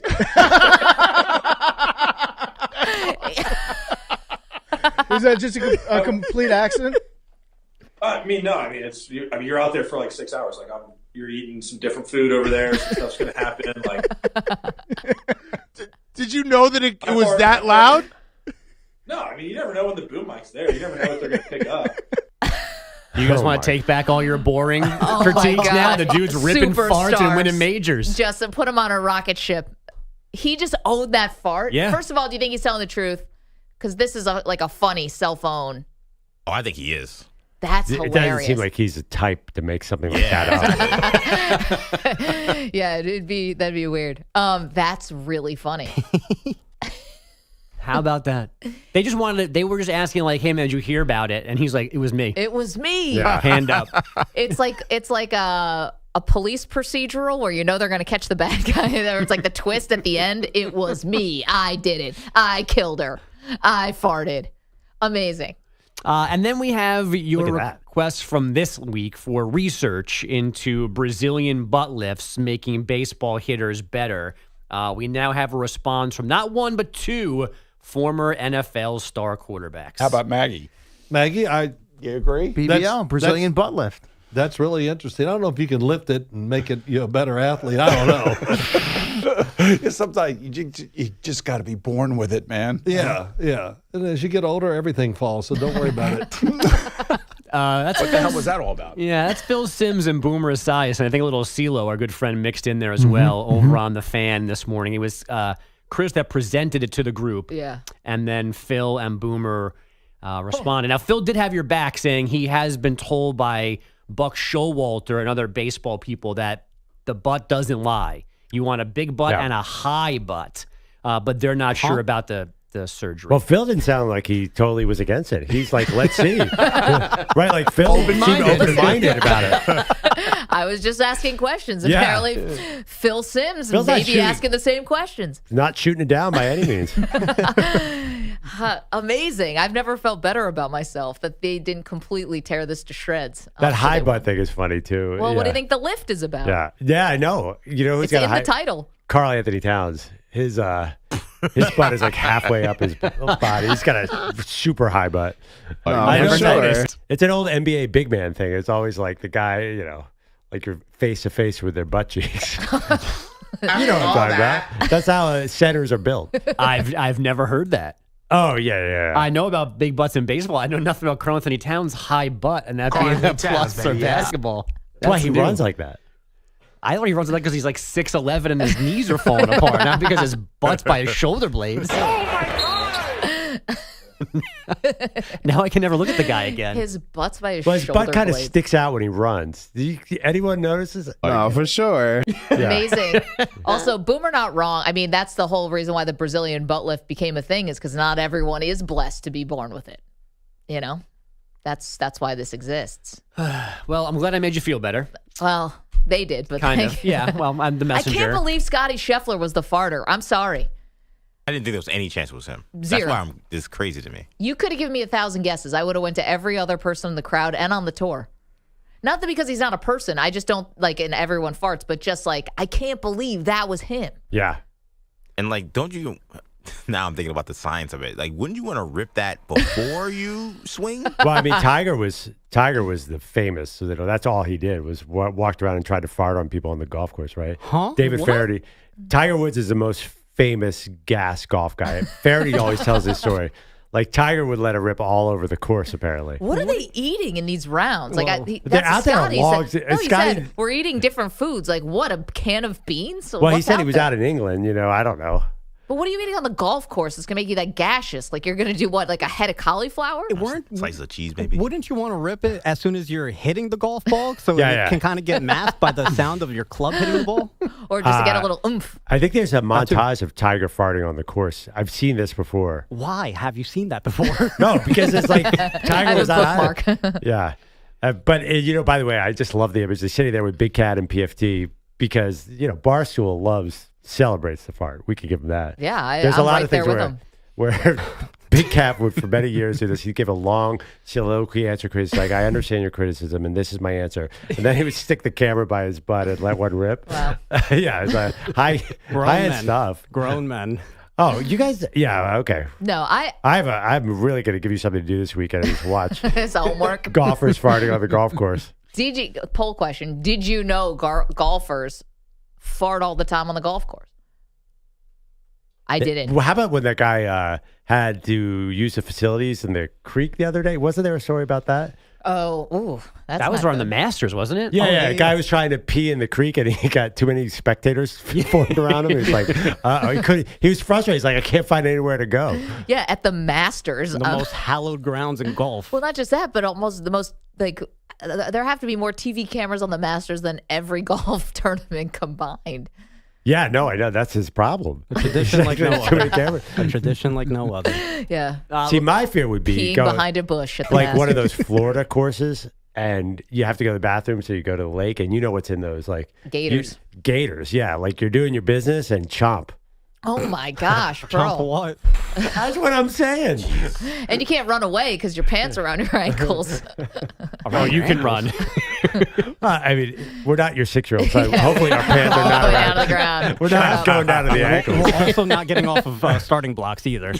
It's been a rough week for me. I saw this image of a golfer running away from an alligator with his pants around. That might be Happy Gilmore 2 comes out today, by the way. We just wrote the script for them. If that's not the opening scene, now I'm going to be disappointed. Oh, my gosh. It's so funny. Yeah. Oh, speaking of funny, well, sorry, Bogusch. Let me give EJ one Yes. bit of good news. Okay, good. Justin Fields in uniform on the practice field this morning, went through conditioning, was bouncing around on that foot, didn't do position drills, but he's out there, helmet, cleats, all taped up, bouncing from foot to foot. So relax, bud. You're good. Right. Oh, all right. I get 24 hours to settle in, and something terrible will probably happen tomorrow, but Oh, yeah. These 24 hours are all EJ. You should go to Manny's therapist. By the way, That's just the life of a Jets fan. You're totally right. What therapist? I want a little apology from you guys. Oh. Because I called out the carted off. I'm like, when you sit shotgun, you're not carted off. And you guys were like, well, he was carted off. He was not carted off. Carted off means the cart has to come to the field to get you out of there. He was driven to But the locker Aaron room. Rodgers wasn't carted off the field. He was limped over to the sideline and then was carted when he was on the sideline. That's why, as a Jet fan, I was like, I don't care what you're saying. I've seen this movie before. Yeah, but it's just like the first details did not feel like carted off. I mean, it's just like he limped to the cart, then he limped off the cart into the locker room. Anyway, yeah, I don't think that's a cart off situation. If you're riding shotgun, you're not being carted off. You're just getting a lift. And that actually, Like he hailed a cab. yeah, exactly. Like it's a long way. You said You actually said, Maggie, you've been to that camp, and it's a long way to the bathroom. So Did you guys realize Justin Fields actually plays with his cell phone in his pocket, so he can just call the Uber golf cart to come out and help him when he gets injured? Yeah, I said it was a 5-minute walk. It wasn't a 5-mile walk. Oh, golf carts are a big part of training camp. Like, you need a golf cart. And, like, in Green Bay, they have the bicycles. But, yeah, no, he was hitching a ride. Thank you, Bogusch. 888-710-4ISN. Coming up, we will tell you what will be the best feel-good story in the NFL this year. We've got that for you next. What the hell was that all about? You're in a 5-minute break.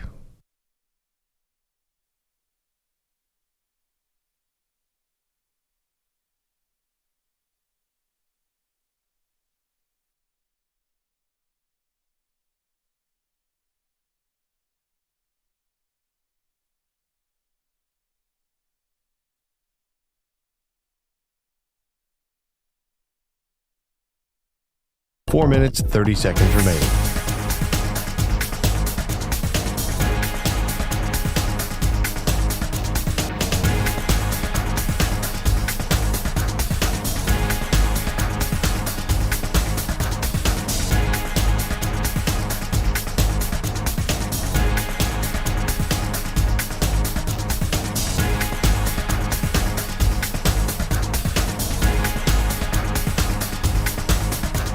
Four minutes remaining.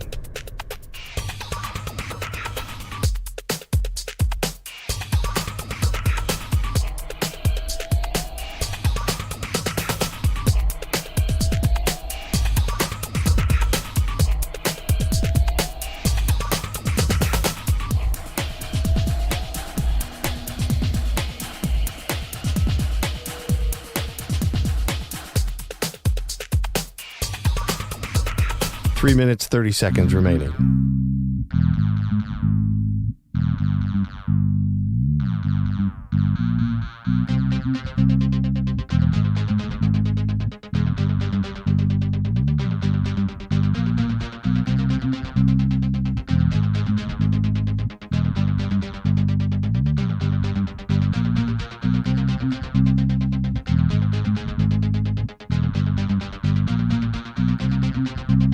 Three minutes remaining.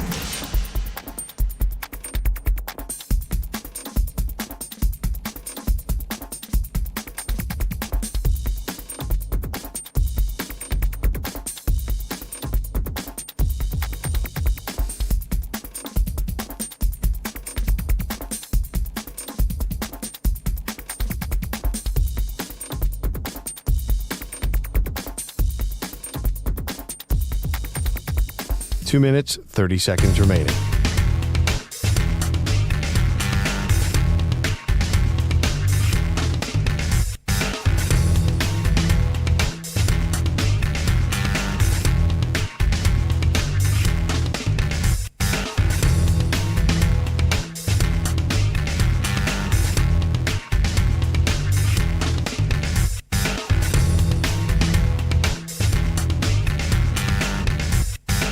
Two minutes remaining.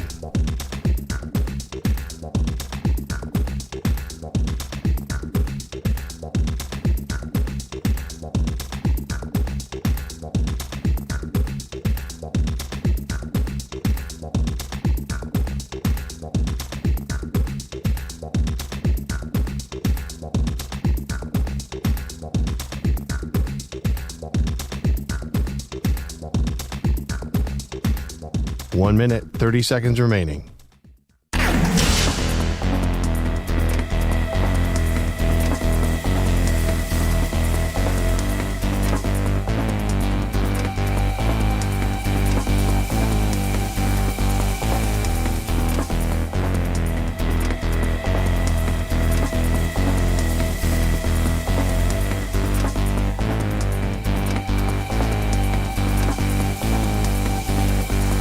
1 minute remaining.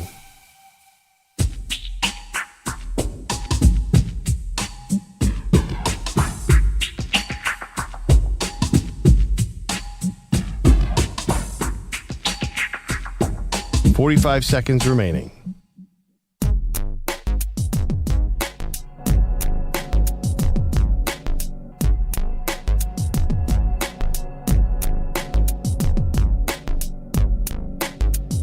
$30 seconds remaining.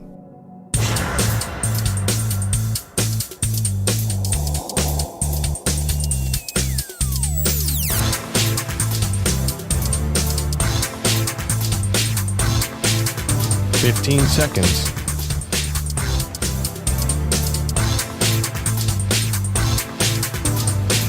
Break ends in 5 seconds.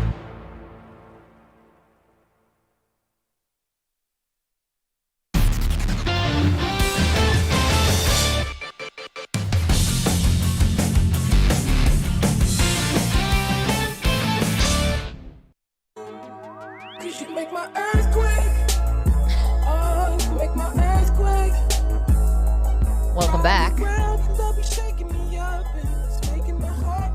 Man, what a revelation from the investigative journalists that are part of my take to ask Scotty Scheffler if he heard the famous fart now at the Open Championships, and turns out it was him. Still stunned by that.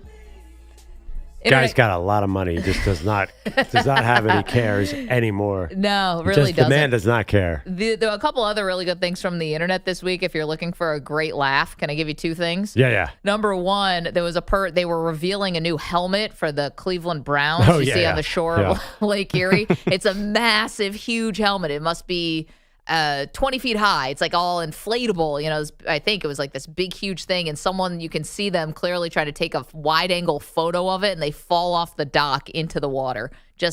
It'll put a smile on your face. Here we go, Brownies. Here we go. Woof, woof. And this one, a little unfortunate for the person who it happened to, but Pearl, there was a guy who was accused of committing credit card fraud. He works at Chuck E. Cheese. Oh. And when the police came in to arrest him, he was literally in the suit, the Chuck E. Cheese, mouse suit. So they arrested a guy in the full Chuck E. Cheese suit, head on. Charles Edward? Yeah. Damn. Or a version of him. And all these kids are right there. And they confirmed that it was a real story. Little Fat Five Fred. What's that movie? Where the killer Five Nights at Freddy's. Five Nights at Freddy's. Yes, I saw it. My daughter made me take me. I was the only adult who was actually scared of that movie. It's like Chuck E. Cheese's that kill people. Oh no, I didn't know that. This was in Tallahassee, Florida. You have a Chuck E. Cheese in handcuffs. Yeah. No, I never saw that movie. You talk about Hulk Hogan and not meeting your heroes. Imagine going to Chuck E. Cheese and seeing your hero Chuck E. Cheese getting arrested and walked out. Yeah, it's unfortunate. Apparently, when the police first arrived, he was stamping people's hands or taking tickets or something. And then when they came back to actually arrest him, he was in the suit. Okay, let's get to something feel good before we say goodbye for the weekend, Pearl. We're doing NFL and college football superlatives. Let's go on the NFL. What will be the feel good story of this upcoming NFL season? I mean, I'm taking this from you. The Buffalo Bills. Everybody's waiting for them to finally win a Super Bowl. Oh boy. One of the smallest market in all pro sports. Go Bills. 4 Super Bowl losses in a row. Put all that behind you. Everybody seems to love Josh Allen. Let's go Bills. Man, do you really think they're going to win, or you're just that would be? That would be. I thought the exercise. What would be the feel good story? Yeah, I think far and away. Is Damar Hamlin still on the team? By the way. Oh yeah, he's. Yeah, I mean, you got Damar Hamlin. Expected to play a pretty good role. There's really nothing not to like about the Bills. I agree, although people find a way. I think the Bills and the Lions kind of occupy the same space, though. But the Bills, I think the 4 Super Bowl losses gives the Bills an edge up because they got to get that out of their past. Yeah, Vikings though also. But I think the Bills would be more feel good. The Lions, because the Lions brought that upon themselves for many, many years. Yeah, well, yeah. It would be a feel-good story now, wouldn't it? Mine is a little bit more specific. So I started watching this guy, and we all did in college, because how could you miss him? His name is Desmond Watson. He was the defensive tackle for Florida, who was the heaviest pro prospect in the history of the NFL. Pearl, he was not drafted and he was not invited to the combine, but his official weight was 464 pounds. Oh, my God. And Todd Bowles gave an update yesterday that he is down to 449 pounds for a grand total loss of 15 pounds. So nice. He's getting there. And in order for him to make the roster, he's going to have to, he's going to have to lose a little bit more weight. But people are keeping an eye on him. And I think if he could get his weight down and make this roster as an undrafted free agent out of Florida, that would be a great story. He benched 225 36 times. Oh, my God. It's a record. He's a strong dude. Just got to get the weight under control. And so I think that'd be a really awesome feel-good story if he could make that happen, make his dreams come true. There you go. Yeah, I remember him in Florida. I have not been following this. That would be pretty neat. Wouldn't it be? I always am here for an inspirational weight loss story. So I thought that'd be pretty cool. I've lost 20 pounds since Thanksgiving, guys. Look at you, Manny. Oh, yeah. Good job. No, let's not make this about you, man. Sorry, guys. Happy weekend. Perloff always knows the right thing to say to make you feel great. That's fantastic. Thank you, EJ Stewart. Thank you to Manny Rodriguez, Andrew Bogusch, Andrew Kaplan, Weedo's Coffee Drinkers. Have yourself a great weekend. We'll see you Monday.